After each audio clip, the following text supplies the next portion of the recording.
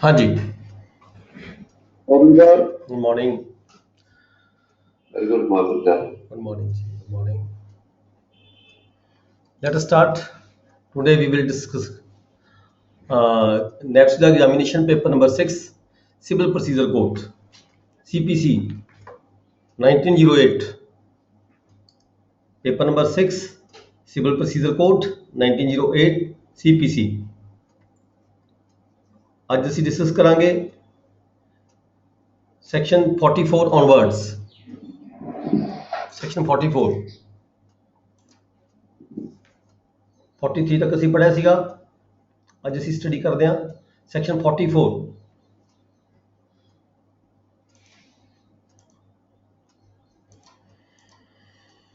Section 44 ਕੀ ਹੈ ਜੀ? Execution of decree passed by a revenue court in place to which this code does not extend। कोई revenue court को degree pass कर दी है, ठीक है, और डिग्री पास कर दे तो फिर ਉਹਦੀ ਐਗजीਕਿਊਸ਼ਨ ਉਸ ਇਲਾਕੇ 'ਚ ਕਿਵੇਂ ਹੋਣੀ ਹੈ?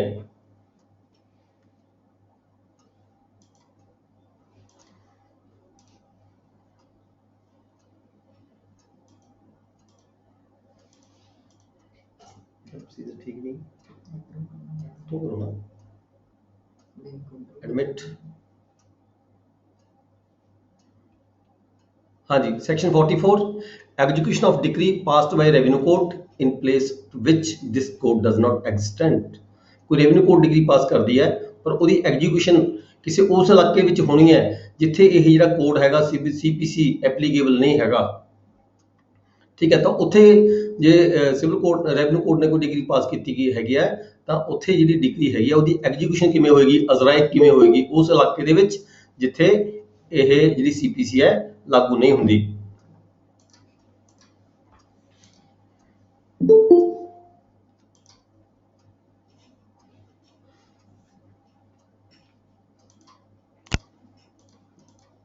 This procedure is not good.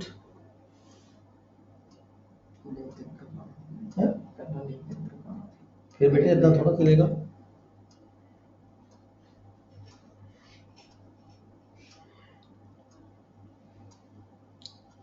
हाँ जी,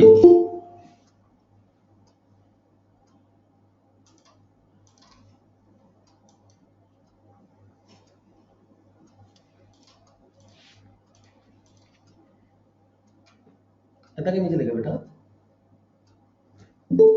है हर एडमिशन ते फिर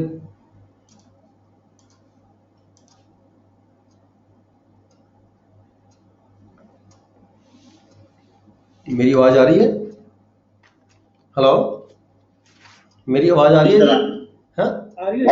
हाँ, कोई डिग्री सी ਐਗਜ਼ੀਕਿਊਟ ਕਰਨੀ ਹੈ ਜਿਹੜੀ ਰੈਵਨਿਊ ਕੋਰਟ ਨੇ ਪਾਸ ਕੀਤੀ ਹੋਈ ਹੈ, ਪਰ ਉਸ ਏਰੀਆ 'ਚ ਡਿਗਰੀ ਐਗਜ਼ੀਕਿਊਟ ਕਰਨੀ ਹੈ ਜਿਸ ਏਰੀਆ ਦੇ ਵਿੱਚ ਸਿਵਲ ਪ੍ਰੋਸੀਜਰ ਕੋਡ ਲਾਗੂ ਨਹੀਂ ਹੁੰਦਾ, ਠੀਕ ਹੈ। ਤਾਂ ਕਿਵੇਂ ਪਾਸ ਕੀਤੀ ਜਾਵੇਗੀ, ਕਿਵੇਂ ਐਗਜ਼ੀਕਿਊਟ ਹੋਏਗੀ, ਉਹਦਾ ਕੀ ਪ੍ਰੋਸੈਸ ਹੈਗਾ, ਉਹਦਾ ਕੀ ਪ੍ਰੋਸੈਸ ਹੈ, ਉਸ ਇਲਾਕੇ 'ਚ ਡਿਗਰੀ ਕਿਵੇਂ ਐਗਜ਼ੀਕਿਊਟ ਹੋਣੀ ਹੈ ਰੈਵਨਿਊ ਕੋਰਟ ਦੀ ਪਾਸ ਕੀਤੀ ਹੋਈ ਡਿਗਰੀ ਜਿਸ ਇਲਾਕੇ ਦੇ ਵਿੱਚ ਇਹ ਜਿਹੜਾ ਸਿਵਲ ਪ੍ਰੋਸੀਜਰ ਕੋਡ ਹੈ ਲਾਗੂ ਨਹੀਂ ਹੁੰਦਾ ਹੈਗਾ। ਉਹਦੇ ਵਿੱਚ ਕੀ ਹੋਇਆ, ਸਟੇਟ ਗਵਰਨਮੈਂਟ। ਹਾਂਜੀ, ਕਿਹੜਾ ਸੈਕਸ਼ਨ ਸ਼ੁਰੂ ਹੋਇਆ ਜੀ? ਸੈਕਸ਼ਨ 44 ਪੜ੍ਹ ਰਹੇ ਹਾਂ ਜੀ, ਸੈਕਸ਼ਨ 44 ਤੋਂ ਸਟਾਰਟ ਕਰਨ ਲੱਗਿਆ। CPC section 44 degree passed by a revenue court where the for the execution where this code does not apply। ਜਿੱਥੇ ਇਹ ਸਿਵਲ ਪ੍ਰੋਸੀਜਰ ਕੋਡ ਲਾਗੂ ਨਹੀਂ ਹੁੰਦਾ ਉੱਥੇ ਡਿਗਰੀ ਪਾਸ ਜਿਹੜੀ ਹੋਈ ਵੀ ਹੈ ਰੈਵਨਿਊ ਕੋਰਟ ਨੇ ਕੀਤੀ ਹੈ ਉੱਥੇ ਉਹਦੀ ਐਗਜ਼ੀਕਿਊਸ਼ਨ ਕਿਵੇਂ ਕਰਨੀ ਹੈਗੀ ਹੈ, ਠੀਕ ਹੈ। ਇਹਦੇ ਵਿੱਚ ਕੀ ਹੋਇਆ, ਜਿਹੜੀ ਸਟੇਟ ਗਵਰਨਮੈਂਟ ਹੈਗੀ ਆ, government by the notification declare degree may be executed in the state। ਉਸ ਸਟੇਟ ਦੇ ਵਿੱਚ ਡਿਗਰੀ ਐਗਜ਼ੀਕਿਊਟ ਹੋਏਗੀ ਜਿੱਥੇ ਇਹ ਐਕਟ ਲਾਗੂ ਨਹੀਂ ਹੁੰਦਾ, ਉਹਦੇ ਸੰਬੰਧ ਵਿੱਚ ਗਵਰਨਮੈਂਟ ਵੱਲੋਂ ਨੋਟੀਫਿਕੇਸ਼ਨ ਜਾਰੀ ਕੀਤਾ ਜਾਵੇਗਾ ਐਜ਼ ਤਾਂ ਉਹ ਕੋਰਟ ਉਸ ਕੋਰਟ ਨੂੰ ਭੇਜੀ ਜਾਵੇਗਾ। ਇਹ ਜਿਹੜਾ ਹੈਗਾ ਆਰਡਰ ਹੈ ਉਸ ਕੋਰਟ ਨੂੰ ਡਿਗਰੀ ਭੇਜੀ ਜਾਵੇਗੀ ਤਾਂ ਉਹ ਕੋਰਟ ਐਦਾਂ ਪ੍ਰਜ਼ਿਊਮ ਕਰੇਗੀ ਜਿਵੇਂ ਇਹ ਡਿਗਰੀ ਉਸ ਕੋਰਟ ਨੇ ਖੁਦ ਪਾਸ ਕੀਤੀ ਗਈ ਹੋਵੇ, ਠੀਕ ਹੈ। ਮਤਲਬ ਸਟੇਟ ਗਵਰਨਮੈਂਟ ਵੱਲੋਂ ਆਰਡਰ ਜਾਰੀ ਕੀਤਾ ਜਾਵੇਗਾ ਇਦਾਂ ਦੀਆਂ ਡਿਗਰੀਆਂ ਨੂੰ ਐਗਜ਼ੀਕਿਊਟ ਕਰਨ ਦੀ ਖਾਤਰ ਜਿਹੜੀਆਂ ਡਿਗਰੀਆਂ ਕਿਸੇ ਰੈਵਨਿਊ ਕੋਰਟ ਨੇ ਪਾਸ ਕੀਤੀਆਂ ਗਈਆਂ ਹੋਣ ਪਰ ਉਸ ਇਲਾਕੇ 'ਚ ਉਹਦੀ ਐਗਜ਼ੀਕਿਊਸ਼ਨ ਕਰਨੀ ਹੋਵੇ ਜਿਸ ਇਲਾਕੇ ਦੇ ਵਿੱਚ ਇਹ ਜਿਹੜਾ CPC ਹੈਗਾ ਲਾਗੂ ਨਾ ਹੁੰਦਾ ਹੋਵੇ। ਉਸ ਕੇਸਿਸ ਦੇ ਵਿੱਚ ਜਿਹੜਾ ਗਵਰਨਮੈਂਟ ਵੱਲੋਂ ਇੱਕ ਨੋਟੀਫਿਕੇਸ਼ਨ ਜਾਰੀ ਕੀਤਾ ਜਾਵੇਗਾ ਤੇ ਡਿਕਲੇਅਰ ਕੀਤਾ ਜਾਵੇਗਾ, ਉਹਨਾਂ ਕੋਰਟਾਂ ਨੂੰ ਪਾਵਰ ਦਿੱਤੀ ਜਾਵੇਗੀ ਜਿਸ ਕੋਰਟ ਜਿਹੜੀਆਂ ਕੋਰਟਾਂ ਉਸ ਇਲਾਕੇ ਵਿੱਚ ਹੈਗੀਆਂ ਨੇ ਤਾਂ ਉਹ ਪ੍ਰਜ਼ੂਮ ਕਰਨਗੀਆਂ ਵੀ ਜਿਸ ਤਰੀਕੇ ਨਾਲ ਉਹਨਾਂ ਨੇ ਡਿਗਰੀ ਆਪ ਹੀ ਪਾਸ ਕੀਤੀ ਹੋਈ ਹੋਵੇ ਉਸੇ ਤਰੀਕੇ ਨਾਲ ਉਹ ਡਿਗਰੀ ਨੂੰ ਇਸ ਨੂੰ ਵੀ ਐਗਜ਼ੀਕਿਊਟ ਕਰਨਗੀਆਂ। Next is section 44A, execution of degree passed by the courts in reciprocatory territory। reciprocatory territory ਕੀ ਹੁੰਦੀ ਹੈ? ਮਤਲਬ ਕਿ ਦੂਜੇ ਕੰਟਰੀ ਦੀ ਡਿਗਰੀ ਦੂਜੇ ਕੰਟਰੀ ਦੀ ਡਿਗਰੀ ਦੂਜੀ ਜਗ੍ਹਾ ਤੇ ਜਾ ਕੇ ਪਾਸ ਹੋਣੀ ਹੋਵੇ, ਐਗਜ਼ੀਕਿਊਟ ਕਰਨੀ ਹੋਵੇ। ਮੰਨ ਲਓ ਕਿਸੇ ਬਾਹਰਲੇ ਕੰਟਰੀ ਦੀ ਡਿਗਰੀ ਪਾਸ ਹੋਈ ਵੀ ਹੈਗੀ ਹੈ, ਉਸ ਨੂੰ ਐਗਜ਼ੀਕਿਊਸ਼ਨ ਕਰਨੀ ਹੈਗੀ ਹੈ, degree passed by the courts in ਰੈਸੀਪ੍ਰੋਕੇਟਿੰਗ territory. ਉਹਦੇ ਵਿੱਚ ਕੀ ਹੋਇਆ, ਜਿਹੜੀ ਡਿਗਰੀ ਦੀ ਕਾਪੀ ਹੈਗੀ ਆ ਉਹ ਡਿਸਟ੍ਰਿਕਟ ਕੋਰਟ ਜਾ ਕੇ ਪੇਸ਼ ਕੀਤੀ ਜਾਵੇਗੀ। ਮਤਲਬ ਇਦਾਂ ਦੀਆਂ ਜਿਹੜੀਆਂ ਡਿਗਰੀਆਂ ਪਾਸ ਹੁੰਦੀਆਂ ਨੇ ਜਾਂ ਡਿਗਰੀਆਂ ਐਗਜ਼ੀਕਿਊਟ ਹੁੰਦੀਆਂ ਨੇ, ਉਹਨਾਂ ਕੰਟਰੀਆਂ ਦੀ ਹੀ ਡਿਗਰੀ ਅਸੀਂ ਐਗਜ਼ੀਕਿਊਟ ਕਰ ਸਕਦੇ ਹਾਂ ਜਿਸ ਕੰਟਰੀ ਦੇ ਨਾਲ ਸਾਡੀ ਟ੍ਰੀਟੀ ਹੋਈ ਹੋਵੇ ਇੱਕ ਦੂਜੇ ਕੰਟਰੀ ਦੀ ਆਪਸ ਦੇ ਵਿੱਚ। Treaty for the purpose civil ਦੇ ਲਾਅ ਦੇ ਵਿੱਚ ਵੀ, ਕ੍ਰਿਮੀਨਲ ਲਾਅ ਦੇ ਵਿੱਚ ਵੀ ਡਿਗਰੀ ਟ੍ਰੀਟੀ ਪਾਸ ਹੋਈ ਹੋਵੇ, ਕਿਸੇ ਦੀ ਅਸਾਈਲਮ ਦੇਣੀ ਹੋਵੇ, ਕਿਸੇ ਦੀ ਐਕਸਟ੍ਰਾਡੀਸ਼ਨ ਹੋਵੇ ਦੇਣੀ ਹੋਵੇ, ਕਿਸੇ ਮੁਜਰਮ ਨੂੰ ਲੈ ਕੇ ਆਉਣਾ ਹੋਵੇ ਜਾਂ ਕਿਸੇ ਮੁਜਰਮ ਨੂੰ ਪਨਾਹ ਦਿੱਤੀ ਗਈ ਹੈ ਕਿਸੇ ਕੰਟਰੀ ਨੇ, ਉਹਨੂੰ ਵਾਪਸ ਲੈ ਕੇ ਆਉਣਾ ਹੋਵੇ, ਠੀਕ ਹੈ, ਇੱਕ ਦੂਜੇ ਕੰਟਰੀ ਦੀ ਜਿਹੜੀ ਕੋਈ ਡਿਗਰੀ ਪਾਸ ਹੋਈ ਹੈ ਉਹਨੂੰ ਲਾਗੂ ਕਰਨਾ ਹੋਵੇ। ਇੱਦਾਂ ਦੇ ਜਿਹੜੇ ਹੈਗੇ ਆ ਕਿਸੇ ਇੱਕ ਦੂਜੇ ਕੰਟਰੀ ਦੇ ਵਿੱਚ ਜਿੱਥੇ ਟ੍ਰੀਟੀ ਪਾਸ ਹੋਈ ਹੁੰਦੀ ਆ, ਆਪਸੀ ਸਮਝੌਤਾ ਹੋਇਆ ਹੁੰਦਾ ਦੇਸ਼ਾਂ ਦਾ, ਉੱਥੇ ਹੀ ਇੱਦਾਂ ਦੇ ਜਿਹੜੇ ਆਰਡਰ ਹੈਗੇ ਆ ਐਗਜ਼ੀਕਿਊਟ ਕੀਤੇ ਜਾ ਸਕਦੇ ਨੇ। ਇਸ ਕੇਸ ਦੇ ਵਿੱਚ ਕੀ ਹੁੰਦਾ ਹੈ, ਮੰਨ ਲਓ ਕਿਸੇ ਬਾਹਰਲੇ ਕੰਟਰੀ ਦੀ ਡਿਗਰੀ ਪਾਸ ਹੋਈ ਵੀ ਹੈਗੀ ਆ, ਉਸ ਨੂੰ ਇੰਡੀਆ ਦੇ ਮਤਲਬ ਐਗਜ਼ੀਕਿਊਟ ਕਰਨਾ ਹੈਗਾ ਤਾਂ ਡਿਸਟ੍ਰਿਕਟ ਕੋਰਟ ਦੇ ਵਿੱਚ ਉਹ ਜਿਹੜੀ ਡਿਗਰੀ ਹੈਗੀ ਆ ਉਹ ਜਮ੍ਹਾਂ ਕਰਾਈ ਜਾਏਗੀ, ਡਿਸਟ੍ਰਿਕਟ ਕੋਰਟ 'ਚ ਐਪਲੀਕੇਸ਼ਨ ਦਿੱਤੀ ਜਾਵੇਗੀ। ਫਿਰ degree may be executed in India, ਉਸ ਨੂੰ ਇੰਡੀਆ ਵਿੱਚ ਐਗਜ਼ੀਕਿਊਟ ਕੀਤਾ ਜਾ ਸਕਦਾ ਹੈ as if it had been passed by the district court. ਇੱਦਾਂ ਪ੍ਰਜ਼ੂਮ ਕਰਕੇ ਪਾਸ ਕੀਤਾ ਜਾਵੇਗਾ ਉਸਨੂੰ, ਇਸ ਤਰੀਕੇ ਨਾਲ ਪ੍ਰਜ਼ੂਮ ਕਰਕੇ ਉਹਨੂੰ ਐਗਜ਼ੀਕਿਊਟ ਕੀਤਾ ਜਾਵੇਗਾ ਜਿਵੇਂ ਕਿ ਇਹ ਜਿਹੜੀ ਡਿਗਰੀ ਹੈਗੀ ਹੈ ਡਿਸਟ੍ਰਿਕਟ ਕੋਰਟ ਨੇ ਪਾਸ ਕੀਤੀ ਗਈ ਹੋਵੇ। Next is certificate of the court should be attached with the degree who passed। ਜਿਹੜੀ ਕੋਰਟ ਨੇ ਕਿਸੇ ਨੇ ਇਹ ਡਿਗਰੀ ਪਾਸ ਕੀਤੀ ਹੋਈ ਹੋਵੇ, ਠੀਕ ਹੈ, ਉਸ ਕੋਰਟ ਦੇ ਵੱਲੋਂ ਇੱਕ ਸਰਟੀਫਿਕੇਟ ਹੀ ਦਿੱਤਾ ਜਾਵੇਗਾ। ਮੰਨ ਲਓ ਡਿਗਰੀ ਪਾਸ ਹੋਈ ਸੀ 5 ਲੱਖ ਰੁਪਏ ਦੀ, ਠੀਕ ਹੈ, ਤੇ ਉਸ ਇਲਾਕੇ ਦੇ ਵਿੱਚ ਜਿੱਥੇ ਇਹ ਡਿਗਰੀ ਪਾਸ ਹੋਈ ਹੈ ਉੱਥੇ ਹੀ 2 ਲੱਖ ਰੁਪਏ ਦੀ ਡਿਗਰੀ ਐਗਜ਼ੀਕਿਊਟ ਹੋ ਗਈ, ਮਤਲਬ ਕਿ ਸੈਟੀਸਫਾਈ ਹੋ ਚੁੱਕੀ ਹੈ। ਬਾਕੀ ਕਿੰਨੇ ਪੈਸੇ ਰਹਿ ਗਏ? 3 ਲੱਖ ਰੁਪਏ ਹੈਗਾ, 3 ਲੱਖ ਰੁਪਏ ਦੇ ਲਈ ਐਗਜ਼ੀਕਿਊਸ਼ਨ ਕਰਨੀ ਹੈ ਤਾਂ ਜਿਹੜੀ ਕੋਰਟ ਹੈਗੀ ਆ, ਕੋਰਟ ਵੱਲੋਂ ਸਰਟੀਫਿਕੇਸ਼ਨ ਨਾਲ ਦਿੱਤਾ ਜਾਂਦਾ ਹੈ, ਸਰਟੀਫਿਕੇਟ ਪਾਸ ਦਿੱਤਾ ਜਾਂਦਾ ਹੈ। ਜਿਹੜੀ ਡਿਗਰੀ ਕੋਰਟ ਪਾਸ ਕਰਦੀ ਹੈ, ਸਰਟੀਫਿਕੇਟ ਦੇ ਵਿੱਚ ਸਪੈਸੀਫਾਈ ਕੀਤਾ ਗਿਆ ਹੁੰਦਾ ਵੀ ਇਹ ਜਿਹੜੀ ਡਿਗਰੀ ਹੈਗੀ ਹੈ ਕਿੰਨੇ ਪੈਸੇ ਦੀ ਸੈਟੀਸਫਾਈ ਹੋ ਚੁੱਕੀ ਹੈ ਤੇ ਕਿੰਨੇ ਪੈਸੇ ਦੇ ਲਈ ਇਹ ਜਿਹੜੀ ਡਿਗਰੀ ਤੁਹਾਨੂੰ ਭੇਜੀ ਜਾਂਦੀ ਹੈ for the purpose of execution, ਠੀਕ ਹੈ। ਇਸ ਕਰਕੇ ਜਿਹੜਾ ਸਰਟੀਫਿਕੇਟ ਹੈ ਉਹ ਨਾਲ ਲਗਾਇਆ ਜਾਂਦਾ ਹੈਗਾ।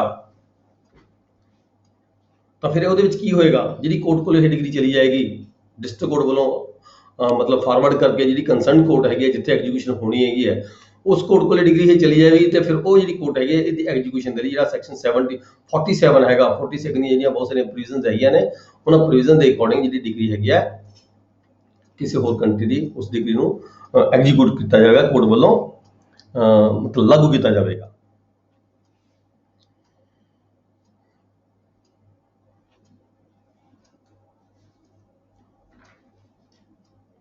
ਇੱਥੇ ਜਿਹੜੀ ਡਿਗਰੀ ਦੀ ਗੱਲ ਕੀਤੀ ਗਈ ਹੈ, ਜਿਹੜੀ ਰੈਸੀਪ੍ਰੋਕੇਟਿੰਗ ਕੰਟਰੀ ਦੀ ਜਿਹੜੀ ਡਿਗਰੀ ਦੀ ਗੱਲ ਕੀਤੀ ਗਈ ਹੈ, ਇੱਥੇ ਡਿਗਰੀ ਮਨੀ ਡਿਗਰੀ ਹੋਣੀ ਚਾਹੀਦੀ ਹੈਗੀ ਆ ਉਹ। ਤੇ ਨੈਕਸਟ ਹੈਗਾ section 45 execution of degree outside India.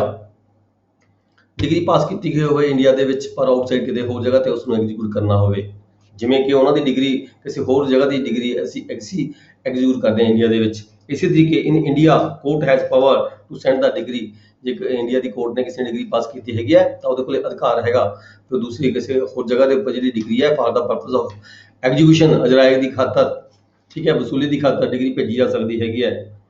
In the court of India established by the central government authority, central government ਦੀ ਕਿਸੇ ਅਥਾਰਟੀ ਵੱਲੋਂ ਕਿਸੇ ਦੂਜੇ ਕੰਟਰੀ ਦੇ ਵਿੱਚ ਕੋਈ ਕੋਰਟ ਐਸਟੈਬਲਿਸ਼ ਕੀਤੀ ਗਈ ਹੋਵੇ, ਉਸ ਕੋਰਟ ਦੇ ਵਿੱਚ ਜਿਹੜੀ ਡਿਗਰੀ ਹੈਗੀ ਹੈ ਐਗਜ਼ੀਕਿਊਸ਼ਨ ਦੇ ਲਈ ਮਤਲਬ ਕਿ ਇੱਧਰਲੀ ਇੰਡੀਆ ਦੀ ਕੋਰਟ ਵੱਲੋਂ ਭੇਜੀ ਜਾ ਸਕਦੀ ਹੈ। ਨੈਕਸਟ ਹੈ ਸੈਕਸ਼ਨ 46 ਪ੍ਰੀਸੈਪਟਸ ਕੀ ਹੁੰਦੀਆਂ? ਗਾਈਡਲਾਈਨਸ ਹੁੰਦੀਆਂ। ਪ੍ਰੀਸੈਪਟਸ ਨੂੰ ਕੀ ਨੇ? ਗਾਈਡਲਾਈਨਸ ਕੀ ਮਤਲਬ ਜਦੋਂ ਕਿਸੇ ਕੋਰਟ ਨੇ ਕੋਈ ਡਿਗਰੀ ਪਾਸ ਕੀਤੀ ਹੁੰਦੀ ਹੈ, ਠੀਕ ਹੈ, ਤਾਂ ਉਹ ਦੂਜੀ ਕੋਰਟ ਨੂੰ ਕਿਸੇ ਨੂੰ ਡਿਗਰੀ ਦੀ ਐਗਜ਼ੀਕਿਊਸ਼ਨ ਵਾਸਤੇ ਜਿਹੜੀ ਡਿਗਰੀ ਹੈਗੀ ਭੇਜੀ ਜਾਂਦੀ ਹੈ, ਕਿਸੇ ਹੋਰ ਕੋਰਟ ਨੂੰ ਭੇਜੀ ਜਾਂਦੀ ਹੈ। ਹੋਰ ਕੋਰਟ ਨੂੰ ਡਿਗਰੀ ਅਸੀਂ ਕਿਉਂ ਭੇਜਦੇ ਹਾਂ? ਜਦੋਂ ਸਾਡੀ ਕੋਰਟ ਦੇ ਅਧਿਕਾਰ ਖੇਤਰ ਦੇ ਵਿੱਚ ਜਿਸ ਕੋਰਟ ਨੇ ਡਿਗਰੀ ਪਾਸ ਕੀਤੀ ਹੁੰਦੀ ਹੈ ਉਹਦੇ ਅਧਿਕਾਰ ਖੇਤਰ ਦੇ ਵਿੱਚ ਕੋਈ ਪ੍ਰਾਪਰਟੀ ਨਾ ਹੋਵੇ, ਠੀਕ ਹੈ, ਜੇਡੀ ਦੀ ਪ੍ਰਾਪਰਟੀ ਕੋਈ ਨਾ ਹੋਵੇ, ਤਾਂ ਜਿਹੜੀ ਪ੍ਰਾਪਰਟੀ ਜਿਸ ਇਲਾਕੇ ਦੇ ਵਿੱਚ ਜਿਹੜਾ ਡਿਗਰੀ ਹੋਲਡਰ ਹੈ ਆ ਕੇ ਕੋਰਟ ਨੂੰ ਇਨਫੋਰਮ ਕਰਦਾ ਹੈ, ਐਪਲੀਕੇਸ਼ਨ ਦਿੰਦਾ ਹੈ ਵੀ ਇਸ ਵਿਅਕਤੀ ਦੀ ਪ੍ਰਾਪਰਟੀ, ਇਸ ਜੇਡੀ ਦੀ ਪ੍ਰਾਪਰਟੀ ਫਲਾਣੀ ਤਹਿਸੀਲ ਦੇ ਵਿੱਚ ਫਲਾਣੇ ਏਰੀਆ ਵਿੱਚ ਪੈਂਦੀ ਹੈ, ਉਹਦੀ ਫਰਦ ਲੈ ਕੇ ਕੋਰਟ ਨੂੰ ਸਬਮਿਟ ਕਰਦਾ ਹੈਗਾ, ਤਾਂ ਕੋਰਟ ਉਸ ਨੂੰ ਸੈਟੀਸਫਾਈ ਹੁੰਦੇ ਹੋਏ ਜਿਹੜੀ ਉਹ ਡਿਗਰੀ ਹੈਗੀ ਹੈ for the purpose of satisfaction उस एरिए की कोर्ट ਨੂੰ ਭੇਜ ਸਕਦੇ ਆ जिस एरिए 'ਚ ਉਹ ਜਿਹੜੀ प्रॉपर्टी ਉਹਦੀ फॉल करती हैगी है। On the application of decree holder, court can which pass a decree issue precepts for the executing court। ਤਾਂ ਜਿਹੜੀ ਕੋਰਟ ਹੈਗੀ ਹੈ, ਜਿਸ ਕੋਰਟ ਨੇ ਡਿਗਰੀ ਪਾਸ ਕੀਤੀ ਹੈ, ਉਸ ਐਗਜ਼ੀਕਿਊਟਿੰਗ ਕੋਰਟ ਨੂੰ ਕੁਝ ਰਾਇਆਂ, ਕੁਝ ਗਾਈਡਲਾਈਨਸ ਵੀ ਦਿੱਤੀਆਂ ਜਾ ਸਕਦੀਆਂ ਵੀ ਤੁਸੀਂ ਕੀ ਕਰਨਾ, ਹੁਣ ਕਿਵੇਂ ਕਰਨਾ ਹੈਗਾ। ਇਹ ਡਿਗਰੀ ਆ ਤੁਹਾਨੂੰ ਅਸੀਂ ਪ੍ਰੋਪਰਟੀ ਭੇਜ ਰਹੇ ਹੈਗੇ ਆ, ਇਹ ਜਿਹੜੀ ਪ੍ਰੋਪਰਟੀ ਤੁਹਾਡੇ ਉਸ ਇਲਾਕੇ 'ਚ ਪੈਂਦੀ ਹੈਗੀ ਆ, ਤੁਸੀਂ ਉਸ ਪ੍ਰੋਪਰਟੀ ਨੂੰ ਅਟੈਚ ਕਰਕੇ ਸੇਲ ਕਰਕੇ ਮਤਲਬ ਕਿ ਜਿਹੜੀ ਇਹ ਪ੍ਰੋਪਰਟੀ ਦੀ ਜਿਹੜੀ ਐਗਜ਼ੀਕਿਊਸ਼ਨ ਹੈ ਡਿਗਰੀ ਦੀ ਕੀਤੀ ਜਾ ਸਕਦੀ ਹੈ। ਮਤਲਬ ਗਾਈਡਲਾਈਨਸ ओरिजिनल कोर्ट केड़ी जिस कोर्ट ने डिग्री पास की गई है, वो ओरिजिनल कोर्ट एग्जीक्यूटिंग कोर्ट नो जिहड़ी कोर्ट इजराय कर रही है डिग्री दी, उस कोर्ट नो मतलब कि कुछ गाइडलाइंस भी भेजियां जा सकदियां ने ओरिजिनल कोर्ट वालों।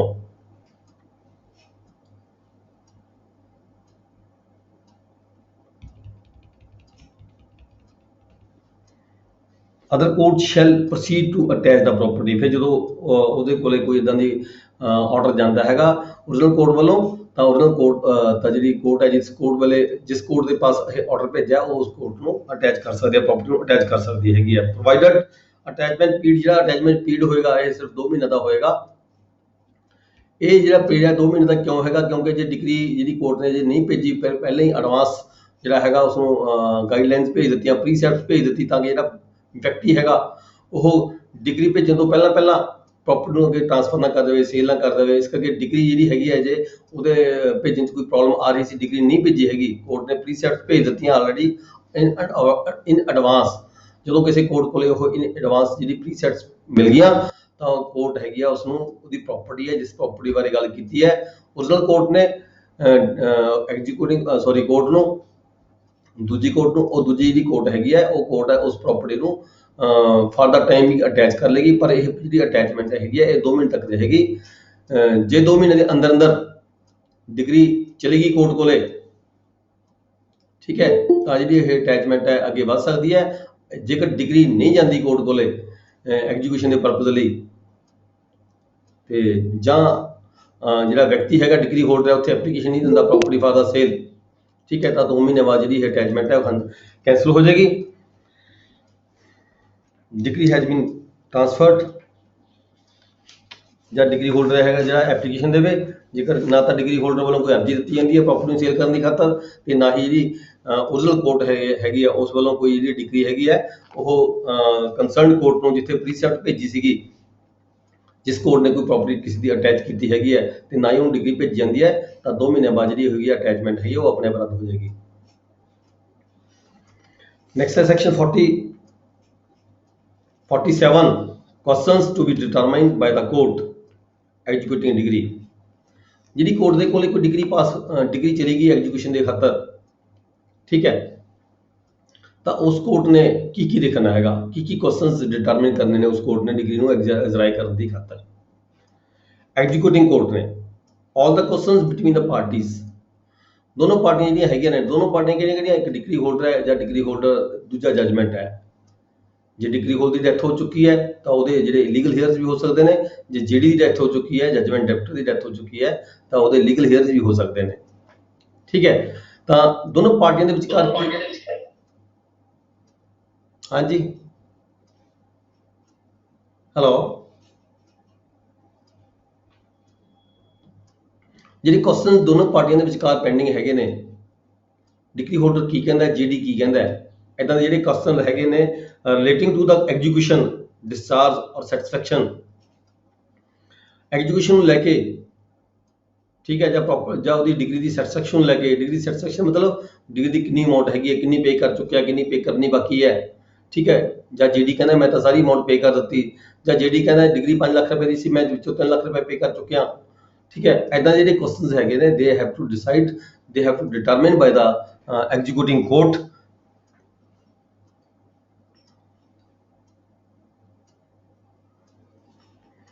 ਪਰ ਜਿਹੜੇ ਹੈਗੇ ਆ ਇਹਨਾਂ ਕੁਐਸਚਨਾਂ ਦੇ ਲਈ ਕੋਈ ਵੱਖਰੇ ਤੌਰ ਤੇ ਜਿਹੜਾ ਸੂਟ ਹੈਗਾ ਉਹ ਦਾਇਰ ਕਰਨ ਦੀ ਲੋੜ ਨਹੀਂ ਹੈਗੀ, ਤੇ ਜਿਹੜੀ ਐਗਜ਼ੀਕਿਊਟਿੰਗ ਕੋਰਟ ਹੈਗੀ ਆ ਇਦਾਂ ਦੇ ਕੁਐਸਚਨ ਨੂੰ ਹੈਗਾ ਉਹ ਖੁਦ ਡਿਸਾਈਡ ਕਰੇਗੀ ਵੀ ਡਿਗਰੀ ਕਿੰਨੇ ਪੈਸੇ ਦੀ ਸੀਗੀ, ਟੋਟਲ ਕਿੰਨੀ ਅਮਾਊਂਟ ਦੀ ਉਹ ਸੈਟੀਸਫਾਈ ਹੋ ਚੁੱਕੀ ਹੈਗੀ ਆ, ਜਾਂ ਕੌਣ ਲੀਗਲ ਹੇਅਰ ਹੈਗਾ, ਕੌਣ ਲੀਗਲ ਹੇਅਰ ਨਹੀਂ ਹੈਗਾ, ਕੌਣ ਡਿਗਰੀ ਹੋਲਡਰ ਦੀ ਡੈਥ ਹੋ ਗਈ ਤਾਂ ਉਹਦੇ ਵਾਰਸ ਕਿਹੜੇ ਹੈਗੇ ਨੇ, ਕੌਣ ਡਿਗਰੀ ਨੂੰ ਐਗਜ਼ੀਕਿਊਟ ਕਰਵਾ ਰਹੇ ਨੇ, ਜਾਂ ਜੇ ਜਿਹੜੀ ਦੀ ਡੈਥ ਹੋ ਗਈ ਤਾਂ ਕਿਹੜੀ ਪ੍ਰੋਪਰਟੀ ਹੈਗੀ ਹੈ ਜਿਹੜਾ ਡਿਸੀਜ਼ ਪਰਸਨ ਹੈ, ਜਿਹਦਾ ਮਰ ਚੁੱਕਿਆ ਹੈਗਾ, ਉਹਦੀ ਕਿਹੜੀ ਪ੍ਰੋਪਰਟੀ ਜਿਹੜੇ ਜੇਡੀ ਦੇ ਵਾਰਸਾਂ ਨੂੰ ਮਿਲੀ ਹੈਗੀ ਹੈ, ਜਿਹਦੇ ਅਗੇਂਸਟ ਜਿਹੜੀ ਐਗਜ਼ੀਕਿਊਸ਼ਨ ਡਿਗਰੀ ਕੀਤੀ ਜਾ ਸਕਦੀ ਹੈ। ਇੱਦਾਂ ਦੇ ਜਿਹੜੇ ਸਾਰੇ ਕੁਐਸਚਨਸ ਨੇ ਪਾਰਟੀਆਂ ਦੇ ਵਿਚਕਾਰ ਹੈਗੇ ਨੇ, ਉਹਨਾਂ ਕੁਐਸਚਨਸ ਦਾ ਜਿਹੜਾ ਹੈਗਾ ਡਿਟਰਮਿਨ ਕਰਨਾ ਹੈ। ਇਸੇ ਐਗਜ਼ੀਕਿਊਟਿੰਗ ਕੋਰਟ ਨੇ ਕੋਈ ਸੈਪਰੇਟ ਸੂਟ ਫਾਈਲ ਕਰਨ ਦੀ ਜ਼ਰੂਰਤ ਨਹੀਂ ਹੁੰਦੀ ਇਹਦੇ ਵਿੱਚ। ਨੈਕਸਟ ਹੈ the questions regarding any person is or is not the representative determined by the court. ਇਹੀ ਗੱਲ ਆਪਾਂ ਗੱਲ ਕਰ ਚੁੱਕੇ ਹਾਂ ਵੀ ਜੇ ਕੋਈ ਪਰਸਨ ਕੋਈ ਹੈਗਾ ਕਿ ਉਹਦਾ ਰਿਪਰੈਜ਼ੈਂਟ ਕਰਦਾ ਉਹਨੂੰ ਜਾਂ ਨਹੀਂ ਕਰਦਾ ਹੈਗਾ, ਇਹ ਵੀ ਅਸੀਂ ਕੋਰਟ ਨੇ ਡਿਸਾਈਡ ਕਰਨਾ ਹੁੰਦਾ ਹੈ। plaintiff and defendant expiration ਚ ਹੈਗਾ, plaintiff and defendant both are the party of the suit। ਕੋਈ ਸੂਟ ਇਦਾਂ ਜਿਹੜਾ ਐਗਜ਼ੀਕਿਊਸ਼ਨ ਦਾ ਜਿਹੜਾ ਸੂਟ ਚੱਲ ਰਿਹਾ ਹੈਗਾ, ਠੀਕ ਹੈ, ਇਹ ਐਗਜ਼ੀਕਿਊਸ਼ਨ ਜਿਹੜਾ ਦਾਵਾ ਇਹਦੇ ਜਿਹੜੇ ਪਹਿਲੇ ਸੂਟ ਦੇ ਜਿੱਥੇ ਸੂਟ ਡਿਸਾਈਡ ਹੋਇਆ, ਡਿਗਰੀ ਡਿਸਾਈਡ ਹੋਈ ਹੈ, ਠੀਕ ਹੈ, ਉਹਦੇ ਚ ਜਿਹੜੇ ਪਾਰਟੀਆਂ ਸੀਗੀਆਂ ਉਹ ਪਾਰਟੀਆਂ ਇੱਥੇ ਸੂਟ ਦੀਆਂ ਜਿਹੜੀਆਂ ਪਾਰਟੀਆਂ ਬਣ ਸਕਦੀਆਂ ਇਹਦੇ ਵਿੱਚ ਆ ਕੇ। ਬੱਚੇ ਜਿਹੜਾ ਉਹਦਾ ਪ੍ਰੋਪਰਟੀ ਜਿਸ ਕਿਸੇ ਵਿਅਕਤੀ ਨੇ ਕੋਈ ਆਕਸ਼ਨ ਦੇ ਵਿੱਚ ਜਿਹੜੀ ਇਹ ਐਗਜ਼ੀਕਿਊਸ਼ਨ ਦੇ ਵਿੱਚ ਜਿਹੜੀ ਪ੍ਰੋਪਰਟੀ ਸੇਲ ਹੋਈ ਹੈ, ਆਕਸ਼ਨ ਹੋਈ ਹੈ, ਉਹ ਆਕਸ਼ਨ ਦੇ ਵਿੱਚ ਜਿਹੜਾ ਪ੍ਰੋਸੀਜਰ ਹੈਗਾ he may be the party of the suit. ਇੱਦਾਂ ਦਾ ਕੋਈ ਸੂਟ ਚੱਲਦਾ ਹੈਗਾ ਇਨ ਬਿਟਵੀਨ ਪਾਰਟੀ ਦੇ ਐਗਜ਼ੀਕਿਊਸ਼ਨ ਦੇ ਵਿੱਚ, ਕੁਝ ਡਿਗਰੀ ਸੈਟੀਸਫਾਈ ਹੋ ਗਈ, ਕੁਝ ਰਹਿੰਦੀ ਹੈਗੀ ਹੈ, ਕੁਝ ਪ੍ਰੋਪਰਟੀ ਸੇਲ ਹੋ ਗਈ, ਕੁਝ ਰਹਿੰਦੀ ਹੈਗੀ ਹੈ। ਇਹਦੇ ਵਿੱਚ ਜਿਹੜਾ ਬੰਦਾ ਖਰੀਦਦਾਰ ਹੈਗਾ ਉਹ ਵੀ ਅੱਗੇ ਪਾਰਟੀ ਬਣ ਸਕਦਾ ਹੁੰਦਾ ਹੈ। ਦੈਨ ਹੈਗਾ questions relating to the delivery of possession, ਵੀ ਕਬਜ਼ਾ ਪ੍ਰਾਪਰਟੀ ਦਾ ਦਿੱਤਾ ਗਿਆ ਨਾ ਦਿੱਤਾ ਗਿਆ। ਜਿਸ ਬੰਦੇ ਨੇ ਪ੍ਰਾਪਰਟੀ ਪਰਚੇਜ ਕੀਤੀ ਸੀ ਆਕਸ਼ਨ ਦੇ ਵਿੱਚ, ਅੱਗੇ ਆ ਕੇ ਉਹਨੂੰ ਪੋਜੈਸ਼ਨ ਵੀ ਦੇਣਾ ਹੁੰਦਾ ਹੈਗਾ। ਪੋਜੈਸ਼ਨ ਡਿਲੀਵਰ ਹੋ ਗਿਆ ਨਾ ਹੋ ਗਿਆ, ਰਿਸੀਵਰ ਨੇ ਪੋਜੈਸ਼ਨ ਰਿਸੀਵਰ ਦੇ ਪਾਸ ਹੈ ਜਾਂ ਖਰੀਦਦਾਰ ਦੇ ਪਾਸ ਹੈਗਾ। ਇਦਾਂ ਦੇ ਜਿਹੜੇ ਸਾਰੇ ਕੁਐਸਚਨ ਹੈਗੇ ਆ they have to decided by the executing court. Next ਹੈ section 49 transferee persons in favour degree has been transferred. ਕੋਈ ਵਿਅਕਤੀ ਹੈ, ਕਿਸੇ ਨੇ ਡਿਗਰੀ ਪਾਸ ਕੀਤੀ ਵੀ ਹੈ, ਕਿਸੇ ਦੇ ਹੱਕ ਵਿੱਚ ਡਿਗਰੀ ਪਾਸ ਹੋਈ ਵੀ ਹੈਗੀ ਹੈ, ਕਿਸੇ ਨੇ 2 ਲੱਖ ਰੁਪਏ ਕਿਸੇ ਤੋਂ ਲੈਣਾ ਹੈਗਾ, ਠੀਕ ਹੈ, ਪਰ ਉਹ ਕਹਿੰਦਾ ਮੇਰੇ ਕੋਲ 2 ਲੱਖ ਰੁਪਏ ਦੇਣ ਤੋਂ ਨਹੀਂ ਹੈਗਾ, ਮੇਰੇ ਕੋਲ ਇਹਦਾ ਡਿਗਰੀ ਹੈਗੀ, ਇਹ ਤੂੰ ਸਾਂਭ ਲੈ, ਤੂੰ ਇਸ ਡਿਗਰੀ ਨੂੰ ਐਗਜ਼ੀਕਿਊਟ ਕਰਵਾ ਲਈ, ਠੀਕ ਹੈ। ਉਹ ਡਿਗਰੀ ਦੇ ਨੋਟਿੰਗ ਕਰਕੇ ਦੇ ਦਿੰਦਾ ਹੈ, ਉਹ ਕਿਸੇ ਹੋਰ ਦੇ ਹਵਾਲੇ ਡਿਗਰੀ ਕਰ ਦਿੰਦਾ ਹੈ। ਉਹ ਜਿਹੜਾ ਵਿਅਕਤੀ ਹੈਗਾ ਜਿਹਨੂੰ ਡਿਗਰੀ ਦਿੱਤੀ ਜਾਂਦੀ ਹੈ, ਟ੍ਰਾਂਸਫਰ ਕੀਤੀ ਜਾਂਦੀ ਹੈ, he may be called the transferee of the degree, ਠੀਕ ਹੈ। ਨੈਕਸਟ ਹੈ legal representative section 50 LRs where JD dies before the satisfaction of the degree। ਜੇਕਰ ਜਿਹੜਾ JD ਹੈਗਾ ਉਹ ਡਿਗਰੀ ਦੀ ਸੈਟੀਸਫੈਕਸ਼ਨ ਤੋਂ ਪਹਿਲਾਂ ਡੈਥ ਹੋ ਜਾਂਦੀ ਹੈ ਉਹਦੀ, ਠੀਕ ਹੈ, degree holder can apply to the court to execute against the LRs। ਤਾਂ ਜਿਹੜਾ ਡਿਗਰੀ ਹੋਲਡਰ ਹੈਗਾ ਉਹ ਐਪਲੀਕੇਸ਼ਨ ਦੇ ਸਕਦਾ ਕੋਰਟ ਦੇ ਵਿੱਚ ਵੀ ਜਿਹੜੀ ਇਹ ਡਿਗਰੀ ਹੈਗੀ ਹੈ ਇਹ ਉਹਦੇ LRs ਦੇ ਖਿਲਾਫ ਐਗਜ਼ੀਕਿਊਟ ਕੀਤੀ ਜਾਵੇ। LR ਦੇ ਅਗੇਂਸਟ ਜਿਹੜੀ ਡਿਗਰੀ ਹੈਗੀ ਹੈ ਉਹ ਐਗਜ਼ੀਕਿਊਟ ਕੀਤੀ ਜਾਵੇ। LR shall be liable only to the extent, ਜਿਹੜਾ LR ਹੋਏਗਾ ਉਹ ਕਿਸ ਪ੍ਰੋਪਰਟੀ ਲਈ ਲਾਇਬਲ ਹੋਏਗਾ, only to the extent of the property he has got in the inheritance of the deceased person, ਠੀਕ ਹੈ। ਡਿਸੀਜ਼ ਪਰਸਨ ਜਿਹੜਾ ਜਿਹਦੀ ਡੈਥ ਹੋ ਚੁੱਕੀ ਹੈ, ਜਿਹਦੇ ਅਗੇਂਸਟ ਡਿਗਰੀ ਪਾਸ ਹੋਈ ਵੀ ਸੀ, ਉਹਦੀ ਪ੍ਰੋਪਰਟੀ ਦੇ ਵਿੱਚੋਂ ਕਿਹੜਾ ਸ਼ੇਅਰ ਮਿਲਿਆ ਉਸ ਰਿਪਰੈਜ਼ੈਂਟ ਨੂੰ, ਲੀਗਲ ਹੇਅਰਸ ਨੂੰ, ਉਨੀ ਹੀ ਉਸ ਹੱਦ ਤੱਕ ਹੀ ਜਿਹੜਾ ਹੈਗਾ ਉਹਦੀ ਲਾਇਬਿਲਿਟੀ ਬਣਦੀ ਹੈ। ਉਹਦੀ ਜਿਹੜਾ ਲੀਗਲ ਹੇਅਰ ਹੈਗਾ ਜ਼ਿਆਦਾ ਦੀ ਲਾਇਬਿਲਿਟੀ ਨਹੀਂ ਬਣਦੀ ਹੈਗੀ। ਜਿਹੜੀ ਪ੍ਰੋਪਰਟੀ ਉਹਨੂੰ ਮਿਲੀ ਹੈਗੀ ਹੈ, ਉਹਦੇ ਹੱਥ ਵਿੱਚ ਆਈ ਹੈਗੀ ਹੈ, ਉਨੀ ਪ੍ਰੋਪਰਟੀ ਹੀ ਦੇ ਅਗੇਂਸਟ ਹੀ ਜਿਹੜੀ ਡਿਗਰੀ ਹੈ ਐਗਜ਼ੀਕਿਊਸ਼ਨ ਕੀਤੀ ਜਾ ਸਕਦੀ ਹੈ। ਨਾਟ ਡਿਊਲੀ ਡਿਸਪੋਜ਼ਡ, ਜੇਕਰ ਉਹ ਪ੍ਰੋਪਰਟੀ ਮਤਲਬ ਕਿ ਗਲਤ ਤਰੀਕੇ ਨਾਲ ਕਿਸੇ ਨੂੰ ਅੱਗੇ ਡਿਸਪੋਜ਼ ਕਰ ਚੁੱਕਿਆ ਹੈ ਤਾਂ ਜਿਹੜਾ ਹੈਗਾ ਉਹਦਾ ਜਿਹੜਾ ਅਕਾਊਂਟ ਹੈ ਉਹ ਕੋਰਟ ਨੂੰ ਦੇਣਾ ਪਏਗਾ। Application of degree holder can compel to produce the accounts. ਜਿਹੜਾ ਡਿਗਰੀ ਹੋਲਡਰ ਹੈਗਾ ਉਹ ਕੋਰਟ ਦੀ ਅਰਜ਼ੀ ਦੇ ਸਕਦਾ ਹੈ ਵੀ ਇਹਨੇ ਪ੍ਰੋਪਰਟੀ ਟ੍ਰਾਂਸਫਰ ਕਰ ਦਿੱਤੀ, ਕਿਉਂ ਕੀਤੀ, ਕਿਉਂ ਨਹੀਂ ਕੀਤੀ। ਇਹ this is the person who will satisfy the court. ਜਿਹੜਾ ਜਿਹੜੀ ਦਾ ਕੋਈ ਲੀਗਲ ਹੇਅਰ ਹੈਗਾ ਉਹ ਕੋਰਟ ਨੂੰ ਸੈਟੀਸਫਾਈ ਕਰਾਏਗਾ ਵੀ ਜਿਹੜਾ ਪ੍ਰੋਪਰਟੀ ਨੂੰ ਅੱਗੇ ਫਰਦਰ ਟ੍ਰਾਂਸਫਰ ਕਰਨ ਦਾ ਕੀ ਰੀਜ਼ਨ ਹੈਗਾ।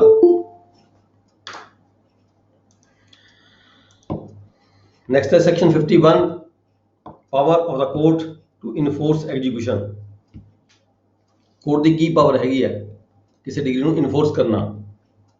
ਦਾ court may on the application of degree holder. ਸਭ ਤੋਂ ਪਹਿਲਾਂ ਜਦੋਂ ਕੋਈ ਡਿਗਰੀ ਪਾਸ ਹੋਈ ਵੀ ਹੈਗੀ ਹੈ, ਠੀਕ ਹੈ, ਡਿਗਰੀ ਪਾਸ ਹੋ ਗਈ, ਲੈਣ ਦੇਣ ਦੇ ਸੰਬੰਧ ਵਿੱਚ ਉਹ ਡਿਸੀਜਨ ਵੱਖਰਾ ਹੋ ਗਿਆ, ਪਰ ਨੋਟ ਗਲਤ ਸੀ ਜਾਂ ਸਹੀ ਸੀ, ਠੀਕ ਹੈ, ਐਗਰੀਮੈਂਟ ਪਾਰਟੀਆਂ ਵਿਚਕਾਰ ਗਲਤ ਸੀ ਜਾਂ ਸਹੀ ਸੀਗਾ, ਉਹਦਾ ਫੈਸਲਾ ਹੋ ਚੁੱਕਿਆ ਓਰੀਜਨਲ ਕੋਰਟ ਦੇ ਵਿੱਚ, ਓਰੀਜਨਲ ਕੋਰਟ ਨੇ ਡਿਗਰੀ ਪਾਸ ਕਰ ਦਿੱਤੀ, ਠੀਕ ਹੈ। First step has been over.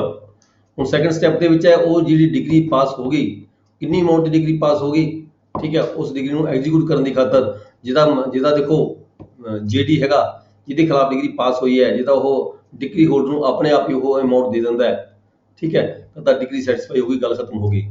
ਪਹਿਲੇ ਕੇਸ ਦਾ ਫੈਸਲਾ ਹੋ ਗਿਆ ਤਾਂ ਪਾਰਟੀ ਨੇ ਪੈਸੇ ਦਿੱਤੇ ਇੱਕ ਦੂਜੇ ਨੂੰ, ਫੈਸਲਾ ਹੋ ਗਿਆ, ਸਮਝੌਤਾ ਹੋ ਗਿਆ, ਗੱਲ ਨਿਬੜ ਗਈ। ਪਰ ਜੇਕਰ ਜਿਹੜੀ ਡਿਗਰੀ ਹੋਲਡਰ ਨੂੰ ਅਮਾਉਂਟ ਪੇ ਨਹੀਂ ਕਰਦਾ ਤਾਂ ਜਿਹੜਾ ਡਿਗਰੀ ਹੋਲਡਰ ਹੈਗਾ ਉਹ ਉਸੇ ਕੋਰਟ ਦੇ ਵਿੱਚ ਜਾ ਕੇ ਅਰਜੀ ਦੇਵੇਗਾ ਵੀ ਮੇਰੀ ਇਹ ਅਮਾਉਂਟ ਹੈ, ਮੈਂ ਉਹਨੂੰ ਕਈ ਵਾਰੀ ਜਾ ਚੁੱਕਿਆ ਉਹਦੇ ਪਾਸ, ਉਹ ਮੈਨੂੰ ਲਾਰੇ ਲੱਪੇ ਲੈ ਜਾਂਦਾ, ਮੈਨੂੰ ਪੇਮੈਂਟ ਅਦਾ ਨਹੀਂ ਕਰਦਾ ਹੈਗਾ, ਇਸ ਕਰਕੇ ਮੈਨੂੰ ਇਹ ਜਿਹੜੀ ਪੇਮੈਂਟ ਹੈਗੀ ਹੈ ਉਸ ਵਿਅਕਤੀ ਨੂੰ ਦਵਾਈ ਜਾਵੇ।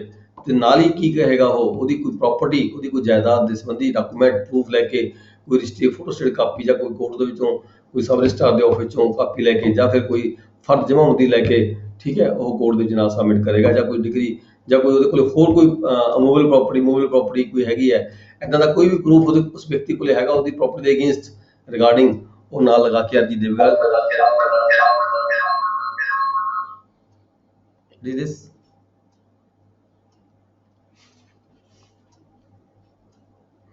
ਜਿਹੜੀ ਕੋਰਟ ਹੈਗੀ ਹੈ, ਜਦੋਂ ਅਰਜੀ ਪ੍ਰਾਪਤ ਹੋ ਗਈ ਡਿਗਰੀ ਹੋਲਡਰ ਵੱਲੋਂ ਕੋਰਟ ਨੂੰ, ਤਾਂ ਜਿਹੜੀ ਕੋਰਟ ਹੈਗੀ ਆ order execution of the degree, ਤਾਂ ਡਿਗਰੀ ਦਾ ਜਿਹੜਾ ਹੈਗਾ ਆਰਡਰ ਕਰੇਗੀ ਐਗਜ਼ੀਕਿਊਸ਼ਨ ਦੇ ਲਈ।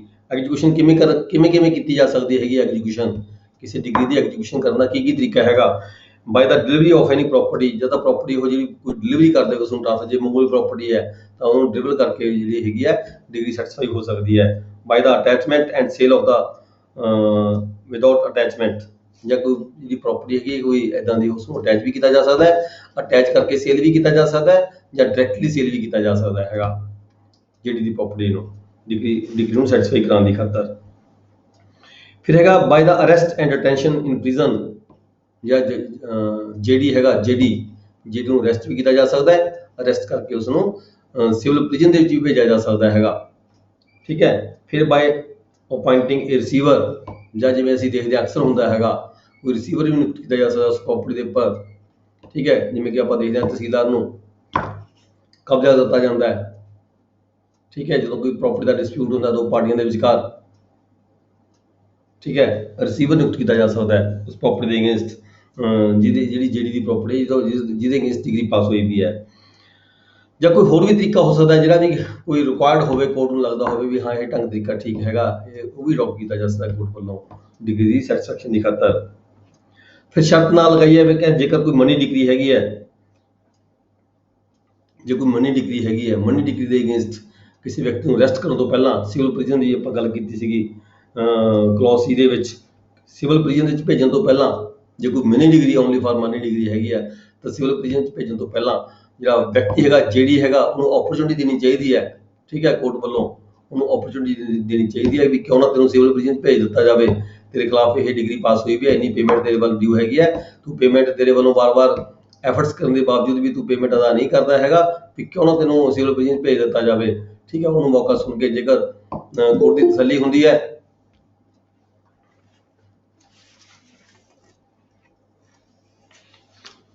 ਜੇਕਰ ਉਹ ਕੋਰਟ ਨੂੰ ਸੈਟੀਸਫਾਈ ਕਰਾਉਂਦਾ ਹੈ, ਕੋਈ ਟਾਈਮ ਮੰਗਦਾ ਕੋਰਟ ਤੋਂ ਵੀ ਮੈਂ ਜਿਹੜੀ ਪੇਮੈਂਟ ਹੈਗੀ ਹੈ, ਜਾਂ ਕੋਈ ਸਿਕਿਉਰਿਟੀ ਦਿੰਦਾ ਹੈ ਜਾਂ ਪੇਮੈਂਟ ਜਮ੍ਹਾਂ ਕਰਵਾ ਦਿੰਦਾ ਹੈ, ਫਿਰ ਤਾਂ ਗੱਲ ਵੱਖਰੀ ਹੈ, ਫਿਰ ਤਾਂ ਉਸ ਨੂੰ ਛੱਡਿਆ ਜਾ ਸਕਦਾ ਹੈ, ਨਹੀਂ ਤਾਂ ਫਿਰ ਉਹ ਨੋਟਿਸ ਤੋਂ ਬਾਅਦ, ਠੀਕ ਹੈ, ਓਪਰਚੁਨਿਟੀ ਜਿਹੜੀ ਬਿਫੋਰ ਦਾ ਪ੍ਰਿਜ਼ਨ ਮੌਕਾ ਦੇਣ ਤੋਂ ਬਾਅਦ, ਠੀਕ ਹੈ, ਫਿਰ ਕੋਰਟ ਕੀ ਹੈਗਾ, ਕੋਰਟ ਆਪਣੇ ਆਪ ਨੂੰ ਸੈਟੀਸਫਾਈ ਕਰੇਗੀ ਤੇ ਰੀਜ਼ਨਸ ਰਿਕਾਰਡ ਕਰੇਗੀ, ਇਹਨਾਂ ਰੀਜ਼ਨਾਂ ਦੇ ਬੇਸ ਤੇ ਫਰਦਰ ਆਰਡਰ ਕੀਤਾ ਜਾਏਗਾ ਕੋਰਟ ਵੱਲੋਂ, ਉਹ ਸਾਰੇ ਰੀਜ਼ਨਸ ਦੱਸਦੇ ਹੋਏ ਜਿਹੜੀ ਕੋਰਟ ਹੈ, ਕੋਰਟ ਵੱਲੋਂ ਆਰਡਰ ਕੀਤਾ ਜਾਵੇਗਾ ਦੈਟ ਦ ਜਿਹੜੀ ਫਾਰ ਆਬਸਟਰਕਟਿੰਗ ਔਰ ਡਿਲੇਇੰਗ ਦਾ ਐਗਜ਼ੀਕਿਊਸ਼ਨ, ਜੇ ਕੋਰਟ ਨੂੰ ਲੱਗਦਾ ਹੈ ਵੀ ਜਿਹੜਾ ਜਿਹੜੀ ਹੈਗਾ ਉਹ ਆਬਸਟਰਕਟਿੰਗ ਕਰ ਰਿਹਾ ਹੈਗਾ, ਰੁਕਾਵਟ ਪੈਦਾ ਕਰ ਰਿਹਾ ਹੈ ਜਾਂ ਡਿਲੇ ਕਰ ਰਿਹਾ ਹੈ, ਜਿਹੜੀ ਡਿਗਰੀ ਹੈ ਉਹਨੂੰ ਐਗਜ਼ੀਕਿਊਟ ਕਰਨ ਦੇ ਵਿੱਚ ਡਿਲੇ ਕਰ ਰਿਹਾ ਜਾਣ ਕੇ ਐਗਜ਼ੀਕਿਊਸ਼ਨ ਹੋਣ ਨਹੀਂ ਦੇ ਰਿਹਾ, ਠੀਕ ਹੈ, ਜਾਂ ਫਿਰ ਉਹਨੂੰ ਲੱਗਦਾ ਕੋਰਟ ਨੂੰ ਵੀ ਲਾਈਕਲੀ ਟੂ ਐਬਸਕੌਂਡ, ਵੀ ਭੱਜਣ ਦੀ ਤਿਆਰੀ ਦੇ ਵਿੱਚ ਹੈ, ਭੱਜ ਸਕਦਾ ਹੈ, ਔਰ leave the local limits of the court, ਜਾਂ ਜਿਹੜੀਆਂ ਅਦਾਲਤ ਦੀਆਂ ਜਿਹੜੀਆਂ ਲਿਮਿਟਸ ਹੈਗੀਆਂ ਨੇ ਉਸ ਲਿਮਿਟ ਤੋਂ ਬਾਹਰ ਜਾ ਕੇ ਕਿਸੇ ਹੋਰ ਸਟੇਟ 'ਚ ਹੀ ਛੁਪ ਸਕਦਾ ਹੈਗਾ, ਠੀਕ ਹੈ, ਜਾਂ ਫਿਰ ਹੈਜ਼ ਡਿਸਓਨੈਸਟਲੀ ਟ੍ਰਾਂਸਫਰਡ ਕੰਸੀਲਡ, ਡਿਸਓਨੈਸਟੀ ਬੇਈਮਾਨੀ ਦੇ ਨਾਲ ਟ੍ਰਾਂਸਫਰਡ ਕੰਸੀਲਡ ਔਰ removed any part of the property, ਆਪਣੀ ਜਿਹੜੀ ਪ੍ਰੋਪਰਟੀ ਹੈਗੀ ਹੈ ਉਹਦਾ ਕੋਈ ਪਾਰਟ ਜਾਂ ਪ੍ਰੋਪਰਟੀ ਨੂੰ ਕੰਸੀਲ ਕਰਦਾ ਹੈਗਾ, ਛੁਪਾਉਂਦਾ ਹੈਗਾ, ਠੀਕ ਹੈ, ਜਾਂ ਕਿਸੇ ਨੂੰ ਹੋਰ ਨੂੰ ਦੇ ਦਿੰਦਾ, ਕਿਸੇ ਹੋਰ ਦੇ ਹਵਾਲੇ ਕਰਦਾ, ਕਿਸੇ ਹੋਰ ਦੇ ਘਰ ਖੜੀ ਕਰ ਦਿੰਦਾ ਹੈ, ਕੋਈ ਮੂਵੇਬਲ ਪ੍ਰੋਪਰਟੀ ਹੈ, ਜਾਂ ਕੋਈ ਜੇ ਇਮੂਵੇਬਲ ਪ੍ਰੋਪਰਟੀ ਹੈ ਤਾਂ ਉਹ ਕਿਸੇ ਹੋਰ ਨਾਮ ਦੀ ਕਰਾਉਣ ਦੀ ਕੋਸ਼ਿਸ਼ ਕਰਦਾ ਹੈਗਾ, ਠੀਕ ਹੈ, ਅਜਿਹੇ ਕੇਸ ਦੇ ਵਿੱਚ। ਜਾਂ ਫਿਰ ਜਿਹੜੀ ਹੈਜ਼ ਰਿਫਿਊਜ਼ ਔਰ ਨੈਗਲੈਕਟਸ ਟੂ ਪੇ ਦਾ ਸੇਮ, ਜਿਹੜਾ ਜਿਹੜੀ ਹੈਗਾ ਉਹ ਮਤਲਬ ਕਿ ਰਿਫਿਊਜ਼ ਕਰਦਾ ਹੈ ਜਾਂ ਅਣਗਹਿਲੀ ਕਰਦਾ ਹੈ, ਲਾਪਰਵਾਹੀ ਕਰਦਾ ਹੈ, ਜਾਂ ਉਹਦੀ ਗੱਲ ਸੁਣਦਾ ਨਹੀਂ ਹੈਗਾ, ਕੋਰਟ ਦੀ ਗੱਲ ਵੀ ਨਹੀਂ ਸੁਣਦਾ ਤੇ ਡਿਗਰੀ ਹੋਲਡਰ ਦੀ ਗੱਲ ਵੀ ਨਹੀਂ ਸੁਣਦਾ, ਰਿਫਿਊਜ਼ ਕਰਦਾ, ਇਨਕਾਰੀ ਕਰਦਾ, ਮੈਂ ਤੇਰਾ ਕੋਈ ਪੈਸਾ ਨਹੀਂ ਦੇਣਾ ਹੈਗਾ, ਠੀਕ ਹੈ। ਤੇ ਜਾਂ ਫਿਰ ਜਿਹੜੀ was bound in a fiduciary capacity to account, ਜਾਂ ਜਿਹੜੀ ਹੈ ਜਿਹਨੂੰ ਕੋਈ ਪ੍ਰੋਪਰਟੀ ਟ੍ਰਾਂਸਫਰ ਕੀਤੀ ਹੈ ਉਹਦੀ ਜ਼ਿੰਮੇਵਾਰੀ ਬਣਦੀ ਹੈ ਵੀ ਕੋਰਟ ਨੂੰ ਅੱਗੇ ਦੱਸੇ ਵੀ ਆਹ ਮੇਰਾ ਅਕਾਊਂਟ ਹੈਗਾ, ਇੰਨੇ ਪੈਸੇ ਸੀ ਇੱਥੇ ਖਰਚ ਹੋਏ ਨੇ, ਠੀਕ ਹੈ। ਇੱਦਾਂ ਦੀ ਕੇਸ ਦੇ ਵਿੱਚ ਜਿਹੜਾ ਹੈਗਾ ਇਹ ਸਾਰੇ ਦੇਖਦੇ ਹੋਏ ਜੇ ਕੋਈ ਕੋਰਟ ਸੈਟੀਸਫਾਈ ਹੁੰਦੀ ਹੈ ਵੀ ਇਦਾਂ ਦੀ ਜਿਹੜੀਆਂ ਪੋਜੀਸ਼ਨਾਂ ਉਹ ਜਿਹੜਾ ਜਿਹੜੀ ਕਰ ਸਕਦਾ ਹੈ, ਤਾਂ ਜਿਹੜੀ ਕੋਰਟ ਹੈਗੀ ਆ ਉਸ ਵਿਅਕਤੀ ਨੂੰ ਜੇਲ੍ਹ ਦੇ ਵਿੱਚ ਭੇਜ ਸਕਦੀ ਹੈਗੀ ਹੈ, ਠੀਕ ਹੈ। ਨੈਕਸਟ ਹੈ section 52 enforcement of degree against LRs. ਉਹ ਪਤਾ ਜਿਹੜੀ ਦੀ ਗੱਲ ਕਰ ਰਹੇ ਸੀ, ਇੱਥੇ ਅੱਗੇ ਹੁਣ ਆਪਾਂ ਗੱਲ ਕਰ ਰਹੇ ਹਾਂ ਜੇ ਐਲਆਰਸ ਦੀ। ਜਿਹੜੇ ਐਲਆਰਸ ਨੇ ਉਹਨਾਂ ਦੇ ਅਗੇਂਸਟ ਜਿਹੜੀ ਪ੍ਰਾਪਰਟੀ ਹੈ, ਸੌਰੀ ਡਿਗਰੀ ਹੈ, ਉਹਨੂੰ ਕਿਵੇਂ ਐਗਜ਼ੀਕਿਊਟ ਕੀਤਾ ਜਾ ਸਕਦਾ ਹੈਗਾ। Enforcement of degree against the LRs. Degree may be executed by the attachment and sale of the property, ਠੀਕ ਹੈ। ਆਪਾਂ ਦੇਖਦੇ ਹਾਂ ਵੀ ਡਿਗਰੀ ਹੈਗੀ ਹੈ, ਇਹ ਵੀ ਇੱਕ ਪ੍ਰੋਸੈਸ ਹੈਗਾ ਵੀ by the attachment and sale of the property of the deceased ਜਾਂ ਜਿਹੜੀ ਦੀ ਪ੍ਰਾਪਰਟੀ ਨੂੰ ਅਟੈਚ ਕਰਕੇ ਸੇਲ ਕਰਕੇ ਜਿਹੜੀ ਹੈਗੀ ਆ ਡਿਗਰੀ ਦੀ ਸੈਟੀਸਫੈਕਸ਼ਨ ਕੀਤੀ ਜਾ ਸਕਦੀ ਹੈ। If no property remains in possession of ਜੇ ਜਿਹੜੀ ਦੇ ਕੋਲ ਕੋਈ ਪ੍ਰਾਪਰਟੀ ਨਾ ਰਹੇ ਤਾਂ ਫਿਰ ਕੀ ਹੈ, if fails to satisfy the court, ਤੇ ਉਹ ਜਿਹੜਾ ਉਹਦਾ ਵਾਰਸ ਹੈਗਾ, ਠੀਕ ਹੈ, ਉਹ ਕੋਈ ਰਿਕਾਰਡ ਪੇਸ਼ ਨਾ ਕਰੇ ਕੋਰਟ ਕੋਲੇ, ਫੇਲ ਹੋ ਜਾਵੇ। ਰਿਕਾਰਡ ਪੇਸ਼ ਕਰਨ ਦੀ ਖਾਤਰ ਕੋਈ ਪ੍ਰਾਪਰਟੀ ਟ੍ਰਾਂਸਫਰ ਹੋ ਚੁੱਕੀ ਹੈ ਪਰ ਉਹ ਉਹਦਾ ਦੱਸਦਾ ਨਹੀਂ ਹੈਗਾ ਵੀ ਇਹ ਪ੍ਰਾਪਰਟੀ ਟ੍ਰਾਂਸਫਰ ਕਿਵੇਂ ਹੋਈ ਹੈ, in the manner degree had been against him personally, ਤਾਂ ਜਿਹੜੀ ਡਿਗਰੀ ਹੈਗੀ ਹੈ ਉਹ ਉਸੇ ਤਰੀਕੇ ਦੇ ਨਾਲ ਜਿਵੇਂ ਕਿ ਜਿਹੜਾ ਬੰਦਾ ਮਰ ਚੁੱਕਿਆ ਹੈਗਾ, ਡਿਗਰੀ ਹੋ ਡਿਸੀਜ਼ ਸੀ ਜਿਹੜਾ ਜਿਵੇਂ ਕਿ ਜਿਹੜੀ ਦੇ ਖਿਲਾਫ ਜਿਹੜੀ ਡਿਗਰੀ ਪਾਸ ਹੋਣੀ ਸੀਗੀ, ਜਿਹੜੀ ਦੇ ਖਿਲਾਫ ਜਿਵੇਂ ਡਿਗਰੀ ਐਗਜ਼ੀਕਿਊਟ ਕੀਤੀ ਜਾਣੀ ਸੀਗੀ, ਉਸੇ ਢੰਗ ਤਰੀਕੇ ਦੇ ਨਾਲ ਜਿਹੜੀ ਡਿਗਰੀ ਹੈਗੀ ਹੈ ਫਿਰ ਜਿਹੜੀ ਦੇ ਜਿਹੜਾ ਵਾਰਸ ਹੈਗਾ, ਲੀਗਲ ਹੈਗਾ, ਉਹਦੇ ਖਿਲਾਫ ਜਿਹੜੀ ਡਿਗਰੀ ਹੈ ਉਹ ਇਨਫੋਰਸ ਕੀਤੀ ਜਾ ਸਕਦੀ ਹੈ। ਮਤਲਬ ਕਿ ਜਿਹੜੇ ਆਪਾਂ ਉੱਪਰ ਦੇਖੇ ਨੇ, ਪ੍ਰਿਜ਼ਨ ਦੇ ਵਿੱਚ ਭੇਜਿਆ ਜਾ ਸਕਦਾ, ਉਸਨੂੰ ਸਿਵਲ ਪ੍ਰਿਜ਼ਨ 'ਚ ਭੇਜਿਆ ਜਾ ਸਕਦਾ ਹੈ, ਠੀਕ ਹੈ। ਤੇ ਕੋਈ ਜਿਹੜਾ ਰਿਸੀਵਰ ਹੈ ਉਹਦੇ ਕੋਲ ਪ੍ਰਾਪਰਟੀ ਹੈ, ਰਿਸੀਵਰ ਨਿਯੁਕਤ ਕੀਤਾ ਜਾ ਸਕਦਾ ਹੈ, ਅਟੈਚ ਵੀ ਕੀਤੀ ਜਾ ਸਕਦੀ ਹੈ, ਕੋਈ ਹੋਰ ਵੀ ਢੰਗ ਤਰੀਕਾ ਜਿਹੜਾ ਹੈਗਾ ਉਹ ਅਪਣਾਇਆ ਜਾ ਸਕਦਾ ਹੈ ਲੀਗਲ ਹੇਅਰ ਦੇ ਖਿਲਾਫ ਵੀ, ਜੇਕਰ ਜਿਹੜੀ ਦੀ ਡੈਥ ਹੋ ਚੁੱਕੀ ਹੋਵੇ। ਨੈਕਸਟ ਹੈ section 53 liability of ancestral property. Ancestral property ਦੇ ਅਗੇਂਸਟ ਕੀ ਲਾਇਬਿਲਿਟੀ ਬਣਦੀ ਹੈ, ਯਾਨੀ ਕਿ ਕੰਪੈਸ਼ਨਰੀ ਪ੍ਰਾਪਰਟੀ, ਐਂਸੈਸਟਰਲ ਪ੍ਰਾਪਰਟੀ ਜਿਹਨੂੰ ਆਪਾਂ ਦਾਦੇ ਲਈ ਪ੍ਰਾਪਰਟੀ ਕਹਿ ਦਿੰਦੇ ਹਾਂ, ਠੀਕ ਹੈ। ਉਸ ਪ੍ਰਾਪਰਟੀ ਦੇ ਖਿਲਾਫ ਕੋਈ ਡਿਗਰੀ ਹੈਗੀ ਹੈ, ਜਿਹੜੀ ਪਾਸ ਹੋਈ ਵੀ ਡਿਗਰੀ ਹੈਗੀ ਹੈ, ਉਹ ਕਿਵੇਂ ਐਗਜ਼ੀਕਿਊਟ ਕੀਤੀ ਜਾ ਸਕਦੀ ਹੈ। If the property in hands of son or other descendants, ਜੇਕਰ ਉਹ ਜਿਹੜੀ ਪ੍ਰਾਪਰਟੀ ਹੈਗੀ ਹੈ ਜਿਹਦੇ ਅਗੇਂਸਟ ਡਿਗਰੀ ਪਾਸ ਹੋਈ ਵੀ ਹੈ ਉਹ ਉਹਦੇ ਮੁੰਡਿਆਂ ਦੇ ਕੋਲੇ ਹੈ, ਜਾਂ ਉਹਦੇ ਹੋਰ ਪੋਤੇ ਪੜੋਤਿਆਂ ਦੇ ਪਾਸ ਪ੍ਰਾਪਰਟੀ ਚਲੀ ਗਈ, ਠੀਕ ਹੈ, ਤਾਂ ਕੀ ਹੋਏਗਾ, liable under law for the payment of debt of deceased ancestor. ਜਿਹੜਾ ਐਂਸੈਸਟਰ ਸੀ ਉਹਨਾਂ ਦਾ ਬਜ਼ੁਰਗ ਸੀਗਾ ਜਿਹਦੇ ਖਿਲਾਫ ਡਿਗਰੀ ਪਾਸ ਹੋਈ ਵੀ ਸੀਗੀ, ਠੀਕ ਹੈ, ਜਿਹੜਾ ਵੀ ਕਰਜ਼ਾ ਉਹਦੇ ਤੇ ਪਿਆ ਸੀਗਾ, ਠੀਕ ਹੈ, ਉਹ ਜਿਹੜਾ ਕਰਜ਼ਾ ਹੈਗਾ ਉਹ ਪ੍ਰਾਪਰਟੀ ਤੋਂ ਲਿੱਤਾ ਜਾ ਸਕਦਾ ਹੈ, ਬਿਸ਼ਕ ਜਿਹੜੀ ਪ੍ਰਾਪਰਟੀ ਹੈ ਉਹ ਟ੍ਰਾਂਸਫਰ ਹੋ ਕੇ ਉਹਦੇ ਮੁੰਡਿਆਂ ਨੂੰ ਚਲੀ ਗਈ ਹੋਵੇ, ਪੋਤਿਆਂ ਨੂੰ ਚਲੀ ਗਈ ਹੋਵੇ, ਪੜੋਤਿਆਂ ਨੂੰ ਚਲੀ ਗਈ ਹੋਵੇ, ਇਹ ਐਂਸੈਸਟਰ ਪ੍ਰਾਪਰਟੀ ਬਣ ਗਈ ਹੋਵੇ, ਠੀਕ ਹੈ। ਮਤਲਬ ਕਿ ਜੇਕਰ ਦਾਦੇ ਦੇ ਖਿਲਾਫ ਡਿਗਰੀ ਪਾਸ ਹੋਈ ਵੀ ਹੈ ਤਾਂ ਪ੍ਰਾਪਰਟੀ ਜਿਹਦੇ ਕੋਲੇ ਚਲੀ ਗਈ ਥੱਲੇ, ਤਾਂ ਉਸ ਪ੍ਰਾਪਰਟੀ ਤੋਂ ਜਿਹੜੀ ਡਿਗਰੀ ਹੈ ਉਹ ਸੈਟੀਸਫਾਈ ਕੀਤੀ ਜਾ ਸਕਦੀ ਹੈ, ਉਸ ਡਿਗਰੀ ਨੂੰ, ਉਸ ਪ੍ਰਾਪਰਟੀ ਨੂੰ ਸੇਲ ਕਰਕੇ ਅਟੈਚ ਕਰਕੇ, ਠੀਕ ਹੈ, ਜਿਹੜੀ ਪੇਮੈਂਟ ਹੈ ਉਹ ਪ੍ਰਾਪਤ ਕੀਤੀ ਜਾ ਸਕਦੀ ਹੈ। ਨੈਕਸਟ ਹੈ ਪਾਰਟੀਸ਼ਨ ਆਫ ਦਾ ਸਟੇਟ। ਕੋਈ ਪ੍ਰਾਪਰਟੀ ਹੈ, ਸਾਂਝੀ ਪ੍ਰਾਪਰਟੀ ਹੈ, ਕੋਈ ਪ੍ਰਾਪਰਟੀ ਸੈਕਸ਼ਨ 54, ਕੋਈ ਪ੍ਰਾਪਰਟੀ ਸਾਂਝੀ ਪ੍ਰਾਪਰਟੀ ਹੈ, ਉਸ ਪ੍ਰਾਪਰਟੀ ਦੇ ਅਗੇਂਸਟ, ਠੀਕ ਹੈ, ਕੋਈ ਨਾ ਕੋਈ ਗਵਰਨਮੈਂਟ ਦਾ ਡਿਊਜ਼ ਹੈਗੇ ਹੈ, ਲੈਂਡ ਰੈਵਨਿਊ ਕਹਿ ਲਈਏ, ਜਾਂ ਕੋਈ ਹੋਰ ਏਜੰਟਸ ਹੈਗੇ ਹੈ, ਕਿਸੇ ਹੋਰ ਕੋਰਟ ਵੱਲੋਂ ਆਏ ਨੇ, ਕਿਸੇ ਹੋਰ ਡਿਪਾਰਟਮੈਂਟ ਵੱਲੋਂ ਆਏ ਨੇ, ਠੀਕ ਹੈ। ਇੱਦਾਂ ਦੇ ਕੇਸ ਦੇ ਵਿੱਚ ਜੇ ਕੋਈ ਪ੍ਰਾਪਰਟੀ ਸਾਂਝੀ ਹੈ ਤਾਂ ਸਾਂਝੀ ਪ੍ਰਾਪਰਟੀ ਨੂੰ ਜੇਕਰ ਉਹਦਾ ਕਬਜ਼ਾ ਲੈਣਾ, ਉਹਦੀ ਅਸੈਸਮੈਂਟ ਕਰਨੀ ਹੈ, ਠੀਕ ਹੈ, ਉਹਦਾ ਪੋਜੈਸ਼ਨ ਲੈਣਾ ਹੈ, ਤਾਂ ਅਜਿਹੇ ਕੇਸ ਦੇ ਵਿੱਚ ਉਹਦੀ ਪਾਰਟੀਸ਼ਨ ਦੀ ਜਿਹੜੀ ਲੋੜ ਪੈਂਦੀ ਹੈ। ਜੇਕਰ ਉਹਦੀ ਪਾਰਟੀਸ਼ਨ ਦੀ ਜ਼ਰੂਰਤ ਹੈਗੀ ਹੈ ਤਾਂ ਜਿਹੜਾ ਕਲੈਕਟਰ ਹੈਗਾ, ਕਲੈਕਟਰ ਜਾਂ ਅਥੋਰਾਈਜ਼ ਆਫੀਸਰ ਫਰੋਮ ਦਾ ਕਲੈਕਟਰ, ਤਹਿਸੀਲਦਾਰ, ਨਾਇਬ ਤਹਿਸੀਲਦਾਰ ਕੋਈ ਵੀ ਹੋ ਸਕਦਾ ਹੈ, ਜਿਹੜੀ ਉਹ ਪ੍ਰਾਪਰਟੀ ਹੈ ਉਹਦੀ ਪਾਰਟੀਸ਼ਨ ਕਰ ਸਕਦਾ ਹੈ। ਕੋਈ ਜੁਆਇੰਟ ਪ੍ਰਾਪਰਟੀ ਹੈਗੀ ਹੈ ਉਹਦੀ ਪਾਰਟੀਸ਼ਨ ਕੀਤੀ ਜਾ ਸਕਦੀ ਹੈ ਉਹਨਾਂ ਵੱਲੋਂ, ਅਫਸਰ ਵੱਲੋਂ। ਨੈਕਸਟ ਹੈ section 55 arrest and detention. Very important section ਹੈ ਜੀ, arrest and detention. Arrest and detention ਕਿਹਦੀ? ਆਫ ਦਾ ਜੇਡੀ, ਜਜਮੈਂਟ ਡੈਪਟਰ, ਉਹਦੀ ਅਰੈਸਟ ਤੇ ਡਿਟੇਂਸ਼ਨ ਕਿਵੇਂ ਕੀਤੀ ਜਾਂਦੀ ਹੈ? The JD can be arrested and sent in a prison, civil prison.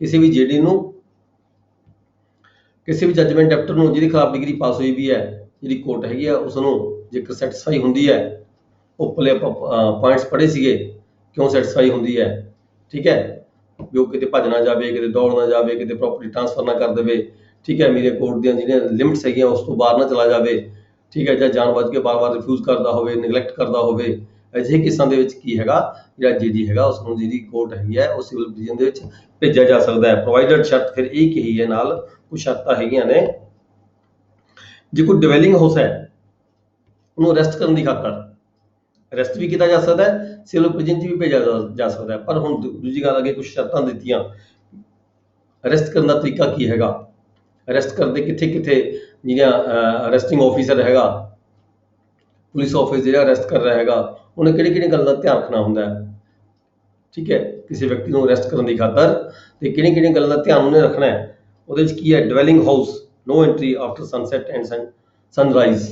ਕੋਈ ਰੈਸ਼ੀ ਘਰ ਹੈਗਾ, ਜੇ ਕਿਸੇ ਜੇਡੀ ਦਾ ਰੈਸ਼ੀ ਘਰ ਹੈ, ਠੀਕ ਹੈ, ਤਾਂ ਉਹਦੇ ਘਰ ਦੇ ਵਿੱਚ ਜੇਕਰ ਕਿਸੇ ਪੁਲਿਸ ਆਫੀਸਰ ਨੇ ਉਸ ਵਿਅਕਤੀ ਨੂੰ ਪਕੜਨ ਦੀ ਖਾਤਰ, ਅਰੈਸਟ ਕਰਨ ਦੀ ਖਾਤਰ ਐਂਟਰੀ ਕਰਨੀ ਹੈ, ਤਾਂ ਉਹ ਸੂਰਜ ਛਿਪਣ ਤੋਂ ਬਾਅਦ ਉਸ ਘਰ ਦੇ ਵਿੱਚ ਦਖਲਅੰਦਾਜ਼ੀ ਨਹੀਂ ਦੇ ਸਕਦਾ, ਅਰੈਸਟ ਨਹੀਂ, ਮਤਲਬ ਕਿ ਐਂਟਰੀ ਨਹੀਂ ਕਰ ਸਕਦਾ। ਇਸੇ ਤਰੀਕੇ ਸੂਰਜ ਚੜ੍ਹਨ ਤੋਂ ਪਹਿਲਾਂ ਸਵੇਰੇ ਐਂਟਰੀ ਨਹੀਂ ਕਰ ਸਕਦਾ, ਜੇ ਸੂਰਜ ਚੜ੍ਹਨ ਤੋਂ ਬਾਅਦ ਐਂਟਰੀ ਕਰ ਸਕਦਾ ਹੈ, ਮਤਲਬ ਸੂਰਜ ਛਿਪਣ ਤੋਂ ਪਹਿਲਾਂ ਐਂਟਰੀ ਕਰ ਸਕਦਾ ਹੈ। ਜਿੱਥੇ ਸੂਰਜ ਛਿਪ ਗਿਆ ਫਿਰ ਉਹ ਐਂਟਰੀ ਨਹੀਂ ਕਰ ਸਕਦਾ, ਸੂਰਜ ਚੜ੍ਹਨ ਤੋਂ ਪਹਿਲਾਂ ਐਂਟਰੀ ਨਹੀਂ ਕਰ ਸਕਦਾ, ਠੀਕ ਹੈ ਜੀ।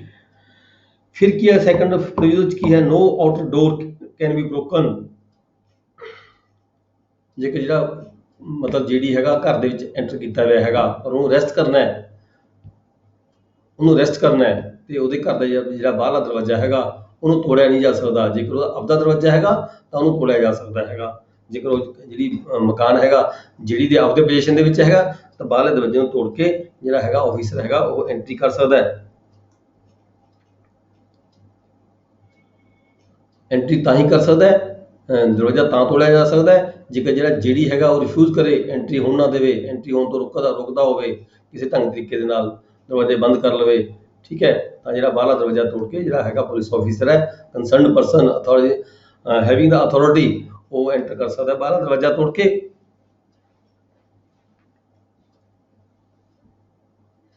ਫਿਰ ਅੱਗੇ ਹੈਗਾ ਜੇ ਜਿਹੜਾ ਰੂਮ ਹੈਗਾ ਵੂਮੈਨ ਦਾ ਰੂਮ ਹੈ।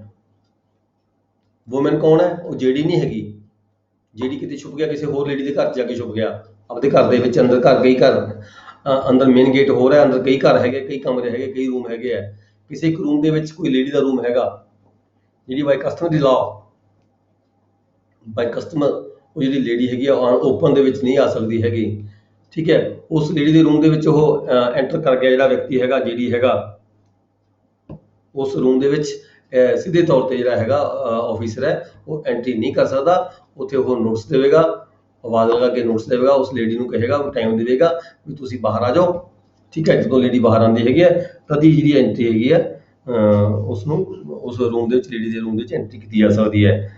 ਦੇ ਅੱਗੇ ਇਫ ਮਨੀ ਪੇਡ ਬਾਈ ਦਾ ਜੇਡੀ, ਹੁਣ ਅੱਗੇ ਜਾ ਕੇ ਜਦੋਂ ਕੋਈ ਅਰੈਸਟ ਕਰਨ ਦੀ ਖਾਤਰ ਕੋਈ ਪੁਲਿਸ ਆਫੀਸਰ ਜਾਂ ਕੋਈ ਅਧਿਕਾਰੀ, ਠੀਕ ਹੈ, ਜਿਹੜਾ ਅਥੋਰਾਈਜ਼ਡ ਪਰਸਨ ਹੈਗਾ, ਜਦੋਂ ਉਹ ਅਰੈਸਟ ਕਰਨ ਦੀ ਖਾਤਰ ਕਿਸੇ ਜੇਡੀ ਨੂੰ ਜਾਂਦਾ ਹੈਗਾ, ਪਰ ਜਿਹੜਾ ਜੇਡੀ ਹੈ ਉੱਥੇ ਉਹਨੂੰ ਪੇਮੈਂਟ ਅਦਾ ਕਰ ਦਿੰਦਾ ਹੈ, ਤਾਂ ਜਿਹੜਾ ਹੈਗਾ ਜੇਡੀ ਨੂੰ ਉਹਦੀ ਅਰੈਸਟ ਹੈਗੀ ਹੈ ਉੱਥੇ ਛੱਡ ਦਿੱਤਾ ਜਾ ਸਕਦਾ, ਉਸ ਵਿਅਕਤੀ ਨੂੰ ਰਿਲੀਜ਼ ਕੀਤਾ ਜਾ ਸਕਦਾ ਹੈ।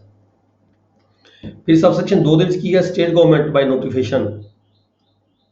ਜਿੱਥੇ ਕਿਤੇ ਕੋਈ ਇੱਦਾਂ ਅਰੈਸਟ ਦੀ ਗੱਲ ਹੈਗੀ ਹੈ ਤਾਂ ਸਰਕਾਰ ਨੋਟੀਫਿਕੇਸ਼ਨ ਕਰਕੇ ਕਿਸੇ ਇੱਕ ਫਿਰਕੇ ਦੇ ਲੋਕਾਂ ਨੂੰ ਜਾਂ ਕਿਸੇ ਇੱਕ ਵਿਅਕਤੀ ਨੂੰ, ਜੇਕਰ ਉਹਨੂੰ ਕੋਈ ਅਰੈਸਟ ਕੀਤਾ ਜਾ ਰਿਹਾ ਹੈਗਾ, ਉਹਦੇ ਨਾਲ ਕੋਈ ਦੰਗੇ ਮਤਲਬ ਕਿ ਫੈਲਦੇ ਹੈ ਜਾਂ ਪਬਲਿਕ ਦੇ ਵਿੱਚ ਕੋਈ ਡਿਸਟਰਬੈਂਸ ਕ੍ਰੀਏਟ ਹੁੰਦੀ ਹੈ, ਤਾਂ ਜਿਹੜੀ ਗਵਰਨਮੈਂਟ ਹੈਗੀ ਹੈ ਉਹ ਨੋਟੀਫਿਕੇਸ਼ਨ ਜਾਰੀ ਕਰ ਸਕਦੀ ਹੈ ਵੀ ਇਸ ਜਿਹੜਾ ਵਿਅਕਤੀ ਹੈਗਾ ਇਸ ਨੂੰ ਅਰੈਸਟ ਨਹੀਂ ਕਰਨਾ। ਜੇਕਰ ਇਹ ਅਰੈਸਟ ਹੁੰਦਾ ਤਾਂ ਇਹਦੇ ਨਾਲ ਹੈਗਾ ਜਿਹੜਾ ਪਬਲਿਕ ਜਿਹੜੀ ਹੈਗੀ ਹੈ, ਪਬਲਿਕ ਦੇ ਵਿੱਚ ਡਿਸਟਰਬੈਂਸ ਕ੍ਰੀਏਟ ਹੋ ਸਕਦੀ ਹੈ। ਇੱਦਾਂ ਦਾ ਕੇਸ ਦੇ ਵਿੱਚ ਜਿਹੜੀ ਸਰਕਾਰ ਹੈਗਾ, ਸਰਕਾਰ ਵੱਲੋਂ ਕੋਈ ਜਿਹੜਾ ਨੋਟੀਫਿਕੇਸ਼ਨ ਹੈ ਜਾਰੀ ਕੀਤਾ ਜਾ ਸਕਦਾ ਹੈ।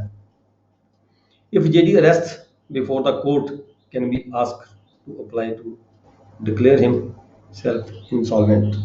ਜਦੋਂ ਇਦਾਂ ਦੇ ਕਿਸੇ ਜੇਡੀ ਨੂੰ ਪਕੜ ਕੇ ਕੋਰਟ ਦੇ ਵਿੱਚ ਪੇਸ਼ ਕੀਤਾ ਜਾਂਦਾ ਹੈ, ਠੀਕ ਹੈ, ਤਾਂ ਜਿਹੜੀ ਕੋਰਟ ਹੈਗੀ ਆ ਉਸ ਵਿਅਕਤੀ ਨੂੰ ਕਹਿ ਸਕਦੀ ਹੈ ਵੀ ਤੂੰ ਪੇਮੈਂਟ ਕਿਉਂ ਨਹੀਂ ਅਦਾ ਕਰਦਾ, ਤੂੰ ਪੇਮੈਂਟ ਅਦਾ ਕਰ।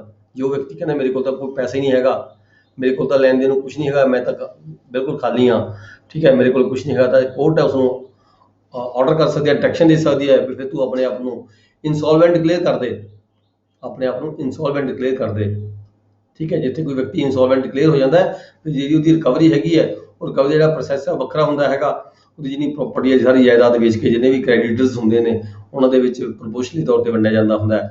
ਇਸ ਤਰੀਕੇ ਨਾਲ ਜਦੋਂ ਜੀਡੀ ਨੂੰ ਕੋਰਟ 'ਚ ਲੈ ਕੇ ਪੇਸ਼ ਕੀਤਾ ਜਾਂਦਾ ਹੈਗਾ ਤਾਂ ਕੋਰਟ ਉਸਨੂੰ ਉਹਦੀ ਸੈਟੀਸਫੈਕਸ਼ਨ ਤੇ ਵੀ ਹਾਂ ਉਹ ਕੋਰਟ ਦੀ ਸੈਟੀਸਫੈਕਸ਼ਨ ਕਰਾਉਂਦਾ ਹੈ ਵੀ ਹਾਂ ਮੈਂ ਆਪਣੇ ਆਪ ਨੂੰ ਇਨਸੋਲਵੈਂਟ ਡਿਕਲੇਅਰ ਕਰਨ ਦੀ ਖਾਤਰ ਮੈਂ ਜਿਹੜਾ ਹੈਗੀ ਐਪਲੀਕੇਸ਼ਨ ਦੇ ਦੇਵਾਂਗਾ, ਤਾਂ ਜਿਹੜੀ ਕੋਰਟ ਹੈ ਉਸਨੂੰ ਛੱਡ ਸਕਦੀ ਹੈਗੀ ਹੈ। ਫਿਰ ਇਹ ਸਬਸੈਕਸ਼ਨ 4 ਦੇ ਵਿੱਚ ਕੀ ਹੈ, if the JD expresses intention, ਜੇਕਰ ਜੀਡੀ ਆਪਦੀ ਇੰਟੈਂਸ਼ਨ ਐਕਸਪ੍ਰੈਸ ਕਰਦਾ ਹੈ to apply to declare an insolvent declare ਕਰਨ ਦੇ ਲਈ ਕਹਿੰਦਾ ਵੀ ਮੈਂ ਅਪਲਾਈ ਕਰ ਦਾਂਗਾ ਤੇ ਆਪਦੀ ਸਿਕਿਉਰਿਟੀ ਪੇਸ਼ ਕਰਦਾ ਹੈਗਾ ਵਿਦਿਨ 1 ਮੰਥ, ਜੋ ਕਹਿੰਦਾ ਮੈਂ 1 ਮਹੀਨੇ ਦੇ ਅੰਦਰ ਅੰਦਰ ਆਪਣੀ ਐਪਲੀਕੇਸ਼ਨ ਦੇਵਾਂਗਾ ਕੰਸਰਨਡ ਅਥਾਰਟੀ ਕੋਲੇ ਫਾਰ ਦ ਮਤਲਬ ਇਨਸੋਲਵੈਂਟ ਡਿਕਲੇਅਰ ਕਰਨ ਦੀ ਖਾਤਰ। ਤੇ ਨਾਲ ਹੀ ਮੈਂ ਕੋਰਟ ਦੇ ਵਿੱਚ ਜਦੋਂ ਵੀ ਮੈਨੂੰ ਕੋਰਟ ਬੁਲਾਏਗੀ ਮੈਂ ਕੋਰਟ ਦੇ ਵਿੱਚ ਪੇਸ਼ ਹੋਵਾਂਗਾ। ਠੀਕ ਹੈ, court may release from the arrest, ਤਾਂ ਕੋਰਟ ਉਸਨੂੰ ਉਹਨੂੰ ਮਤਲਬ ਕਿ ਰਿਲੀਜ਼ ਕਰ ਸਕਦੀ ਹੈ। ਜੇਕਰ ਉਹ ਫੇਲ ਹੋ ਜਾਂਦਾ ਹੈ 1 ਮਹੀਨੇ ਦੇ ਅੰਦਰ ਅੰਦਰ, ਜਿਹੜੀ ਉਹਨੇ ਕਿਹਾ ਸੀ ਮੈਂ ਇਨਸੋਲਵੈਂਟ ਡਿਕਲੇਅਰ ਹੋਣ ਦੇ ਲਈ ਐਪਲੀਕੇਸ਼ਨ ਦੇਵਾਂਗਾ ਕੰਸਰਨ ਅਥਾਰਟੀ ਨੂੰ, ਤੇ ਨਾ ਤਾਂ ਉਹ ਅਰਜ਼ੀ ਦਿੰਦਾ ਹੈ ਤੇ ਨਾ ਹੀ ਕੋਰਟ ਦੀ ਸਮਨਿੰਗ ਤੋਂ ਦੁਬਾਰਾ ਕੋਰਟ ਉਹਨੂੰ ਬੁਲਾਉਂਦੀ ਹੈਗੀ, ਤਾਂ ਨਾ ਹੀ ਕੋਰਟ 'ਚ ਹਾਜ਼ਰ ਹੁੰਦਾ ਹੈ। ਸਿਕਿਉਰਿਟੀ ਮੇ ਵੀ ਰਿਲੀਜ਼, ਜਿਹੜੀ ਉਹਨੇ ਸਿਕਿਉਰਿਟੀ ਦਿੱਤੀ ਸੀ ਉਹਨੂੰ ਕੋਰਟ ਜ਼ਬਤ ਕਰ ਸਕਦੀ ਹੈ।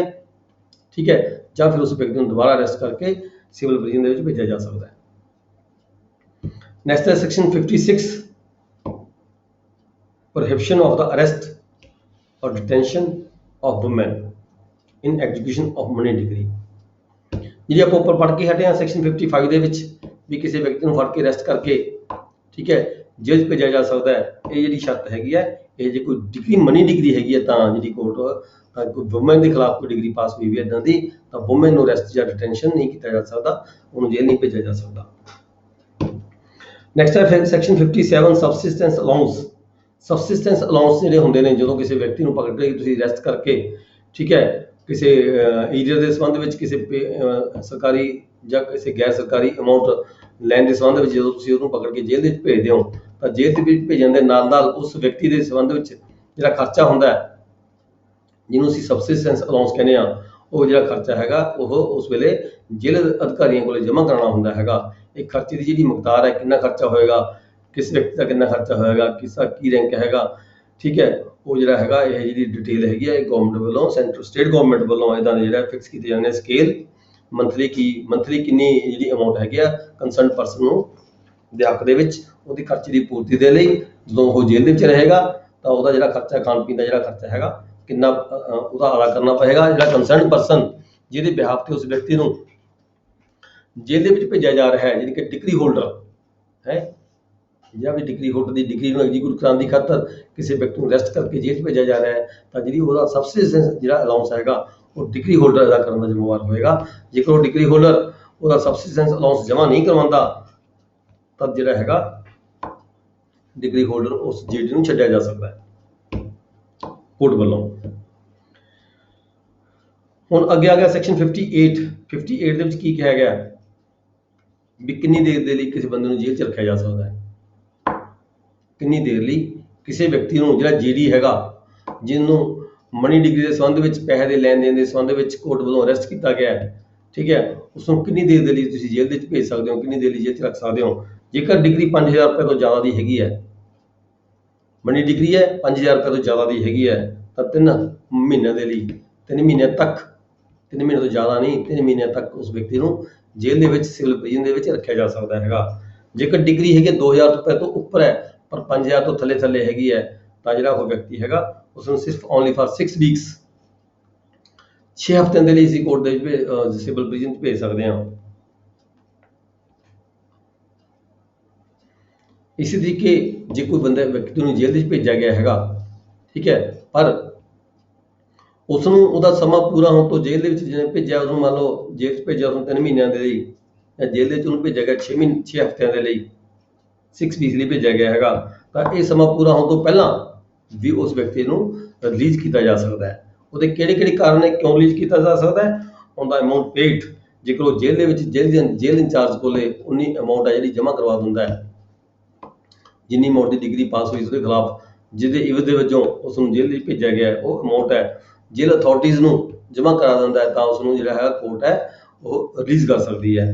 ਫਿਰ ਇਫ ਡਿਗਰੀ ਫੁੱਲੀ ਸੈਟਿਸਫਾਈਡ, ਜਾਂ ਜਿੰਨੀ ਡਿਗਰੀ ਦੀ ਅਮਾਊਂਟ ਹੈਗੀ ਆ ਉਹ ਸੈਟਿਸਫਾਈ ਹੋ ਜਾਂਦੀ ਹੈ ਬਾਹਰ ਕੋਰਟ ਦੀ ਕੋਈ ਸੇਲ ਪਰਚੇਜ ਕੋਈ ਚੱਲ ਰਹੀ ਹੈਗੀ ਆ, ਕੋਰਟ ਕੋਲ ਕੋਈ ਹੋਰ ਉਹਦੀ ਪ੍ਰੋਪਰਟੀ ਪਈ ਆ, ਉਸ ਪ੍ਰੋਪਰਟੀ ਤੋਂ ਉਹਦੀ ਡਿਗਰੀ ਹੈ ਜਿਹੜੀ ਉਹ ਸੈਟਿਸਫਾਈ ਹੋ ਜਾਂਦੀ ਹੈ, ਤਦ ਵੀ ਉਸ ਨੂੰ ਰਿਲੀਜ਼ ਕੀਤਾ ਜਾ ਸਕਦਾ ਹੈ on the request of the degree holder, ਜਾਂ ਫਿਰ ਜਿਸ ਦੇ ਬਿਹਾਫ ਤੇ ਜਿਸ ਵਿਅਕਤੀ ਦੀ ਅਰਜ਼ੀ ਦੇ ਉੱਪਰ ਉਸ ਨੂੰ ਅਰੈਸਟ ਕੀਤਾ ਗਿਆ ਸੀ, ਜਿਹਨੇ ਕਿ ਡਿਗਰੀ ਹੋਲਡਰ ਰਿਕੁਐਸਟ ਕਰੇ ਕੋਰਟ ਦੇ ਵਿੱਚ ਆ ਕੇ ਵੀ ਇਸ ਨੂੰ ਰਿਲੀਜ਼ ਕਰ ਦਿਓ, ਠੀਕ ਹੈ, ਤਦ ਵੀ ਉਸ ਨੂੰ ਜਿਹੜੀ ਕੋਰਟ ਹੈਗੀ ਹੈ ਰਿਲੀਜ਼ ਕਰ ਸਕਦੀ ਹੈ। ਜਾਂ ਫਿਰ on the omission of degree holder not deposit subsistence allowance, ਜਾਂ ਫਿਰ ਜਿਹੜਾ ਡਿਗਰੀ ਹੋਲਡਰ ਹੈਗਾ ਜਿਹੜਾ ਵੀ ਉਸਨੇ ਖਰਚਾ ਦੇਣਾ ਸੀਗਾ ਜੇਲ੍ਹ ਦੇ ਅਧਿਕਾਰੀਆਂ ਕੋਲ ਜਮ੍ਹਾਂ ਕਰਵਾਉਣਾ ਸੀਗਾ ਇਸ ਵਿਅਕਤੀ ਦੇ ਖਾਣ ਪੀਣ ਦੇ ਲਈ, ਠੀਕ ਹੈ, ਉਹ ਡਿਗਰੀ ਹੋਲਡਰ ਵੱਲੋਂ ਜਮ੍ਹਾਂ ਨਹੀਂ ਕਰਾਇਆ ਜਾਂਦਾ, ਤਾਂ ਜਿਹੜੀ ਹੈਗੀ ਹੈ ਜੇਲ੍ਹ ਅਧਿਕਾਰੀਆਂ ਵੱਲੋਂ ਰਿਟਨ ਤੌਰ ਤੇ ਜਦੋਂ ਕੋਰਟ ਦੇ ਵਿੱਚ ਲਿਖਤੀ ਤੌਰ ਤੇ ਆਉਂਦਾ ਹੈਗਾ ਵੀ ਸਬਸਿਸਟੈਂਸ ਅਲਾਊਂਸ ਜਮ੍ਹਾਂ ਨਹੀਂ ਕਰਾਇਆ ਗਿਆ, ਤਾਂ ਜਿਹੜੀ ਕੋਰਟ ਹੈਗੀ ਉਸ ਵਿਅਕਤੀ ਨੂੰ ਰਿਲੀਜ਼ ਕਰ ਸਕਦੀ ਹੈ। ਅੰਡਰ ਕਲੌਜ਼ 2 ਐਂਡ 3, 2 ਚ ਕੀ ਹੈਗਾ ਡਿਗਰੀ ਸੈਟਿਸਫਾਈ ਹੋਣਾ, ਤੇ 3 ਹੈਗਾ ਡਿਗਰੀ ਹੋਲਡਰ ਵੱਲੋਂ ਰਿਕੁਐਸਟ ਕਰਨਾ, ਪਰ ਇਹ ਸਿੱਧੇ ਤੌਰ ਤੇ ਜਿਹੜੀ ਹੈਗੀ ਇੱਥੇ ਆ ਕੇ ਉਹਨੂੰ ਜਿਹੜੇ ਜੇਲ੍ਹ ਅਧਿਕਾਰੀ ਨੇ ਡਾਇਰੈਕਟਲੀ ਤੌਰ ਤੇ ਉਸ ਨੂੰ ਰਿਲੀਜ਼ ਨਹੀਂ ਕਰ ਸਕਦੇ। ਇਹਦਾ ਜਿਹੜਾ ਹੈਗਾ ਇਹ ਆਰਡਰ ਹੈਗਾ ਇਹ ਸਿਵਲ ਕੋਰਟ ਤੋਂ ਆਰਡਰ ਲੈਣਾ ਪਏਗਾ। ਨੈਕਸਟ ਹੈ section 1A, subsection 1A, section 58 the 1A, if amount less than 2000, ਜੇਕਰ ਜਿਹੜੀ ਅਮਾਊਂਟ ਹੈ ਡਿਗਰੀ ਦੀ ਜਿਹੜੀ ਅਮਾਊਂਟ ਹੈ 2000 ਰੁਪਏ ਤੋਂ ਘੱਟ ਹੈਗੀ ਹੈ, ਤਾਂ ਉਸ ਵਿਅਕਤੀ ਨੂੰ ਅਰੈਸਟ ਕਰਕੇ ਸਿਵਲ ਪ੍ਰਿਜ਼ਨ ਦੇ ਵਿੱਚ ਨਹੀਂ ਭੇਜਿਆ ਜਾ ਸਕਦਾ। ਸਬਸੈਕਸ਼ਨ 2 ਚ ਕੀ ਹੈਗਾ, ਇਫ ਰਿਲੀਜ਼ਡ ਫਰੋਮ ਜੇਲ੍ਹ, ਜੇ ਕੋਈ ਵਿਅਕਤੀ, ਠੀਕ ਹੈ, ਕਿਸੇ ਕਾਰਨ ਜੇਲ੍ਹ ਦੇ ਵਿੱਚੋਂ ਰਿਲੀਜ਼ ਹੋ ਗਿਆ, ਮੰਨ ਲਓ ਉਹਨੇ ਜਿਹੜਾ ਖਰਚਾ ਜਮ੍ਹਾਂ ਨਹੀਂ ਕਰਾਇਆ, ਡਿਗਰੀ ਹੋਲਡਰ ਨੇ ਖਰਚਾ ਜਮ੍ਹਾਂ ਨਹੀਂ ਕਰਾਇਆ ਹੈਗਾ, ਤਾਂ ਉਹ ਜਿਹੜਾ ਵਿਅਕਤੀ ਹੈ ਜਿਹੜੀ ਹੈਗਾ ਉਹ ਜੇਲ੍ਹ ਚੋਂ ਰਿਲੀਵ ਹੋ ਗਿਆ, ਤਾਂ ਉਹਦਾ ਮਤਲਬ ਇਹ ਨਹੀਂ ਹੈਗਾ ਜੇ ਉਹ ਰਿਲੀਵ ਹੋ ਗਿਆ ਤਾਂ ਉਹ ਜਿਹੜਾ ਉਹਦਾ ਕਰਜ਼ਾ ਹੈਗਾ, ਜਿਹੜੀ ਉਹਦੀ ਡਿਗਰੀ ਦੀ ਅਮਾਊਂਟ ਹੈਗੀ ਵੀ ਉਹ ਤੋਂ ਭਾਰ ਮੁਕਤ ਹੋ ਗਿਆ, ਠੀਕ ਹੈ। ਰਿਲੀਜ਼ ਹੋਣ ਦੇ ਨਾਲ ਜਿਹੜਾ ਉਹਦਾ ਡਿਗਰੀ ਦਾ ਅਮਾਊਂਟ ਹੈਗੀ ਹੈ ਉਹ ਸੈਟਿਸਫਾਈ ਨਹੀਂ ਹੋਏਗੀ, ਉਹਦੇ ਵੱਲ ਪੈਂਡਿੰਗ ਰਹੇਗੀ। ਨੋ ਡਿਸਚਾਰਜ ਡੈਟ, ਨੋ ਅਰੈਸਟ, ਜਦੋਂ ਇੱਕ ਵਿਅਕਤੀ ਨੂੰ ਅਸੀਂ ਇੱਕ ਵਾਰੀ ਅਰੈਸਟ ਕਰ ਲੈਂਦੇ ਆ, ਅਰੈਸਟ ਕਰਕੇ ਫਿਰ ਉਸ ਨੂੰ ਰਿਲੀਜ਼ ਕਰ ਦਿੰਦੇ ਆ ਐਸੇ ਕੇਸ ਦੇ ਵਿੱਚ, ਤਾਂ ਉਸ ਨੂੰ ਦੁਬਾਰਾ ਅਰੈਸਟ ਵੀ ਨਹੀਂ ਕੀਤਾ ਜਾ ਸਕਦਾ।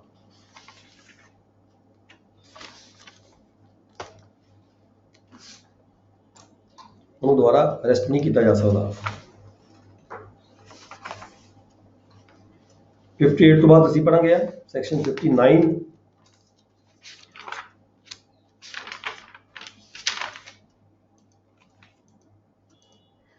release on ground of illness, release on ground of illness, release on ground of illness, ਜੇ ਕੋਈ ਵਿਅਕਤੀ ਬਿਮਾਰ ਹੋ ਜਾਂਦਾ ਹੈ ਜਿਹਨੂੰ ਅਰੈਸਟ ਕੀਤਾ ਗਿਆ ਹੈਗਾ ਕੋਰਟ ਵੱਲੋਂ, ਠੀਕ ਹੈ, ਉਹ ਬਿਮਾਰ ਹੋ ਜਾਂਦਾ ਹੈ, ਉਹ ਬਿਮਾਰ ਹੁੰਦਾ ਹੈ, release on ground of illness, ਉਹਨੂੰ ਉਹਦੀ ਬਿਮਾਰੀ ਦੇ ਆਧਾਰ ਤੇ ਵੀ ਜਿਹੜਾ ਹੈਗਾ ਕੋਰਟ ਰਿਲੀਜ਼ ਕਰ ਸਕਦੀ ਹੈ। ਆਪਣੇ ਜਿਹੜੇ ਆਰਡਰ ਹੈਗੇ ਆ ਉਹਦੇ ਕੈਂਸਲ ਕੀਤੇ ਜਾ ਸਕਦੇ ਨੇ। ਸੀਰੀਅਸ ਇਲਨੈਸ ਜੇ ਕੋਈ ਵਿਅਕਤੀ ਹੈਗਾ ਜਿਹਦੇ ਖਿਲਾਫ ਜਿਹੜਾ ਵਾਰੰਟ ਜਾਰੀ ਕੀਤਾ ਗਿਆ ਸੀਗਾ ਅਰੈਸਟ ਵਾਰੰਟ, ਉਹਨਾਂ ਵਾਰੰਟਾਂ ਨੂੰ ਕੈਂਸਲ ਕੀਤਾ ਜਾ ਸਕਦਾ ਹੈ ਜੇਕਰ ਉਹ ਵਿਅਕਤੀ ਜਿਹੜਾ ਹੈਗਾ ਸੀਰੀਅਸ ਇਲਨੈਸ ਹੈਗਾ, ਬਹੁਤ ਜ਼ਿਆਦਾ ਬਿਮਾਰ ਹੈਗਾ। ਜੇਕਰ ਜਿਹੜੀ ਨੂੰ ਅਰੈਸਟ ਕੀਤਾ ਗਿਆ, court may release him if in its opinion he is not fit state of health to be detained in the civil prison. ਜੇਕਰ ਕੋਰਟ ਦਾ ਇਹ ਓਪੀਨੀਅਨ ਹੈਗਾ ਵੀ ਜਿਹੜਾ ਵਿਅਕਤੀ ਹੈ ਇਹਨੂੰ ਪੁਲਿਸ ਪਕੜ ਕੇ ਲੈ ਕੇ ਆਈ ਹੈ ਮੇਰੇ ਕੋਲੇ, ਠੀਕ ਹੈ, ਇਹਦੀ ਜਿਹੜੀ ਸਿਹਤ ਹੈ ਅਲਾਉ ਨਹੀਂ ਕਰਦੀ ਹੈਗੀ, ਇਸ ਨੂੰ ਜੇਲ੍ਹ ਦੇ ਵਿੱਚ ਬੰਦ ਕਰਨਾ ਯੋਗ ਨਹੀਂ ਹੈਗਾ, ਤਦ ਵੀ ਜਿਹੜੀ ਕੋਰਟ ਹੈਗੀ ਹੈ ਉਸਨੂੰ ਰਿਲੀਜ਼ ਕਰ ਸਕਦੀ ਹੈ। ਵੇਅਰ ਜਿਹੜੀ has been committed to the civil prison he may be released, ਜਾਂ ਫਿਰ ਜਦੋਂ ਉਸ ਨੂੰ ਜੇਲ੍ਹ 'ਚ ਭੇਜਿਆ ਗਿਆ, ਇਹਦਾ ਜਿਹੜੇ ਪਹਿਲੇ ਦੋ ਕੇਸ ਨੇ ਬਾਹਰ ਦੀ ਬਾਹਰ ਹੈ, ਜਦੋਂ ਅਰੈਸਟ ਕਰਨ ਗਏ ਸੀਗੇ, ਅਰੈਸਟ ਕਰਨ ਦੌਰਾਨ ਪਤਾ ਲੱਗ ਗਿਆ ਪਹਿਲੇ ਕੇਸ ਦੇ ਵਿੱਚ ਅਰੈਸਟ ਕਰਨ ਦੇ ਦੌਰਾਨ ਹੀ ਪਤਾ ਲੱਗ ਗਿਆ, ਪੁਲਿਸ ਆਫੀਸਰ ਨੇ ਆਪਦੀ ਕੋਈ ਰਿਪੋਰਟ ਭੇਜੀ ਵੀ ਜਿਹੜਾ ਬੰਦਾ ਬਹੁਤ ਜ਼ਿਆਦਾ ਬਿਮਾਰ ਹੈ ਜੀ, ਉਹ ਤਾਂ ਬੈੱਡ ਤੇ ਪਿਆ ਜੀ, ਇਦਾਂ ਦੀ ਕਰਕੇ ਦਿੱਕਤ ਹੈ ਜਾਂ ਹਸਪੀਟਲ ਦੇ ਵਿੱਚ ਹੈਗਾ, ਤਦ ਵੀ ਵਾਰੰਟ ਕੈਂਸਲ ਕੀਤੇ ਜਾ ਸਕਦੇ ਨੇ। ਦੂਜੇ ਕੇਸ ਦੇ ਵਿੱਚ ਜਦੋਂ ਪਕੜ ਕੇ ਲਿਆਂਦਾ ਤਾਂ ਕੋਰਟ ਨੂੰ ਲੱਗਦਾ ਹੈ, ਕੋਰਟ ਦੀ ਓਪੀਨੀਅਨ ਹੈਗੀ ਹੈ ਵੀ ਇਹ ਜਿਹੜਾ ਵਿਅਕਤੀ ਹੈ ਇਸਨੂੰ ਜੇਲ੍ਹ ਭੇਜਣਾ ਠੀਕ ਨਹੀਂ ਹੈਗਾ। ਤੀਸਰੇ ਕੇਸ ਦੇ ਵਿੱਚ ਜਦੋਂ ਕਿਸੇ ਵਿਅਕਤੀ ਨੂੰ ਜੇਲ੍ਹ ਦੇ ਵਿੱਚ ਭੇਜਿਆ ਜਾ ਚੁੱਕਿਆ ਹੈ, ਜੇਲ੍ਹ 'ਚ ਭੇਜਿਆ ਜਾ ਚੁੱਕਿਆ, ਪਰ ਇੱਥੇ ਸਟੇਟ ਗਵਰਨਮੈਂਟ ਦੀ ਕੀ ਪ੍ਰੋਵੀਜ਼ਨ, ਜਿਵੇਂ ਕਿ ਹੁਣ ਕਰੋਨਾ ਚੱਲ ਰਿਹਾ ਹੈ, ਇਦਾਂ ਦਾ ਕੋਈ ਵਿਅਕਤੀ ਹੈਗਾ ਜਿਹਦੇ ਤੋਂ ਅੱਗੇ ਫਰਦਰ ਕਰੋਨਾ ਫੈਲਣ ਦਾ ਖਤਰਾ ਹੈਗਾ, ਤਾਂ ਜਿਹੜੀ ਗਵਰਨਮੈਂਟ ਹੈਗੀ ਆ ਉਸ ਵਿਅਕਤੀ ਨੂੰ ਰਿਲੀਜ਼ ਕਰ ਸਕਦੀ ਹੈ, ਤਾਂ ਕਿ ਜਿਹੜੀ ਫਰਦਰ ਜਿਹੜੀ ਇਹ ਹੈ ਇਨਫੈਕਸ਼ਨ ਹੈਗੀ ਹੈ ਦੂਜੇ ਜਿਹੜੇ ਹੈਗੇ ਨੇ ਜਿਹੜੇ ਕੈਦੀ ਹੈਗੇ ਉਹਨਾਂ ਵਿੱਚ ਨਾ ਫੈਲ ਜਾਵੇ। ਠੀਕ ਹੈ, ਅਜਿਹੇ ਕੇਸ ਦੇ ਵਿੱਚ ਜਿਹੜੀ ਹੈਗੀ ਹੈ ਸਟੇਟ ਗਵਰਨਮੈਂਟ ਵੀ ਰਿਲੀਜ਼ ਕਰ ਸਕਦੀ ਹੈ। ਜਾਂ ਫਿਰ ਕੋਈ ਇਦਾਂ ਦੀ ਕੋਰਟ, ਕੋਈ ਵਿਅਕਤੀ ਬਹੁਤ ਜ਼ਿਆਦਾ ਸੀਰੀਅਸ ਹੋ ਗਿਆ ਕੋਰਟ ਦੇ ਵਿੱਚ, ਜੇਲ੍ਹ ਦੇ ਵਿੱਚ, ਜੇਲ੍ਹ ਵਿੱਚ ਕੋਈ ਵਿਅਕਤੀ ਬਹੁਤ ਜ਼ਿਆਦਾ ਸੀਰੀਅਸ ਹੋ ਗਿਆ, ਤਾਂ ਜਿਹੜੀ ਕੋਰਟ ਨੇ ਉਸ ਵਿਅਕਤੀ ਨੂੰ ਜੇਲ੍ਹ ਦੇ ਵਿੱਚ ਭੇਜਿਆ ਸੀ, ਉਹ ਕੋਰਟ ਜਾਂ ਕੋਈ ਹੋਰ ਨੇੜੇ ਦੀ ਕੋਰਟ ਹੈਗੀ ਹੈ, ਕੋਈ ਹੋਰ ਨੇੜੇ ਦੀ ਸਬਆਰਡੀਨੇਟ ਕੋਰਟ ਹੈਗੀ ਆ, ਉਹ ਕੋਰਟ ਵੀ ਆਰਡਰ ਕਰ ਸਕਦੀ ਹੈ ਉਸ ਨੂੰ ਰਿਲੀਜ਼ ਕਰਨ ਦਾ। ਤੇ ਫਿਰ ਜੇਕਰ ਉਸ ਵਿਅਕਤੀ ਨੂੰ ਇਹ ਸਾਰੀਆਂ ਕਾਰਵਾਈਆਂ ਖਤਮ ਹੋਣ ਤੋਂ ਬਾਅਦ ਦੁਬਾਰਾ ਕਦੇ ਅਰੈਸਟ ਕੀਤਾ ਜਾਂਦਾ ਹੈ, ਪਹਿਲਾਂ ਉਹ ਜੇਲ੍ਹ ਦੇ ਵਿੱਚ ਰਹਿ ਚੁੱਕਿਆ ਹੈ, ਮਹੀਨਾ, 1.5 ਮਹੀਨਾ, 2 ਮਹੀਨੇ ਰਹਿ ਚੁੱਕਿਆ ਹੈਗਾ, ਤਾਂ ਦੁਬਾਰਾ ਜਦੋਂ ਕੋਈ ਅਰੈਸਟ ਕੀਤਾ ਜਾਂਦਾ ਹੈ ਤਾਂ ਦੁਬਾਰਾ ਜਿਹੜੀ ਉਹਦਾ ਅਰੈਸਟ ਦਾ ਜਿਹੜਾ ਪੀਰੀਅਡ ਹੈਗਾ, ਉਹ ਇਹ ਜਿਹੜਾ ਪੀਰੀਅਡ ਪਹਿਲਾਂ ਉਹ ਵਿੱਚ ਬਿਤਾ ਚੁੱਕਾ ਜੇਲ੍ਹ ਦੇ, ਉਹ ਵਿੱਚ ਕਾਊਂਟ ਹੋਏਗਾ। ਜਿਵੇਂ ਕਿ ਆਪਾਂ ਪਹਿਲਾਂ ਪੜ੍ਹ ਕੇ ਹਟਿਆ ਵੀ ਕਿਸੇ ਵਿਅਕਤੀ ਨੂੰ 3 ਮਹੀਨੇ ਤੋਂ ਬਾਅਦ 3 ਮਹੀਨੇ ਤੱਕ ਜੇਲ੍ਹ 'ਚ ਰੱਖਿਆ ਜਾ ਸਕਦਾ ਹੈ, ਜਾਂ 6 ਹਫ਼ਤਿਆਂ ਲਈ ਜੇਲ੍ਹ 'ਚ ਰੱਖਿਆ ਜਾ ਸਕਦਾ ਹੈ, ਤਾਂ ਉਸ ਪੀਰੀਅਡ ਦੇ ਵਿੱਚ ਜਿਹੜਾ ਇਹ ਸਮਾਂ ਹੈਗਾ ਪਹਿਲਾਂ ਉਹ ਜੇਲ੍ਹ ਦੇ ਵਿੱਚ ਬਿਤਾ ਚੁੱਕਿਆ, ਇਹ ਵਿੱਚ ਐਗਰੀਗੇਟ ਦੇ ਵਿੱਚ ਆਏਗਾ। Next is section 60, property liable to be attachment and sale in execution of degree। ਕਿਹੜੀਆਂ ਪ੍ਰਾਪਰਟੀਆਂ ਨੂੰ, ਬਹੁਤ ਇੰਪੋਰਟੈਂਟ ਸੈਕਸ਼ਨ ਹੈ।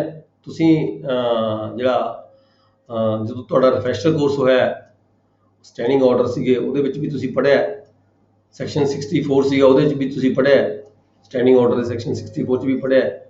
ਠੀਕ ਹੈ, ਇਹ ਸੈਕਸ਼ਨ 60 ਹੈ CPC ਦਾ, ਜਾਂ ਫਿਰ ਹਾਈ ਕੋਰਟ ਦੇ ਆਰਡਰਸ ਦੇ ਰੂਲਸ ਨੇ।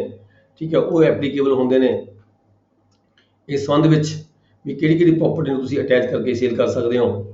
ਠੀਕ ਹੈ, ਕਿਹੜੇ ਉਸ ਵੇਲੇ ਅਟੈਚ ਸੇਲ ਕਰਨ ਵੇਲੇ ਕਿਹੜੀ ਕਿਹੜੀ ਗੱਲਾਂ ਦਾ ਧਿਆਨ ਰੱਖਣਾ ਹੈਗਾ, ਕਿਹੜੀ ਕਿਹੜੀਆਂ ਪ੍ਰਾਪਰਟੀਆਂ ਨੇ ਇੱਦਾਂ ਦੀਆਂ ਜਿਹਨੂੰ ਤੁਸੀਂ ਅਟੈਚ ਕਰ ਸਕਦੇ ਹੋ।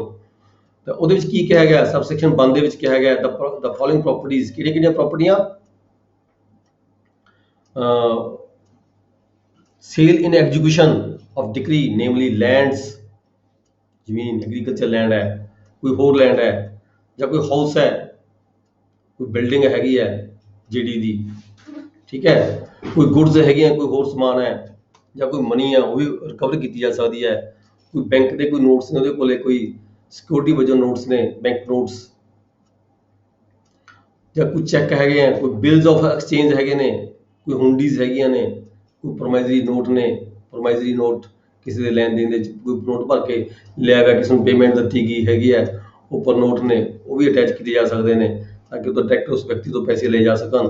ਗਵਰਨਮੈਂਟ ਸਿਕਿਉਰਿਟੀਜ਼ ਨੇ, ਕੋਈ ਗਵਰਨਮੈਂਟ ਕੋਈ ਸਿਕਿਉਰਿਟੀ ਦਿੱਤੀ ਹੈ, ਕੋਈ ਪੇਮੈਂਟ ਜਮ੍ਹਾਂ ਕਰਾਈ ਹੈ ਸਰਕਾਰ ਦੇ ਖਾਤਰ, ਸਰਕਾਰ ਕੋਲੇ ਉਹ ਸਿਕਿਉਰਿਟੀ ਵੀ ਹੋ ਸਕਦੀਆਂ। Bonds or other securities for the money, ਕੋਈ ਬੌਂਡ ਵੀ ਭਰ ਕੇ ਦਿੱਤਾ ਹੋ ਸਕਦਾ ਹੈ, ਕੋਈ ਹੋਰ ਮਨੀ ਵੀ ਹੋ ਸਕਦੀ ਹੈ, ਕੋਈ ਟੈਕਸ ਹੋ ਸਕਦਾ ਹੈ, ਕੋਈ ਸ਼ੇਅਰ ਵੀ ਹੋ ਸਕਦੇ ਨੇ ਕਿਸੇ ਕਾਰਪੋਰੇਸ਼ਨ ਦੇ ਵਿੱਚ। ਠੀਕ ਹੈ, ਅਦਰ ਸੇਲੇਬਲ ਪ੍ਰਾਪਰਟੀ, ਕੋਈ ਹੋਰ ਵੀ ਪ੍ਰਾਪਰਟੀ ਐਸੀ ਹੋ ਸਕਦੀ ਜਿਹਨੂੰ ਕਿ ਸੇਲ ਕੀਤਾ ਜਾ ਸਕਦਾ ਹੋਵੇ, ਚਾਹੇ ਮੂਵੇਬਲ ਹੋਵੇ ਚਾਹੇ ਇਮੂਵੇਬਲ ਹੋਵੇ, ਬਿਲੋਂਗਿੰਗ ਟੂ ਦਾ ਜੇਡੀ, ਪਰ ਉਹਦੀ ਜਿਹੜੀ ਹੈਗੀ ਆ ਉਹ ਪ੍ਰਾਪਰਟੀ ਮਾਲਕ ਦੀ ਹੋਵੇ, ਜੇਡੀ ਦੀ ਹੋਵੇ, ਉਹਦੇ ਆਪਦੇ ਨਾਮ ਤੇ ਹੋਵੇ, ਜਾਂ ਫਿਰ ਉਹਦੇ ਆਪਦੇ ਬੈਨੀਫਿਟ ਲਈ ਹੋਵੇ, ਨਾਮ ਕਿਸੇ ਹੋਰ ਦੇ ਉੱਤੇ ਹੋਵੇ ਪਰ ਹੋਵੇ ਉਹ ਉਹਦੇ ਆਪਦੇ ਬੈਨੀਫਿਟ ਲਈ ਹੋਵੇ। Weather the same be held in the name of the JD or by another person in trust for him, ਜਿਹਦੇ ਤੋਂ ਬੈਨੀਫਿਟ ਜਿਹੜਾ ਸਾਰਾ ਹੈਗਾ ਉਹ ਜਿਹੜੀ ਲੈਂਦਾ ਹੋਵੇ। ਠੀਕ ਹੈ, ਇਹ ਤਾਂ ਹੈਗੀਆਂ ਉੱਪਰਲੇ ਪ੍ਰਾਪਰਟੀਆਂ ਕਿਹਨਾਂ ਨੂੰ ਸੇਲ ਕਰਕੇ ਜਾਂ ਅਟੈਚ ਕਰਕੇ ਜਿਹੜੀ ਡਿਗਰੀ ਦੀ ਜਿਹੜੀ ਅਮਾਊਂਟ ਹੈ, ਠੀਕ ਹੈ, ਉਹ ਪੂਰੀ ਕੀਤੀ ਜਾ ਸਕਦੀ ਹੈ। ਥੱਲੇ ਕੁਝ ਐਗਜ਼ੰਪਸ਼ਨਸ ਹੈਗੀਆਂ ਨੇ ਵੀ ਕਿਹੜਾ ਪ੍ਰਾਪਰਟੀਆਂ ਨੂੰ ਤੁਸੀਂ ਅਟੈਚ ਨਹੀਂ ਕਰ ਸਕਦੇ, ਸੇਲ ਨਹੀਂ ਕਰ ਸਕਦੇ, ਜੇ ਸੇਲ ਕਰ ਸਕਦੇ ਹੋ ਜਾਂ ਅਟੈਚ ਕਰ ਸਕਦੇ ਹੋ ਕਿੰਨਾ ਹੀ, ਉਹਦੇ ਵਿੱਚੋਂ ਕਿੰਨੀ ਪ੍ਰਾਪਰਟੀ ਛੱਡਣੀ ਪੈਂਦੀ ਹੈ, ਕਿੰਨੀ ਰੱਖਣੀ ਪੈਂਦੀ ਹੈ, ਕਿੰਨੀ ਦੇਣੀ ਪੈਂਦੀ ਹੈ। ਜਿਹੜੀ ਜੇ ਕੋਈ ਐਗਰੀਕਲਚਰਿਸਟ ਹੈ ਤਾਂ ਉਹਦੀ ਕਿੰਨੀ, ਉਹਦਾ ਕੀ ਜਿਹੜਾ ਹੈਗਾ ਸਮਾਨ ਹੈ ਤੁਸੀਂ ਅਟੈਚ ਨਹੀਂ ਕਰ ਸਕਦੇ। ਇੱਥੇ ਅੱਗੇ ਕੁਝ ਐਗਜ਼ੰਪਸ਼ਨ ਦਿੱਤੀਆਂ ਨੇ। ਹਾਂਜੀ, ਹੁੰਡੀ ਜਾਂ ਕੋਈ ਲੈਣ ਦੇਣ ਦਾ ਕੋਈ ਉਹ ਹੁੰਦਾ ਹੈਗਾ, ਕੋਈ ਐਗਰੀਮੈਂਟ ਹੁੰਦੇ ਆ ਆਪਸ 'ਚ ਪਾਰਟੀਆਂ ਦੇ, ਇੱਕ ਪਾਰਟੀ ਨੇ ਪੈਸੇ ਦੇਣੇ ਨੇ, ਦੂਜੀ ਪਾਰਟੀ ਨੇ ਲੈਣੇ ਨੇ। ਜੇ ਹੁਣ ਕਿਸੇ ਕੋਲੇ ਕੋਈ ਹੁੰਡੀ ਹੈਗੀ ਹੈ ਵੀ ਹਾਂ ਮੈਂ ਇੰਨੇ ਪੈਸੇ ਉਸ ਵਿਅਕਤੀ ਤੋਂ ਲੈਣੇ ਨੇ, ਠੀਕ ਹੈ, ਤਾਂ ਫਿਰ ਉਹ ਜਿਹੜੀ ਇੱਦਾਂ ਦੇ ਕੋਈ ਪ੍ਰੋਮਾਈਜ਼ਰੀ ਨੋਟ ਹੈ, ਕੋਈ ਹੁੰਡੀ ਹੈ, ਕੋਈ ਸ਼ੇਅਰ ਨੇ, ਜਿਵੇਂ ਕੋਈ NSE ਸਰਟੀਫਿਕੇਟ ਹੈਗੇ ਨੇ, ਠੀਕ ਹੈ, ਇੱਦਾਂ ਦੀ ਜਿੱਥੇ ਵੀ ਉਹਦਾ ਕੋਈ ਰਾਈਟ ਬਣਦਾ ਹੈ ਉਸ ਵਿਅਕਤੀ ਦਾ, ਜਿੱਥੋਂ ਵੀ ਉਹਨੂੰ ਕੋਈ ਅਮਾਊਂਟ ਰਿਕਵਰ ਹੋ ਸਕਦੀ ਹੈ, ਕੋਈ ਚੈੱਕ ਹੈ, ਕੋਈ ਡਰਾਫਟ ਹੈ ਉਹਦੇ ਕੋਲੇ ਬੈਂਕ ਦਾ, ਜਿੱਥੋਂ ਵੀ ਉਹ ਕੋਈ ਵਿਅਕਤੀ ਜਿਹੜਾ ਪੇਮੈਂਟ ਹੈ ਕਿਤੋਂ ਹੋਰ ਥਾਂ ਤੋਂ ਲੈ ਸਕਦਾ ਹੈ, ਤਾਂ ਕਿ ਉਹ ਸਾਰੇ ਜਿਹੜੇ ਹੈਗੇ ਆ ਅਟੈਚ ਕੀਤੇ ਜਾ ਸਕਦੇ ਨੇ, ਤਾਂ ਕਿ ਜਿਹੜੀ ਅਮਾਊਂਟ ਹੈਗੀ ਆ ਰਿਕਵਰ ਕੀਤੀ ਜਾ ਜਾਵੇ। ਹੁਣ ਅੱਗੇ ਗੱਲ ਅੱਗੇ ਕਿਹੜੀਆਂ ਕਿਹੜੀਆਂ ਪ੍ਰਾਪਰਟੀਆਂ ਲਾਇਬਲ ਨਹੀਂ ਹੁੰਦੀਆਂ ਸੇਲ ਕਰਨੀ, ਕਿ ਇਹਨਾਂ ਨੂੰ ਪ੍ਰਾਪਰਟੀ ਨੂੰ ਅਸੀਂ ਅਟੈਚ ਨਹੀਂ ਕਰ ਸਕਦੇ, ਸੇਲ ਨਹੀਂ ਕਰ ਸਕਦੇ। ਜਿਵੇਂ ਕਿ ਵੀਰਿੰਗ ਐਪਰਲਸ, ਕੁਕਿੰਗ ਵੈਸਲਸ, ਪਹਿਨਣ ਵਾਲੇ ਕੱਪੜੇ, ਠੀਕ ਹੈ, ਕੁਕਿੰਗ ਵੈਸਲਸ, ਖਾਣਾ ਪਕਾਉਣ ਵਾਲੇ ਜਿਹੜੇ ਭਾਂਡੇ ਹੈਗੇ ਨੇ, ਬੈੱਡ, ਫੈਮਿਲੀ ਦਾ ਕੋਈ ਬੈੱਡ ਹੈਗੇ ਆ, ਬੈਡਿੰਗਸ ਹੈਗੇ ਆ, ਠੀਕ ਹੈ, ਉਹਦੇ ਆਪਦੇ ਜਿਹੜੀ ਦੇ ਜਾਂ ਉਹਦੇ ਪਰਿਵਾਰ ਦੇ ਮੈਂਬਰ ਦੇ, ਵਾਈਫ ਦੇ, ਚਿਲਡਰਨ ਦੇ। ਪਰਸਨਲ ਔਰਨਾਮੈਂਟਸ, ਪਰਸਨਲ ਔਰਨਾਮੈਂਟਸ ਨੇ ਲੇਡੀ ਦੇ, ਉਹ ਵੀ ਜਿਹੜੇ ਅਟੈਚ ਨਹੀਂ ਕੀਤੇ ਜਾ ਸਕਦੇ, ਵੂਮਨ ਦੇ ਹੈਗੇ ਆ। ਫਿਰ ਅੱਗੇ tools of the artisans, tools of artisans and where the judgment act ਜੇ ਐਗਰੀਕਲਚਰ, ਜੇ ਐਗਰੀਕਲਚਰਿਸਟ ਹੈ, ਟੂਲਸ ਆਫ ਆਰਟੀਸਨਸ ਮਤਲਬ ਕਿ ਜਿਹੜਾ ਕੋਈ ਉਹ ਹੈਗਾ ਮਿਸਤਰੀ ਹੈਗਾ, ਉਹਦੇ ਜਿਹੜੇ ਟੂਲ ਹੈਗੇ ਆ ਉਹ ਵੀ ਅਟੈਚ ਨਹੀਂ ਕੀਤੇ ਜਾ ਸਕਦੇ। ਜੇ ਕੋਈ ਐਗਰੀਕਲਚਰਿਸਟ ਹੈ ਤਾਂ ਜਿਹੜੇ ਉਹਦੇ ਇੰਪਲੀਮੈਂਟਸ ਨੇ ਹਸਬੈਂਡਰੀ ਦੇ, ਠੀਕ ਹੈ, ਖੇਤੀਬਾੜੀ ਕਰਨ ਦੇ ਜਾਂ ਡੰਗਰਾਂ ਦੇ ਕੋਈ ਇੰਪਲੀਮੈਂਟਸ ਹੈਗੇ ਨੇ, ਸੰਦ ਹੈਗੇ ਨੇ, ਪਸ਼ੂ ਹੈਗੇ ਨੇ, ਜਾਂ ਉਹਦਾ ਬੀਜ ਰੱਖਿਆ ਹੋਇਆ ਉਸਨੇ ਬੀਜਣ ਦੇ ਲਈ, ਅਗਲੀ ਫਸਲ ਨੂੰ ਬੀਜਣ ਦੀ ਖਾਤਰ ਕੋਈ ਬੀਜ ਰੱਖਿਆ ਹੋਇਆ ਹੈ ਸੰਭਾਲ ਕੇ, ਠੀਕ ਹੈ। ਮੇ ਇਨ ਦਾ opinion of the court be necessary for the enable him to earn his livelihood, ਉਹਨਾਂ ਦਾਣਾ ਫੱਕਾ ਜਿਹੜਾ ਉਹਦੇ ਖਰਚੇ ਦੇ ਲਈ ਅਗਲੀ ਫਸਲ ਦੇ ਅੰਤ ਤੱਕ ਜ਼ਰੂਰੀ ਹੋਵੇ, ਉਹਨਾਂ ਦਾ ਪੋਰਸ਼ਨ ਉਹਦਾ ਫਸਲ ਦਾ, ਠੀਕ ਹੈ ਜੀ। ਜਿਵੇਂ ਕਣਕ ਹੈ ਕੋਈ ਅਟੈਚ ਕਰਨੀ ਹੈ ਤਾਂ ਉਨੀ ਕੁ ਕਣਕ ਛੱਡਣੀ ਪਊਗੀ, ਬੀਜ ਦੇ ਖਾਤਰ ਛੱਡਣੀ ਪਊਗੀ, ਉਹਦੇ ਆਪਦੇ ਪਰਿਵਾਰ ਦੇ ਗੁਜ਼ਾਰੇ ਖਾਤਰ ਛੱਡਣੀ ਪਊਗੀ, ਛੱਡ ਕੇ ਬਾਕੀ ਦੀ ਤੁਸੀਂ ਅਟੈਚ ਕਰ ਸਕਦੇ ਹੋ। ਫਿਰ ਹੈ ਅੱਗੇ ਹਾਊਸਸ ਐਂਡ ਅਦਰ ਬਿਲਡਿੰਗਸ, ਕੋਈ ਘਰ ਜਿਹੜਾ ਜਿਸ ਘਰ 'ਚ ਉਹ ਰਹਿੰਦਾ ਹੈ ਉਹ ਘਰ ਜਾਂ ਉਹਦੇ ਨਾਲ ਦੀ ਕੋਈ ਹੋਰ ਬਿਲਡਿੰਗ ਹੈਗੀ ਹੈ ਜਿਹਦੇ ਵਿੱਚ ਉਹਦੇ ਜਿਹੜੇ ਹੈਗੇ ਨੇ ਨਾਲ ਲੱਗਦੀ ਹੈ, ਜਿਹਦੇ ਵਿੱਚ ਉਹਦੇ ਜਿਹੜੇ ਨੌਕਰ ਨੇ ਉਹ ਰਹਿੰਦੇ ਨੇ, ਜਾਂ ਉਹਦੇ ਡੋਮੈਸਟਿਕ ਸਰਵੈਂਟ ਨੇ, ਘਰੇਲੂ ਨੌਕਰ ਨੇ, ਜਾਂ ਖੇਤੀਬਾੜੀ ਕਰਨ ਵਾਲੇ ਨੌਕਰ ਨੇ ਉਹ ਰਹਿੰਦੇ ਨੇ। ਤੇ ਫਿਰ ਉਹਦੀਆਂ ਜਾਂ ਬੁੱਕਸ ਨੇ ਕੋਈ ਅਕਾਊਂਟ ਦੀਆਂ, ਠੀਕ ਹੈ, ਉਹਨਾਂ ਨੂੰ ਵੀ ਤੁਸੀਂ ਅਟੈਚ ਨਹੀਂ ਕਰ ਸਕਦੇ।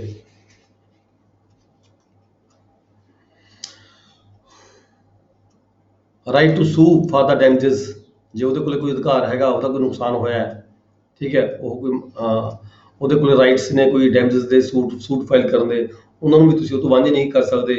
ਉਹਦੀ ਜਿਹੜੀ ਪਰਸਨਲ ਸਰਵਿਸ ਹੈਗੀ ਹੈ, ਜੋ ਪਰਸਨਲ ਸਰਵਿਸ ਕਰਕੇ ਕਿਤੇ ਆਪਣੀ ਰੋਜੀ ਰੋਟੀ ਕਮਾਉਂਦਾ ਹੈ, ਠੀਕ ਹੈ, ਉਹ ਸਰਵਿਸ ਦੇ ਤੁਸੀਂ ਕਹੋ ਵੀ ਉਹ ਪੈਸਾ ਸਿੱਧਾ ਮੇਰੇ ਕੋਲ ਆਵੇ, ਉਹ ਵੀ ਨਹੀਂ ਕੀਤਾ ਜਾ ਸਕਦਾ। ਸਟਾਈਫਨਸ, ਗ੍ਰੈਸਟੀਜ਼, ਕੋਈ ਪੈਨਸ਼ਨਰ ਹੈ ਉਹਨੂੰ ਕੋਈ ਸਟਾਈਫਨ ਮਿਲਿਆ, ਜਾਂ ਕੋਈ ਕਿਸੇ ਵਿਅਕਤੀ ਨੂੰ ਕੋਈ ਸਟਾਈਫਨ ਮਿਲਿਆ, ਜਾਂ ਫਿਰ ਕਿਸੇ ਜਿਹੜਾ ਪੈਨਸ਼ਨਰ ਹੈ ਉਹਨੂੰ ਕੋਈ ਗ੍ਰੈਸਟੀ ਮਿਲੀ ਹੈ ਗਵਰਨਮੈਂਟ ਵੱਲੋਂ ਜਾਂ ਕੋਈ ਹੋਰ ਲੋਕਲ ਅਥਾਰਟੀ 'ਚ ਜਿੱਥੇ ਵੀ ਕਿਤੇ ਕੰਮ ਕਰਦਾ ਸੀਗਾ, ਠੀਕ ਹੈ, ਉਹਦੀ ਫੈਮਿਲੀ ਨੂੰ ਕੋਈ ਪੈਨਸ਼ਨ ਮਿਲੀ ਹੈ ਤਾਂ ਉਹ ਪੈਨਸ਼ਨ ਨੂੰ ਵੀ, ਉਸ ਸਟਾਈਫਨਸ ਨੂੰ ਵੀ, ਗ੍ਰੈਸਟੀ ਨੂੰ ਵੀ ਜਿਹੜਾ ਹੈਗਾ ਅਟੈਚ ਨਹੀਂ ਕੀਤਾ ਜਾ ਸਕਦਾ।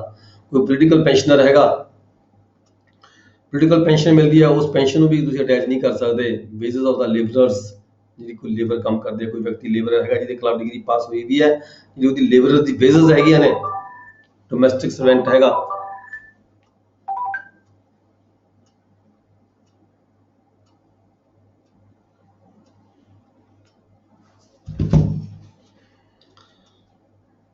ਘਰੇਲੂ ਕੋਈ ਨੌਕਰ ਹੈਗਾ, ਠੀਕ ਹੈ, ਉਹਦੀ ਜਿਹੜੀ ਤਨਖਾਹ ਹੈਗੀ ਆ ਉਹਨੂੰ ਵੀ ਤੁਸੀਂ ਰੈਸਟ ਨਹੀਂ ਕਰ ਸਕਦੇ, ਅਟੈਚ ਨਹੀਂ ਕਰ ਸਕਦੇ। ਇਸੇ ਤਰੀਕੇ salary to the extent of, ਜਿਹੜੀ ਸੈਲਰੀ ਹੈ ਕਿਸੇ ਇੰਪਲਾਈ ਦੀ, ਜੇ ਉਹਦੇ ਖਿਲਾਫ ਕੋਈ ਡਿਗਰੀ ਪਾਸ ਹੁੰਦੀ ਹੈ ਤਾਂ ਦਾ ਫਸਟ 1000, ਪਹਿਲਾਂ 1000 ਰੁਪਈਆ ਤੱਕ ਅਟੈਚ ਨਹੀਂ ਕੀਤਾ ਜਾ ਸਕਦਾ। ਉਸ ਤੋਂ ਬਾਅਦ ਜਿੰਨੀ ਅਮਾਊਂਟ ਬਚ ਜਾਂਦੀ ਹੈ 2/3 ਆਫ ਦਾ ਰਿਮਾਈਂਡਰ, ਠੀਕ ਹੈ। ਜੇ ਕਿਸੇ ਇੰਪਲਾਈ ਦੀ ਸੈਲਰੀ ਮੰਨ ਲਓ 10,000 ਰੁਪਏ ਹੈਗੀ ਹੈ ਤਾਂ ਪਹਿਲਾਂ 1000 ਰੁਪਏ ਛੱਡ ਕੇ ਫਿਰ ਉਹਦੇ ਵਿੱਚੋਂ 9000 ਬਚ ਗਿਆ, 9000 ਦਾ ਵਿੱਚੋਂ 2/3 ਛੱਡ ਕੇ and 2/3 of the remainder in execution of the decree, 1/3 ਛੱਡ ਕੇ ਜਿਵੇਂ 2/3 ਦੀ ਹੀ ਜਿਹੜੀ ਡਿਗਰੀ ਕੀਤੀ ਜਾ ਸਕਦੀ ਹੈ, ਅਮਾਊਂਟ ਜਿਹੜੀ ਹੈਗੀ ਹੈ ਰਿਕਵਰ ਕੀਤੀ ਜਾ ਸਕਦੀ ਹੈ। मतलब 1000 रुपए छड्डना पेगा, 1/3 एक होर ਆਲਮੋਸਟ ਜਿਵੇਂ ਆਪਾਂ ਕਹਿੰਦੇ ਨੇ ਵੀ 40% ਕੈਰੀ ਹੋਮ ਸੈਲਰੀ ਚਾਹੀਦੀ ਹੈ, ਲਗਭਗ ਜਿਹੜੀ 40% ਹੈਗੀ ਹੈ ਉਹ ਅਮਾਉਂਟ ਛੱਡੀ ਜਾਂਦੀ ਹੈਗੀ ਹੈ ਇੱਕ ਸੈਲਰੀ ਹੋਵੇ। ਇਸੇ ਤਰੀਕੇ 1/3 of the salary in execution of any degree for the maintenance, ਜੇ ਕੋਈ ਮੇਨਟੇਨੈਂਸ ਦੀ ਡਿਗਰੀ ਹੋਵੇ, ਮੇਨਟੇਨੈਂਸ ਦੀ ਡਿਗਰੀ ਹੋਵੇ, ਜਿਵੇਂ ਵਾਈਫ ਨੇ ਕੇਸ ਕੀਤਾ ਹੋਵੇ ਹਸਬੈਂਡ ਦੇ ਖਿਲਾਫ, ਠੀਕ ਹੈ, ਮੇਨਟੇਨੈਂਸ ਦੀ ਕੇਸ ਡਿਗਰੀ ਦੇ ਵਿੱਚ ਕੀ ਹੈਗਾ 1/3 of salary in execution of any degree for maintenance. ਤੀਜੇ ਹਿੱਸੇ ਦੀ ਡਿਗਰੀ ਨੂੰ ਹੀ ਸੀ ਜਿਹੜਾ ਹੈਗਾ ਤੀਜੇ ਹਿੱਸੇ ਦੀ ਜਿਹੜੀ ਅਮਾਉਂਟ ਹੈਗੀ ਹੈ ਉਸ ਨੂੰ ਹੀ ਸਿਰਫ ਐਗਜ਼ੀਕਿਊਟ ਕੀਤਾ ਜਾ ਸਕਦਾ ਹੈਗਾ। The pay and allowances of the persons to whom, air force ਦਾ ਕੋਈ EMPLOYE ਹੈਗਾ, ਠੀਕ ਹੈ, 에ਅਰਫੋਰਸ ਦਾ EMPLOYE ਹੈ, ਉਹਦੀ ਜਿਹੜੀ ਪੇ ਹੈਗੀ ਹੈ, ਪੇ ਦੇ ਅਲਾਉਂਸਸ ਵਗੈਰਾ ਹੈਗੇ ਨੇ, ਉਹਨਾਂ ਵੀ ਤੁਸੀਂ ਐਗਜ਼ੈਂਪਟ ਕੀਤੇ ਜਾਂਦੇ ਨੇ ਅਟੈਚਮੈਂਟ ਕਰਨ ਤੋਂ। Compulsory deposits and other sums in derived from any fund, GPF ਦਾ ਜਿਹੜਾ ਅਮਾਉਂਟ ਹੈਗਾ, GPF ਦੀ ਕੋਈ ਅਮਾਉਂਟ ਕਿਸੇ ਵਿਅਕਤੀ ਨੂੰ ਮਿਲੀ ਹੈਗੀ ਹੈ, ਠੀਕ ਹੈ, ਉਸ ਨੂੰ ਵੀ ਤੁਸੀਂ ਜਿਹੜਾ ਹੈਗਾ ਇਸ ਦੇ ਵਿੱਚ ਡਿਗਰੀ ਹੋਲਡਰ ਦੇ ਅਮਾਉਂਟ ਦੇ ਸੰਬੰਧ ਵਿੱਚ ਅਟੈਚ ਨਹੀਂ ਕੀਤਾ ਜਾ ਸਕਦਾ, ਸੇਲ ਨਹੀਂ ਕੀਤਾ ਜਾ ਸਕਦਾ, ਰਿਕਵਰ ਨਹੀਂ ਕੀਤੀ ਜਾ ਸਕਦੀ। ਫਿਰ ਹੈਗਾ ਡਿਪੋਜ਼ਿਟਸ ਐਂਡ ਅਦਰ ਸਮਸ, ਕੋਈ ਅਮਾਉਂਟ ਡਿਪੋਜ਼ਿਟ ਕੀਤੀ ਗਈ ਹੈ PPF ਦੇ ਅਕਾਊਂਟ ਦੇ ਵਿੱਚ, ਠੀਕ ਹੈ, PPF ਦੇ ਵਿੱਚ ਅਮਾਉਂਟ ਦੇ ਵਿੱਚੋਂ ਪੈਸੇ ਕਢਾ ਕੇ ਕਿਤੇ ਹੋਰ ਡਿਪੋਜ਼ਿਟ ਕੀਤੇ ਗਏ ਨੇ, ਉਹਨਾਂ ਨੂੰ ਵੀ ਤੁਸੀਂ ਅਟੈਚ ਨਹੀਂ ਕਰ ਸਕਦੇ। ਮਨੀ ਪੇਬਲ ਪਾਲਿਸੀ, ਕੋਈ ਇੰਸ਼ੋਰੈਂਸ ਦੀ ਕੋਈ ਪਾਲਿਸੀ ਹੈਗੀ ਹੈ, ਇੰਸ਼ੋਰੈਂਸ ਦੀ ਪਾਲਿਸੀ ਦੀ ਕੋਈ ਅਮਾਉਂਟ ਜਮ੍ਹਾਂ ਕਰਾਈ ਗਈ ਹੈ ਕਿਸੇ ਵਿਅਕਤੀ ਵੱਲੋਂ, JD ਵੱਲੋਂ, ਉਹ ਜਿਹੜੀ ਅਮਾਉਂਟ ਹੈਗੀ ਆ ਉਸ ਨੂੰ ਵੀ ਅਟੈਚ ਨਹੀਂ ਕੀਤਾ ਜਾ ਸਕਦਾ। ਇੰਟਰਸਟ ਲੈਸੀ ਰੈਜ਼ੀਡੈਂਸ਼ੀਅਲ ਬਿਲਡਿੰਗ, ਕੋਈ ਕਿਰਾਇਆ ਆਉਂਦਾ ਹੈਗਾ ਕੋਈ ਲੈਸੀ ਨੂੰ, ਲੈਸੀ ਵੱਲੋਂ ਇੰਟਰਸਟ ਆਫ ਦ ਲੈਸੀ ਔਰ ਰੈਜ਼ੀਡੈਂਸ਼ੀਅਲ ਬਿਲਡਿੰਗ ਦੇ ਸੰਬੰਧ ਵਿੱਚ ਕੋਈ ਪੇਮੈਂਟ ਕੋਈ ਆਉਂਦੀ ਹੈਗੀ ਹੈ, ਉਹਨੂੰ ਵੀ ਤੁਸੀਂ ਅਟੈਚ ਨਹੀਂ ਕੀਤਾ ਜਾ ਸਕਦਾ।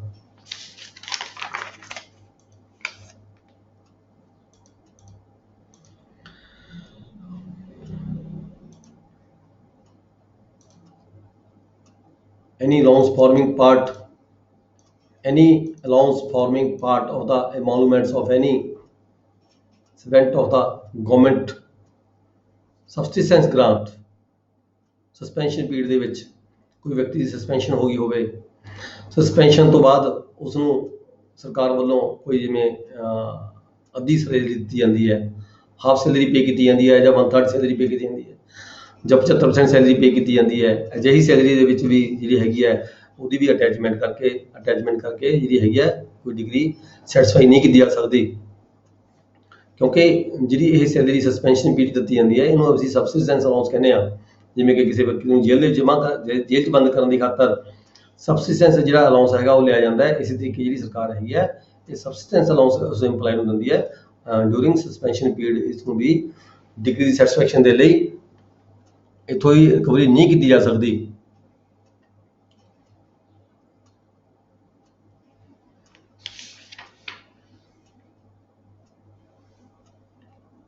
ਐਨੀ ਅਲਾਉਂਸਸ ਡਿਕਲੇਅਰਡ ਬਾਈ ਦ ਇੰਡੀਅਨ ਲਾਅ, ਜਾਂ ਕੋਈ ਲਾਅ ਦੇ ਵਿੱਚ ਕੋਈ ਅਨਾਉਂਸ ਇੱਦਾਂ ਦਾ ਕੋਈ ਡਿਕਲੇਅਰ ਕਰਤਾ ਸਰਕਾਰ ਨੇ ਵੀ ਇਹ ਫਰਦ ਇਹ ਫਲਾਣੀ ਕਿਸਮ ਦੇ ਜਿਹੜੇ ਅਲਾਉਂਸਸ ਹੈਗੇ ਆ ਇਹਨੂੰ ਕਿਸੇ ਡਿਗਰੀ ਸੈਟੀਸਫੈਕਸ਼ਨ ਦੇ ਵਜੋਂ ਅਟੈਚ ਨਹੀਂ ਕੀਤਾ ਜਾ ਸਕਦਾ, ਰਿਕਵਰੀ ਨਹੀਂ ਕੀਤੀ ਜਾ ਸਕਦੀ। ਅਜਿਹੇ ਕੇਸਾਂ ਦੇ ਵਿੱਚ ਉਹ ਕੋਈ ਵੀ ਅਲਾਉਂਸ ਜਿਹੜਾ ਹੈਗਾ ਉਹ ਰਿਕਵਰ ਨਹੀਂ ਕੋਈ ਵੀ ਅਲਾਉਂਸ ਜਿਹੜਾ ਹੈਗਾ ਉਹਨੂੰ ਉਹਦੇ ਤੋਂ ਰਿਕਵਰੀ ਨਹੀਂ ਕੀਤੀ ਜਾ ਸਕਦੀ।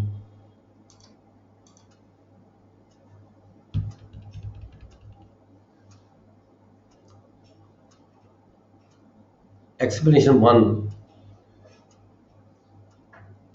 ਸੈਲਰੀ ਮੀਨਸ ਦਾ ਟੋਟਲ ਮੰਥਲੀ ਸੈਲਰੀ। ਐਕਸਪਲੇਨੇਸ਼ਨ 2 ਦੇ ਵਿੱਚ ਸੈਲਰੀ ਦੱਸੀ ਹੈ, ਸੈਲਰੀ ਕਿਹੜੀ ਹੁੰਦੀ ਹੈ, ਸੈਲਰੀ ਟੋਟਲੀ ਸੈਲਰੀ ਜਿਹੜੀ ਟੋਟਲ ਹੁੰਦੀ ਹੈ ਸਾਰੇ ਅਮਾਉਂਟ ਮਿਲਾ ਕੇ ਸੈਲਰੀ ਜਿਹੜੀ ਬਣਦੀ ਹੈ ਟੋਟਲ ਸੈਲਰੀ ਦਾ ਜਿਹੜਾ ਹੈਗਾ ਜਿੰਨਾ ਸ਼ੇਅਰ ਹੈਗਾ ਜੋ ਪ੍ਰਸਕ੍ਰਾਈਬਡ ਹੈਗਾ ਰੂਲ ਦੇ ਵਿੱਚ ਉਨਾ ਹੀ ਤੁਸੀਂ ਅਟੈਚ ਕਰ ਸਕਦੇ ਹੋ, ਬਾਕੀ ਨਹੀਂ ਕਰ ਸਕਦੇ। ਐਪਰੂਵੇਡ ਗਵਰਨਮੈਂਟ ਦੀ ਗੱਲ ਕੀਤੀ ਹੈ, ਗਵਰਨਮੈਂਟ ਸਰਕਾਰੀ ਵੀ ਹੋ ਸਕਦੀ ਹੈ, ਸੈਂਟਰਲ ਗਵਰਨਮੈਂਟ ਵੀ ਹੋ ਸਕਦੀ ਹੈ, ਸਟੇਟ ਗਵਰਨਮੈਂਟ ਵੀ ਹੋ ਸਕਦੀ ਹੈ, ਕੋਈ ਡਿਪਾਰਟਮੈਂਟ ਰੇਲਵੇ ਦਾ ਕੋਈ ਹੋਰ, ਠੀਕ ਹੈ, ਇਹਨਾਂ ਨੇ ਕੋਈ ਵੀ ਗਵਰਨਮੈਂਟਸ ਜਿਹੜੀਆਂ ਹੈਗੀਆਂ ਨੇ ਉਹਨਾਂ ਨੂੰ ਦੱਸਿਆ ਗਿਆ ਵੀ ਇਹ ਨਹੀਂ ਹੈ ਵੀ ਇਕੱਲੀ ਪੰਜਾਬ ਗਵਰਨਮੈਂਟ ਦੀ ਜਿਹੜੀ ਗਵਰਨਮੈਂਟ ਹੈਗੀ ਆ ਉਹਦੇ ਤੋਂ ਸੈਲਰੀ ਕੋਈ ਬੰਦਾ ਰਿਸੀਵ ਕਰਦਾ ਹੈ, ਸਿਰਫ ਉਹਦੇ ਦੀ ਗੱਲ ਨਹੀਂ ਕੀਤੀ ਗਈ। ਹੋਰ ਗਵਰਨਮੈਂਟ ਜਿਹੜੀਆਂ ਹੈਗੀਆਂ ਲੋਕਲ ਗਵਰਨਮੈਂਟ ਵੀ ਹੋ ਸਕਦੀ ਹੈ, ਸੈਂਟਰਲ ਗਵਰਨਮੈਂਟ ਵੀ ਹੋ ਸਕਦੀ ਹੈ।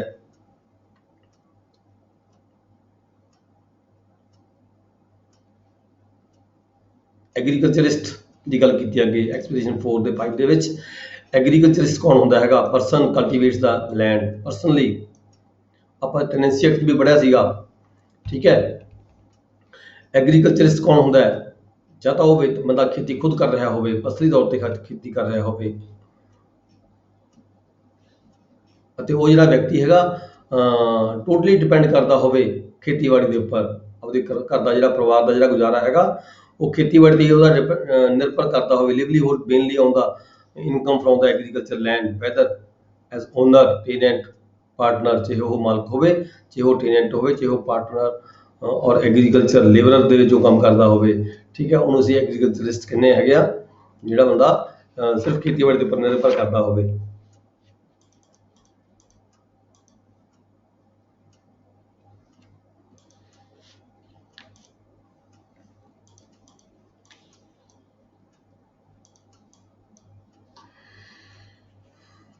ਐਕਸਪ੍ਰੈਸ਼ਨ 6 ਦੇ ਵਿੱਚ ਐਗਰੀਕਲਚਰਿਸਟ ਦੀ ਜਿਹੜੀ ਪਰਿਭਾਸ਼ਾ ਦਿੱਤੀ ਗਈ ਹੈ ਵੀ ਐਗਰੀਕਲਚਰਿਸਟ ਜਿਹੜਾ ਹੈਗਾ ਉਹ ਕਿਹੜਾ ਹੋ ਸਕਦਾ ਹੈ? ਇਫ ਹੀ ਕਲਟੀਵੇਟਸ ਲੈਂਡ, ਜਾਂ ਤਾਂ ਉਹ ਖੁਦ ਖੇਤੀ ਕਰਦਾ ਹੋਵੇ ਪਰਸਨਲੀ, ਠੀਕ ਹੈ। ਟੈਨੈਂਸੀ ਐਕਟ ਪੜ੍ਹਿਆ ਸੀ ਤੁਸੀਂ, ਸ਼ਾਇਦ ਤੁਹਾਨੂੰ ਯਾਦ ਹੋਵੇਗਾ। ਜਾਂ ਤਾਂ ਉਹ ਖੇਤੀ ਖੁਦ ਕਰਦਾ ਹੋਵੇ, ਪਰਸਨਲੀ ਤੌਰ ਤੇ ਕਰਦਾ ਹੋਵੇ, if he cultivates land by his own labour, ਜਾਂ ਉਹਦੀ ਆਪਣੀ ਲੇਬਰ ਰੱਖੀ ਹੋਈ ਹੋਵੇ, ਆਪਣੀ ਲੇਬਰ ਦੇ ਨਾਲ ਉਹ ਖੇਤੀ ਕਰਦਾ ਹੋਵੇ, ਜਾਂ ਫਿਰ by the labour of any member of his family, ਆਪਣੇ ਕਿਸੇ ਵੀ ਫੈਮਿਲੀ ਮੈਂਬਰ ਦੀ ਕੋਈ ਲੇਬਰ ਲੈ ਕੇ ਖੇਤੀ ਕਰਦਾ ਹੋਵੇ, ਜਾਂ servants or labourers on the basis payable in cash, ਜਾਂ ਸਰਵੈਂਟ ਰੱਖ ਕੇ, ਨੌਕਰ ਰੱਖ ਕੇ ਉਹਨਾਂ ਨੂੰ ਕੈਸ਼ ਦੇ ਵਿੱਚ ਪੈਸੇ ਦੇ ਕੇ ਜਾਂ ਕਾਇੰਡ ਦੇ ਵਿੱਚ ਪੈਸੇ ਦੇ ਕੇ, ਠੀਕ ਹੈ, ਖੇਤੀ ਕਰਦਾ ਹੋਵੇ। ਐਸੇ ਵਿਅਕਤੀ ਨੂੰ ਅਸੀਂ ਕੀ ਕਹਿੰਦੇ ਆ? ਐਗਰੀਕਲਚਰਿਸਟ ਕਹਿੰਦੇ ਹੈਗੇ ਆ। ਹਿੱਸਾ ਨਾ ਦਿੰਦਾ ਹੋਵੇ ਖੇਤੀਬਾੜੀ ਫਸਲ ਦੇ ਵਿੱਚੋਂ ਕਿਸੇ ਵਿਅਕਤੀ ਨੂੰ, ਜੇਕਰ ਹਿੱਸਾ ਦਿੰਦਾ ਫਿਰ ਨਹੀਂ ਉਹਨੂੰ ਕਹਿ ਸਕਦੇ, ਠੀਕ ਹੈ। ਖੇਤੀ ਕਰਦਾ ਹੋਵੇ, ਪੈਸੇ ਦਿੰਦਾ ਹੋਵੇ, ਜਾਂ ਫਿਰ ਉਹਨੂੰ ਜਿਹੜੀ ਇਨ ਕਾਇੰਡ ਵਜੋਂ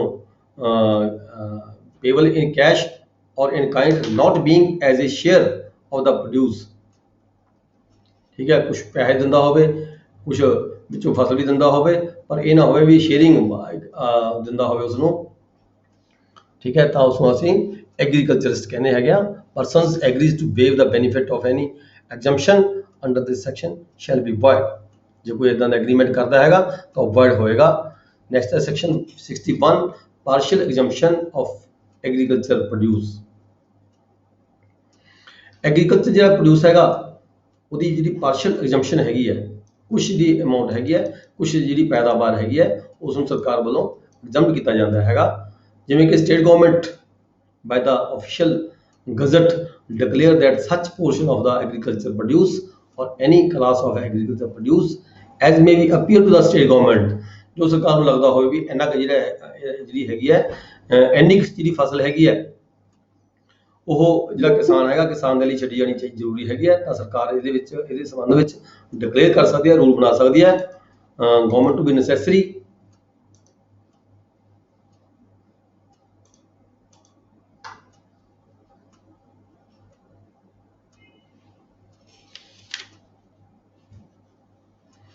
for the purpose of providing until the next harvest, जो तक अगली फसल नहीं आ जाती ਉਹਦੇ ਵਾਸਤੇ ਕਿੰਨੀ ਫਸਲ ਛੱਡਣੀ ਹੈ, ਬੀਜ ਚਾਰੇ ਲਈ ਕਿੰਨੀ ਛੱਡਣੀ ਹੈ, ਉਹਦੇ ਘਰ ਦੇ ਗੁਜ਼ਾਰੇ ਲਈ ਕਿੰਨੀ ਛੱਡਣੀ ਹੈਗੀ ਹੈ, ਇਹਦੇ ਵਿੱਚ ਸੰਬੰਧ ਵਿੱਚ ਜਿਹੜੀ ਸਰਕਾਰ ਹੈ, ਗਵਰਨਮੈਂਟ ਹੈਗੀ ਹੈ, ਉਹ ਡਿਕਲੇਅਰ ਕਰ ਸਕਦੀ ਹੈ।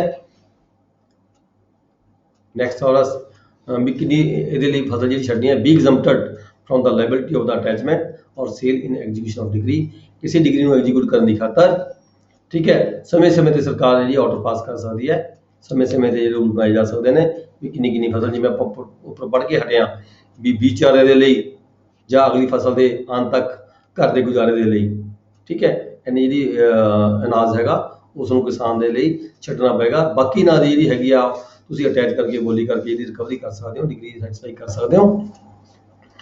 Next section 62, seizure of property in dwelling house. ਆਪਾਂ ਪਹਿਲਾਂ ਪੜ੍ਹ ਕੇ ਹਟੇ ਪਿੱਛੇ, no person executing any process under this code, ਕਿਸੇ ਵੀ ਘਰ ਦੇ ਵਿੱਚ, ਕਿਸੇ ਡਿਵੈਲਿੰਗ ਹਾਊਸ ਦੇ ਵਿੱਚ ਕੋਈ ਵੀ ਵਿਅਕਤੀ ਜਦੋਂ ਇਦਾਂ ਦਾ ਕੇਸ ਹੈਗਾ, ਕੋਈ ਪ੍ਰੋਪਰਟੀ ਕੋਈ ਸੀਜ਼ ਕਰਨੀ ਹੈ, ਕੋਈ ਪ੍ਰੋਪਰਟੀ ਮਤਲਬ ਕਿ ਪਕੜਨੀ ਹੈ, ਠੀਕ ਹੈ, ਕਿਸੇ ਘਰ ਦੇ ਵਿੱਚੋਂ, ਉਸ ਘਰ ਦੇ ਵਿੱਚ ਉਹੀ ਮਤਲਬ ਸੂਰਜ ਛਿਪਣ ਤੋਂ ਬਾਅਦ ਐਂਟਰ ਨਹੀਂ ਕਰ ਸਕਦਾ, ਸੂਰਜ ਚੜ੍ਹਨ ਤੋਂ ਪਹਿਲਾਂ ਐਂਟਰ ਨਹੀਂ ਕਰ ਸਕਦਾ ਹੈਗਾ। ਜਿਹੜਾ ਆਫੀਸਰ ਹੈ ਕੋਈ ਡਿਗਰੀ ਨੂੰ ਐਗਜ਼ੀਕਿਊਟ ਕਰ ਰਿਹਾ ਹੈਗਾ ਤਾਂ ਉਹਦੀ ਕੋਈ ਪ੍ਰਾਪਰਟੀ ਹੈ ਜਿਹੜੀ ਦੀ ਉਹ ਪ੍ਰਾਪਰਟੀ ਨੂੰ ਉਠਾਉਣ ਦੀ ਖਾਤਰ, ਪ੍ਰਾਪਰਟੀ ਲੈਣ ਦੀ ਖਾਤਰ, ਜਿਹੜਾ ਉਹਨੂੰ ਜ਼ਬਤ ਕਰਨ ਦੀ ਖਾਤਰ, ਕੋਈ ਮੂਵੇਬਲ ਪ੍ਰਾਪਰਟੀ ਹੈ, ਮੂਵੇਬਲ ਪ੍ਰਾਪਰਟੀ ਨੂੰ ਜ਼ਬਤ ਕਰਨ ਦੀ ਖਾਤਰ ਉਸਦੇ ਘਰ ਦੇ ਵਿੱਚ ਜਾਂ ਜਿਹੜੀ ਹੈ, ਜਿਹੜੀ ਦੇ ਘਰ ਰਿਹਾਇਸ਼ੀ ਘਰ ਹੈ, ਰਿਹਾਇਸ਼ੀ ਘਰ ਦੇ ਵਿੱਚ ਰਿਹਾਇਸ਼ੀ ਘਰ ਦੀ ਗੱਲ ਕੀਤੀ ਹੈ ਇੱਥੇ, ਡੰਗਰਾਂ ਦੇ ਘਰ ਦੀ ਗੱਲ ਨਹੀਂ ਕੀਤੀ ਹੈਗੀ, ਰਿਹਾਇਸ਼ੀ ਘਰ ਦੀ ਗੱਲ ਕੀਤੀ ਗਈ ਹੈ। ਰਿਹਾਇਸ਼ੀ ਘਰ ਦੇ ਵਿੱਚ ਸੂਰਜ ਛਿਪਣ ਤੋਂ ਬਾਅਦ ਐਂਟਰੀ ਨਹੀਂ ਹੋ ਸਕਦੀ, ਸੂਰਜ ਚੜ੍ਹਨ ਤੋਂ ਪਹਿਲਾਂ ਵੀ ਐਂਟਰੀ ਨਹੀਂ ਹੋ ਸਕਦੀ। ਫਿਰ ਕੀ ਹੈ, ਉਹ ਆਪਾਂ ਪਹਿਲਾਂ ਵੀ ਪਿੱਛੇ ਪੜ੍ਹ ਕੇ ਹਟਿਆ, no outer door of the dwelling house shall be broken up. ਜੇਕਰ ਜਿਹੜੀ ਦਾ ਆਪਦਾ ਮਕਾਨ ਨਹੀਂ ਹੈਗਾ ਤਾਂ ਉਹਦਾ ਜਿਹੜਾ ਬਾਹਰਲਾ ਦਰਵਾਜ਼ਾ ਤੋੜਿਆ ਨਹੀਂ ਜਾ ਸਕਦਾ, ਪਰ ਜੇਕਰ ਉਹਦਾ ਆਪਦਾ ਮਕਾਨ ਹੈਗਾ ਤੇ ਉਹ ਐਂਟਰੀ ਕਰਨ ਤੋਂ ਰੋਕਦਾ ਹੈਗਾ, ਰਿਫਿਊਜ਼ ਕਰਦਾ ਹੈਗਾ, ਰੁਕਾਵਟ ਪਾਉਂਦਾ ਹੈ ਤਾਂ ਬਾਹਰਲਾ ਗੇਟ ਤੋੜ ਕੇ ਵੀ ਜਿਹੜਾ ਹੈਗਾ ਕੰਸਰਨਡ ਆਫੀਸਰ ਹੈਗਾ ਜਿਹਨੂੰ ਅਥੋਰਾਈਜ਼ ਕੀਤਾ ਕਿਸੇ ਕੋਰਟ ਨੇ, ਉਹ ਐਂਟਰੀ ਕਰ ਸਕਦਾ ਘਰ ਦੇ ਵਿੱਚ। ਫਿਰ ਆ ਗਿਆ ਵੂਮਨ ਦਾ ਹਾਊਸ, ਜੇਕਰ ਹੋਵੇ ਜਿੱਥੇ ਕੋਈ ਲੇਡੀ ਵਿੱਚ ਅੰਦਰ ਰਹਿੰਦੀ ਹੋਵੇ ਤੇ ਉਹ ਸੋਸ਼ਲੀ ਤੌਰ ਤੇ ਬਾਈ ਦਾ ਕਸਟਮਸ ਉਹ ਓਪਨਲੀ ਮਤਲਬ ਕਿ ਆਮ ਮੈਂਬਰਾਂ ਦੇ ਵਿੱਚ ਬਾਹਰ ਨਿਕਲ ਨਾ ਸਕਦੀ ਹੋਵੇ ਤਾਂ ਅਜਿਹੀ ਲੇਡੀ ਨੂੰ ਸਭ ਤੋਂ ਪਹਿਲਾਂ ਉੱਥੇ ਐਂਟਰੀ ਕਰਨ ਦੇ ਲਈ ਜਿਹੜਾ ਨੋਟਿਸ ਹੈ ਮਤਲਬ ਕਿ ਨੋਟਿਸ ਦਿੱਤਾ ਜਾਵੇਗਾ ਤਾਂ ਕਿ ਉਸ ਨੂੰ ਟਾਈਮ ਵੀ ਦਿੱਤਾ ਜਾਵੇਗਾ, ਨੋਟਿਸ ਭੇਜ ਦਿੱਤਾ ਜਾਵੇਗਾ, ਬੋਲ ਕੇ ਆਵਾਜ਼ ਦੇ ਕੇ ਵੀ ਤੁਸੀਂ ਬਾਹਰ ਆ ਜਾਓ, ਇੱਦਾਂ ਕਰਕੇ ਸਾਡੇ ਆਹ ਜਿਹੜੀ ਪ੍ਰਾਪਰਟੀ ਹੈਗੀ ਹੈ ਇੱਥੋਂ ਉਠਾਣੀ ਹੈਗੀ ਹੈ, ਜਾਂ ਇਹ ਵਿਅਕਤੀ ਹੈਗਾ ਜਿਵੇਂ ਕਿ ਆਪਾਂ ਰੈਸਟ ਦੀ ਗੱਲ ਕੀਤੀ ਸੀਗੀ, ਉੱਥੇ ਰੈਸਟ ਕਰਨ ਦੀ ਗੱਲ ਕੀਤੀ ਸੀ, ਇੱਥੇ ਪ੍ਰਾਪਰਟੀ ਉਠਾਉਣ ਦੀ ਗੱਲ ਕੀਤੀ ਸੀਗੀ, ਤੇ ਉਸ ਨੂੰ ਨੋਟਿਸ ਦੇ ਕੇ ਪਹਿਲਾਂ ਜਾਣਕਾਰੀ ਦੇ ਕੇ ਤੇ ਤਦ ਹੀ ਜਿਹੜਾ ਹੈਗਾ ਜਿਹੜੀ ਪ੍ਰਾਪਰਟੀ ਉੱਥੋਂ ਸੀਜ਼ ਕੀਤੀ ਜਾ ਸਕਦੀ ਹੈ। ਨੈਕਸਟ ਹੈ section 63, property attached in execution of a decree of several courts. ਜੇਕਰ ਕਈ ਕੋਰਟਾਂ ਦੀ ਡਿਗਰੀਆਂ ਪਾਸ ਹੋਈਆਂ ਵੀਆਂ ਨੇ, ਠੀਕ ਹੈ, ਪ੍ਰਾਪਰਟੀ ਇੱਕ ਹੈਗੀ ਹੈ, ਉਹਦੀ ਅਟੈਚਮੈਂਟ ਹੈਗੀ ਹੈ, property attached in execution of decree of several courts, ਵੱਖ-ਵੱਖ ਕੋਰਟਾਂ ਦੀਆਂ ਡਿਗਰੀਆਂ ਨੇ, where the property not in the custody of any court, property ਹੈਗੀ ਆ ਉਹ ਕਿਸੇ ਕੋਰਟ ਦੀ ਕਸਟਡੀ ਵਿੱਚ ਨਹੀਂ ਹੈਗੀ, under the attachment in execution of decree, ਠੀਕ ਹੈ। ਪਰ ਜਿਹੜਾ ਹੈਗਾ ਕੋਰਟਾਂ ਕਈ ਹੈਗੀਆਂ ਨੇ ਜਿਨ੍ਹਾਂ ਨੇ ਇਹ ਡਿਗਰੀ ਜਿਨ੍ਹਾਂ ਵੱਲੋਂ ਡਿਗਰੀ ਪਾਸ ਕੀਤੀ ਗਈ ਹੈ ਜਾਂ ਪ੍ਰਾਪਰਟੀ ਅਟੈਚ ਕੀਤੀ ਗਈ ਹੈ, ਮੋਰ ਦੈਨ ਵਨ ਕੋਰਟ ਵਿੱਚ ਸ਼ੈਲ ਰਿਸੀਵ ਔਰ ਰੀਅਲਾਈਜ਼, ਜਿਸ ਕੋਰਟ ਦੇ ਵਿੱਚ ਉਹ ਜਿਹੜੀ ਪ੍ਰਾਪਰਟੀ ਹੈਗੀ ਆ ਉਹ ਲੈ ਕੇ ਆਂਦੀ ਗਈ, ਇੱਥੇ ਮੂਵੇਬਲ ਪ੍ਰਾਪਰਟੀ ਦੀ ਗੱਲ ਕਰ ਰਹੇ ਹਾਂ ਆਪਾਂ, ਜਿਸ ਕੋਰਟ ਦੇ ਵਿੱਚ ਉਹ ਪ੍ਰਾਪਰਟੀ ਲੈ ਕੇ ਆਂਦੀ ਗਈ, receive or realise such property and shall determine any claim thereto. ਤਾਂ ਕੋਰਟ ਨੇ ਕੀ ਕੀਤਾ ਹੈ, ਕਲੇਮ ਲੈਣੇ ਨੇ, ਡਿਟਰਮਿਨ ਕਰਨੇ ਨੇ, ਦੂਜੇ ਕਿਸੇ ਵਿਅਕਤੀ ਨੂੰ ਕਿਸੇ ਨੂੰ ਕੋਈ ਇਤਰਾਜ਼ ਹੈਗਾ, ਠੀਕ ਹੈ, ਉਹ ਇਤਰਾਜ਼ ਲੈਣੇ ਨੇ, ਆਬਜੈਕਸ਼ਨਸ ਲੈਣੇ ਨੇ to the attachment thereof shall be the court of highest grade. ਹੁਣ ਜਿਵੇਂ ਕੋਰਟਾਂ ਤਿੰਨ ਨੇ ਮੰਨ ਲਓ, ਤਾਂ ਜਿਹੜੀ ਹਾਈਐਸਟ ਗ੍ਰੇਡ ਦੀ ਕੋਰਟ ਹੋਏਗੀ ਉਹ ਕੋਰਟ ਜਿਹੜੀ ਹੈਗੀ ਆ ਉਹ ਜਿਹੜੇ ਆਬਜੈਕਸ਼ਨਸ ਨੇ ਉਹ ਆਬਜੈਕਸ਼ਨਸ ਉਸ ਕੋਰਟ ਵੱਲੋਂ ਸੁਣੇ ਜਾਣਗੇ, ਡਿਟਰਮਿਨ ਕੀਤੇ ਜਾਣਗੇ। Or where there is no difference, ਜੇਕਰ ਕੋਰਟਾਂ ਇੱਕੋ ਗ੍ਰੇਡ ਦੀਆਂ ਹੋਣ, ਕੋਰਟਾਂ ਇੱਕੋ ਗ੍ਰੇਡ ਦੀਆਂ ਹੋਣ ਤਾਂ ਜਿਹੜੀ ਕੋਰਟ ਨੇ ਸਭ ਤੋਂ ਪਹਿਲਾਂ ਜਿਹੜਾ ਉਹ ਪ੍ਰਾਪਰਟੀ ਅਟੈਚ ਕੀਤੀ ਸੀਗੀ ਤਾਂ ਉਸ ਕੋਰਟ ਵੱਲੋਂ ਜਿਹੜੇ ਹੈਗੇ ਨੇ ਆਬਜੈਕਸ਼ਨ ਸੁਣੇ ਜਾਣਗੇ। ਦਾ ਕੋਰਟ ਅੰਡਰ ਹੂਜ਼ ਡਿਗਰੀ ਦਾ ਪ੍ਰਾਪਰਟੀ ਵਾਜ ਫਸਟ ਅਟੈਚਡ, ਜਿਹੜੀ ਕੋਰਟ ਨੇ ਪਹਿਲਾਂ ਪ੍ਰਾਪਰਟੀ ਅਟੈਚ ਕੀਤੀ ਸੀ ਤਾਂ ਉਹ ਕੋਰਟ ਦੇ ਵਿੱਚ ਜਿਹੜੇ ਆਬਜੈਕਸ਼ਨ ਨੇ ਉਹ ਲਾਈ ਕਰਨਗੇ, ਆਬਜੈਕਸ਼ਨ ਕੋਰਟ ਵੱਲੋਂ ਸੁਣੇ ਜਾਣਗੇ ਤੇ ਡਿਟਰਮਿਨ ਕੀਤੇ ਜਾਣਗੇ।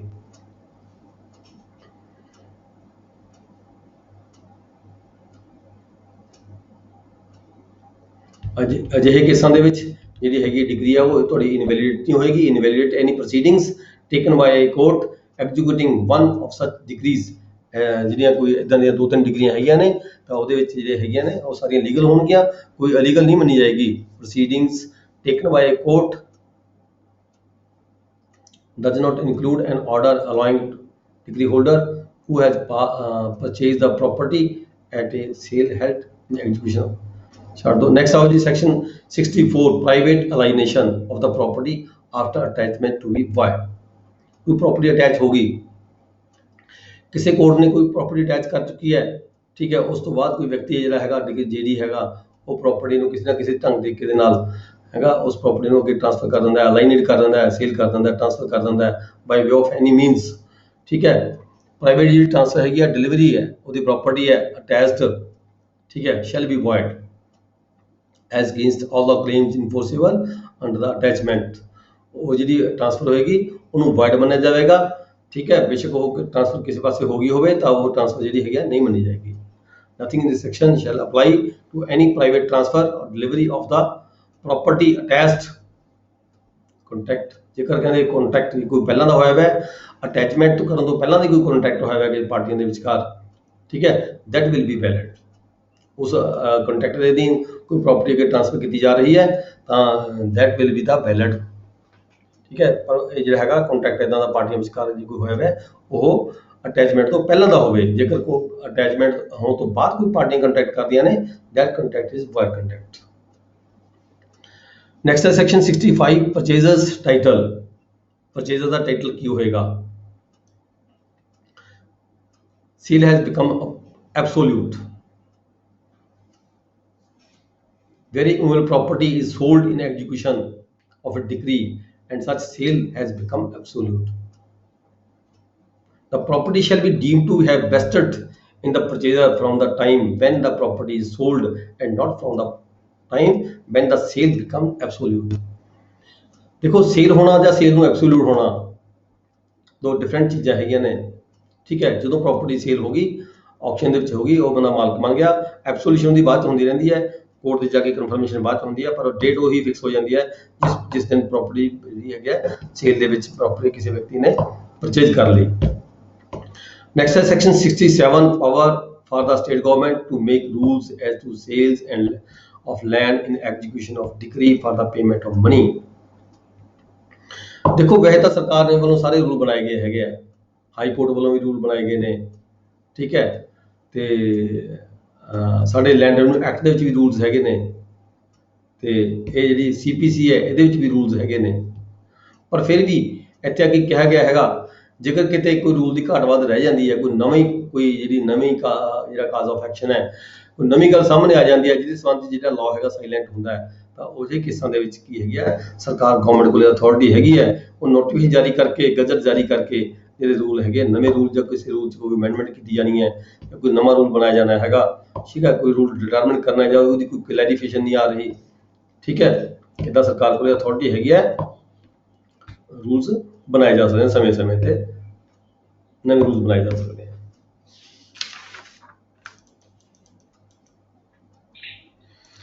सेक्शन आ गया 73 distribution of assets, distribution of sale pursuits, proceeds of the execution sale to be ratably distributed among the decree holders। Sale proceed ਕੀ ਹੁੰਦੀ ਹੈ? ਸੇਲ ਪ੍ਰੋਸੀਡ ਉਹ ਹੁੰਦੀ ਹੈ ਉਹ ਅਮਾਊਂਟ ਜਿੰਨੀ ਸੇਲ ਕਰਕੇ ਕੋਈ ਪ੍ਰਾਪਰਟੀ ਸੇਲ ਕਰ ਦਿੱਤੀ, ਸੇਲ ਕਰਤੇ ਜਿੰਨੀ ਅਮਾਊਂਟ ਰੀਅਲਾਈਜ਼ ਹੋਈ ਹੈ ਉਸ ਨੂੰ ਅਸੀਂ ਸੇਲ ਪ੍ਰੋਸੀਡ ਕਹਿ ਦਿੰਦੇ ਹਾਂ, ਠੀਕ ਹੈ ਜੀ। ਉਹਦੀ ਡਿਵੀਜ਼ਨ ਕਿਵੇਂ ਹੋਣੀ ਹੈ? ਰੇਟੇਬਲੀ ਡਿਸਟਰੀਬਿਊਟਡ। ਉਹ ਕਹੇਗਾ ਵੀ ਜੇ ਕੋਈ ਡਿਗਰੀਆਂ 2 ਜਾਂ 3 ਡਿਗਰੀਆਂ ਹੈਗੀਆਂ ਨੇ ਉਹਨਾਂ 'ਚ ਰੇਟੇਬਲੀ ਡਿਸਟਰੀਬਿਊਟ ਕੀਤੀ ਜਾਵੇਗੀ ਅਮੰਗ ਦਾ ਡਿਗਰੀ ਹੋਲਡਰਸ। ਜੇ ਕੋਈ 2 ਜਾਂ 3 ਡਿਗਰੀ ਹੋਲਡਰ ਹੈਗੇ ਨੇ ਉਹਨਾਂ ਕੋਲ ਪਾਸ ਅਲੱਗ-ਅਲੱਗ ਡਿਗਰੀਆਂ ਹੈਗੀਆਂ ਨੇ ਤਾਂ ਰੇਟੇਬਲੀ ਮਤਲਬ ਕਿ ਉਹ ਡਿਗਰੀ ਦੇ ਅਕੋਰਡਿੰਗ ਕਿੰਨੇ ਪੈਸੇ ਦੀ ਡਿਗਰੀ ਕਿਸ ਕੋਲ ਹੈ, ਕਿੰਨੇ ਪੈਸੇ ਦੀ ਡਿਗਰੀ ਕਿਸ ਵਿਅਕਤੀ ਕੋਲ ਹੈ, ਉਹਦੇ ਮੁਤਾਬਕ ਜਿਹੜਾ ਹੈਗਾ ਉਹ ਡਿਵੀਜ਼ਨ ਕੀਤੀ ਜਾਏਗੀ ਡਿਗਰੀ ਹੋਲਡਰ ਦੇ ਵਿਚਕਾਰ ਉਸ ਅਮਾਊਂਟ ਦੀ।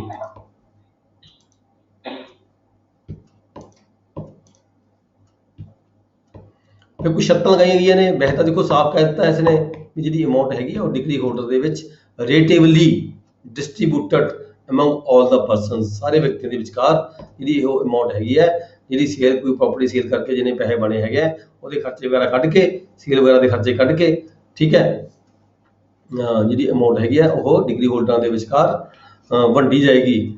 ਤਾਂ ਕੁਝ ਸ਼ਰਤਾਂ ਲਗਾਈਆਂ ਨੇ। ਸੇਲ ਵਿਦ ਦਾ ਮੌਰਗੇਜ, ਜੇਕਰ ਕੋਈ ਪ੍ਰਾਪਰਟੀ ਉਹ ਆਲਰੇਡੀ ਕਿਤੇ ਮੌਰਗੇਜ ਹੋਈ ਵੀ ਹੈ, ਠੀਕ ਹੈ, ਜਿਵੇਂ ਆਪਾਂ ਕਹਿੰਦੇ ਹਾਂ ਬੇਬਕੈਮੀ ਰਹਿਣ, ਤਾਂ ਜਿਹੜੀ ਪ੍ਰਾਪਰਟੀ ਹੈ ਉਹ ਬੇਬਕੈਮੀ ਰਹਿਣ ਹੋ ਜਾਏਗੀ। ਇੱਦਾਂ ਜਿਹੜੀ ਅਮਾਊਂਟ ਹੈ ਮੌਰਗੇਜ ਦੀ, ਉਹ ਮੌਰਗੇਜ ਦੀ ਅਮਾਊਂਟ ਹੈਗੀ ਆ ਉਹ ਐਜ਼ ਇਟ ਇਜ਼ ਰਹਿ ਜਾਏਗੀ ਸਬਜੈਕਟ ਟੂ ਦਾ ਮੌਰਗੇਜ। ਉਸ ਪ੍ਰਾਪਰਟੀ ਜਿਹੜੀ ਸੇਲ ਅਮਾਊਂਟ ਹੈਗੀ ਆ, ਸੇਲ ਅਮਾਊਂਟ ਦੇ ਵਿੱਚੋਂ ਉਸ ਵਿਅਕਤੀ ਜਿਹਦੇ ਕੋਲ ਉਹ ਪ੍ਰਾਪਰਟੀ ਮੌਰਗੇਜ ਹੈਗੀ ਆ ਉਸ ਨੂੰ ਕੋਈ ਪੇਮੈਂਟ ਨਹੀਂ ਕੀਤੀ ਜਾਵੇਗੀ। ਪਹਿਲੇ ਕੇਸ 'ਚ ਇਹ ਹੈ। ਦੂਜੇ ਕੇਸ ਦੇ ਵਿੱਚ ਕੀ ਹੈਗਾ? ਦੂਜੇ ਕੇਸ ਵਿੱਚ ਹੈ ਸੇਲ ਵਿਦਆਊਟ ਮੌਰਗੇਜ। ਜੇ ਪ੍ਰਾਪਰਟੀ ਜਿਹੜੀ ਲੈਂਡ ਹੈਗੀ ਆ ਉਹ ਫ੍ਰੀ ਹੋਲਡ ਦੇਣੀ ਹੈ ਪਰਚੇਜ਼ਰ ਨੂੰ, ਜੇ ਕੋਈ ਪ੍ਰਾਪਰਟੀ ਫ੍ਰੀ ਹੋਲਡ ਦੇਣੀ ਹੈ court may with the consent of the mortgagee, ਤਾਂ ਮੌਰਗੇਜ ਦੀ ਸਲਾਹ ਦੇ ਨਾਲ, ਉਹਦੀ ਸਲਾਹ ਦੇ ਨਾਲ, ਠੀਕ ਹੈ, ਔਰ ਇਨਕੰਬਰੈਂਸਰ ਜਾਂ ਕੋਈ ਜਿਹੜਾ ਜਿਹਦਾ ਭਾਰ ਹੈਗਾ ਉਸ ਪ੍ਰਾਪਰਟੀ ਦੇ ਉੱਪਰ, ਉਹਦੀ ਸਲਾਹ ਦੇ ਨਾਲ ਆਰਡਰ ਦੈਟ ਪ੍ਰਾਪਰਟੀ ਵੀ sold free from the mortgagee. ਤਾਂ ਕੋਰਟ ਆਰਡਰ ਕਰ ਸਕਦੀ ਹੈ ਵੀ ਜਿਹੜੀ ਇਹ ਪ੍ਰਾਪਰਟੀ ਹੈ ਇਹ ਫ੍ਰੀ ਫਰੋਮ ਦਾ ਮੌਰਗੇਜੀ ਹੋਏਗੀ। ਫ੍ਰੀ ਕਰਨ ਦੀ ਖਾਤਰ ਕੀ ਹੋਏਗਾ? ਫ੍ਰੀ ਕਰਨ ਦੀ ਖਾਤਰ ਕੀ ਹੋਏਗਾ? ਤਾਂ ਜਿਹੜੀ ਅਮਾਉਂਟ ਹੈਗੀ ਹੈ, ਜਿਹੜੀ ਸੇਲ ਅਮਾਉਂਟ ਹੈਗੀ ਹੈ, ਉਸ ਸੇਲ ਅਮਾਉਂਟ ਦੇ ਵਿੱਚੋਂ ਜਿਹੜਾ ਮੌਰਗੇਜੀ ਦੀ ਜਿਹੜੀ ਅਮਾਉਂਟ ਹੈ, ਇਨਕੰਬਰੈਂਸਰ ਦੀ ਜਿਹੜੀ ਅਮਾਉਂਟ ਹੈਗੀ ਹੈ, ਉਹ ਅਦਾ ਕੀਤੀ ਜਾਵੇਗੀ। ਜਦੋਂ ਉਹ ਅਮਾਉਂਟ ਅਦਾ ਹੋਗੀ ਤਾਂ ਜਿਹੜੀ ਪ੍ਰਾਪਰਟੀ ਆ ਉਹ ਫ੍ਰੀ ਹੋਗੀ, ਫ੍ਰੀ ਟ੍ਰਾਂਸਫਰ ਹੋ ਜਾਏਗੀ। ਫਿਰ where any immovable property is solved,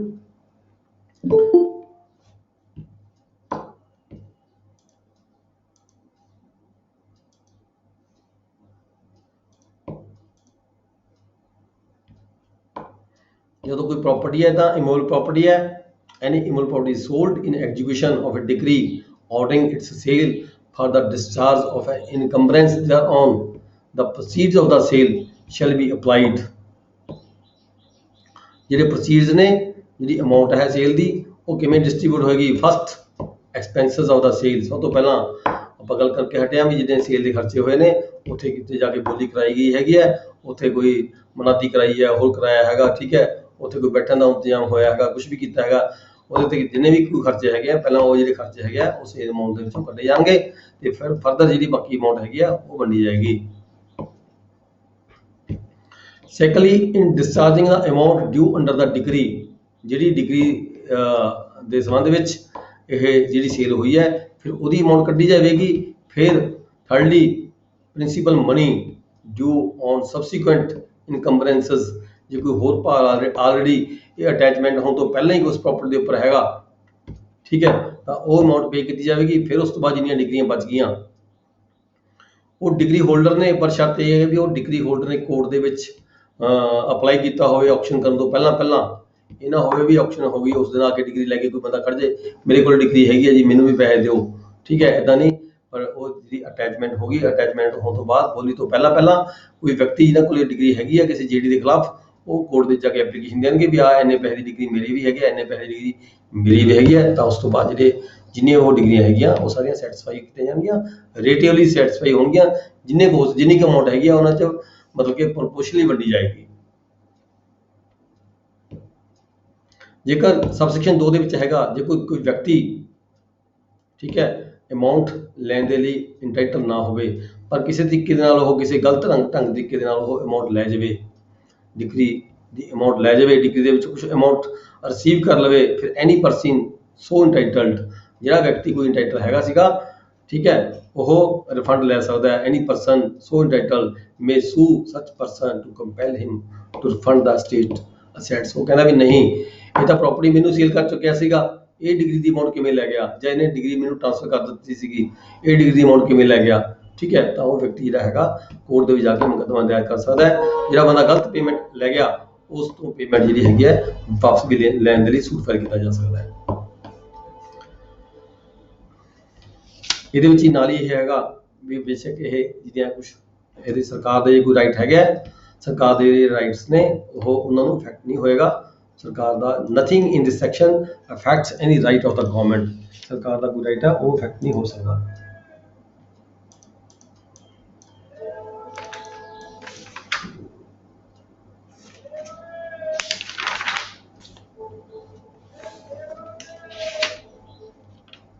sir ਇਹ ਕੇਸ ਜਿਹੜਾ ਹੈਗਾ ਰੈਵਨਿਊ ਕੋਰਟ ਵਿੱਚ ਪਾਸ ਹੈ ਜਾਂ ਸਿਵਲ ਕੋਰਟ ਵਿੱਚ?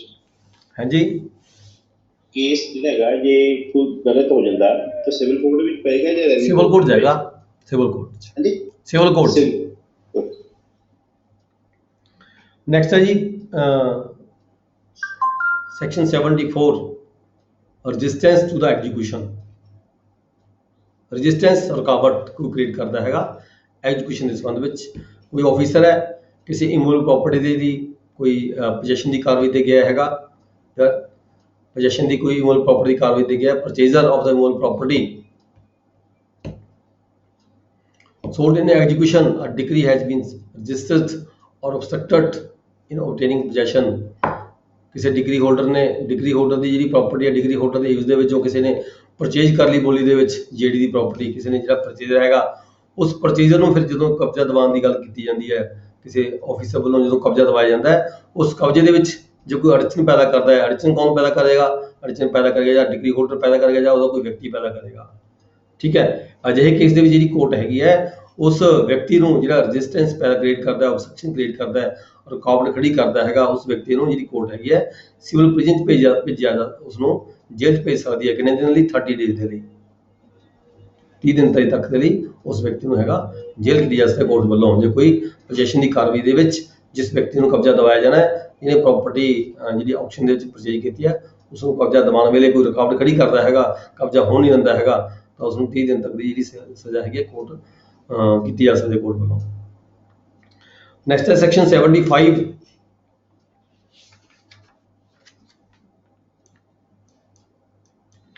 ਇਹ chapter part 3 incidental proceedings separate issue ਆ ਗਿਆ। ਅੱਜ ਦਾ ਜਿਹੜਾ ਲੈਕਚਰ ਹੈ ਜੀ ਆਪਾਂ ਇੱਥੇ ਖਤਮ ਕਰਾਂਗੇ। ਅੱਗੇ ਜਿਹੜਾ ਚੈਪਟਰ ਹੈ ਵੱਖਰਾ ਆ ਗਿਆ ਹੈਗਾ, incidental proceeding ਹੈ। ਅਗਲੇ ਲੈਕਚਰ ਕਰਾਂਗੇ ਅਸੀਂ। ਕਿਸ ਦਾ ਕੋਈ ਕੁਐਸਚਨ ਹੈਗਾ? ਲੈਕਚਰ ਖਤਮ ਹੋਣ ਤੋਂ ਪਹਿਲਾਂ ਕੋਈ ਕੁਐਸਚਨ ਕਰ ਸਕਦਾ ਹੈ ਜੀ?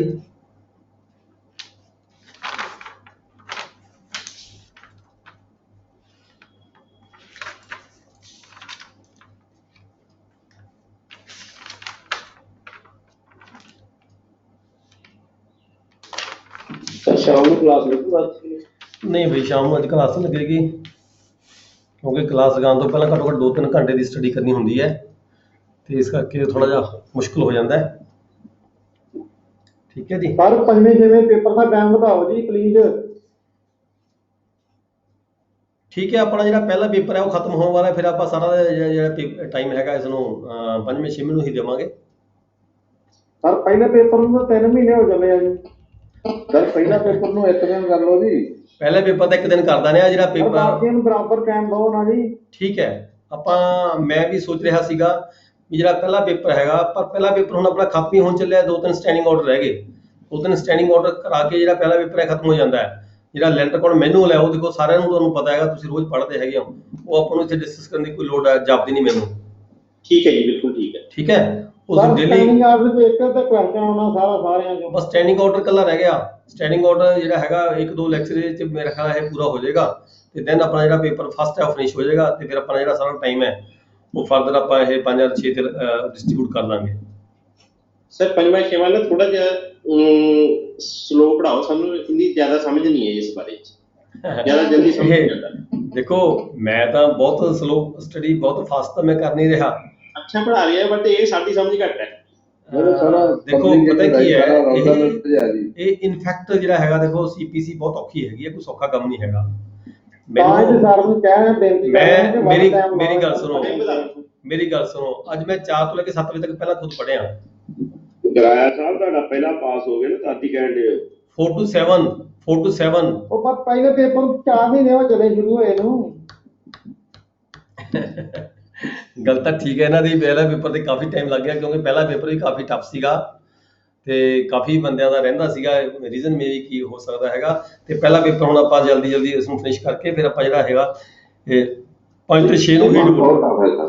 ਹੈ ਜੀ। ਇਹਨੂੰ ਵੀ ਬਹੁਤ ਹੈ ਜੀ ਕਿ 6ਵਾਂ ਪੇਪਰ ਦੇਖੋ ਤੁਹਾਡੇ ਡੇਲੀ ਰੂਟੀਨ ਯੂਜ਼ ਹੁੰਦੇ ਆ ਇਹ ਪੇਪਰ, ਜਿੰਨੀਆਂ ਕਾਰਵਾਈਆਂ ਤੁਸੀਂ ਕਰਦੇ ਹੋ ਬੀਇੰਗ ਏ ਰੈਵਨਿਊ ਆਫੀਸਰ, ਤੁਸੀਂ ਜਿੰਨੀਆਂ ਵੀ ਕਾਰਵਾਈਆਂ ਕਰਦੇ ਹੋ ਤੁਹਾਡੀਆਂ ਸਾਰੀਆਂ, ਜਿਵੇਂ ਕਿ ਮੈਂ ਹੁਣ ਮੈਨੂੰ ਕਹਿਣਾ ਨਹੀਂ ਚਾਹੀਦਾ, ਜਿਹੜੇ ਸਾਡੇ ਐਕਟ, ਸਾਡੇ ਸਪੈਸ਼ਲ ਐਕਟ ਨੇ।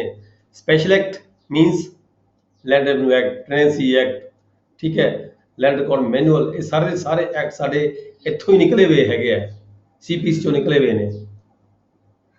ਠੀਕ ਹੈ, ਸੀਪੀਸੀ ਚੋਂ ਨਿਕਲ ਕੇ ਕੰਸਰਨ ਜਿਹੜੇ ਸਾਡੇ ਟੌਪਿਕ ਸੀਗੇ ਉਹ ਅਸੀਂ ਉੱਥੇ ਇਨਸਰਟ ਕੀਤੇ ਹੋਏ ਹੈਗੇ ਨੇ।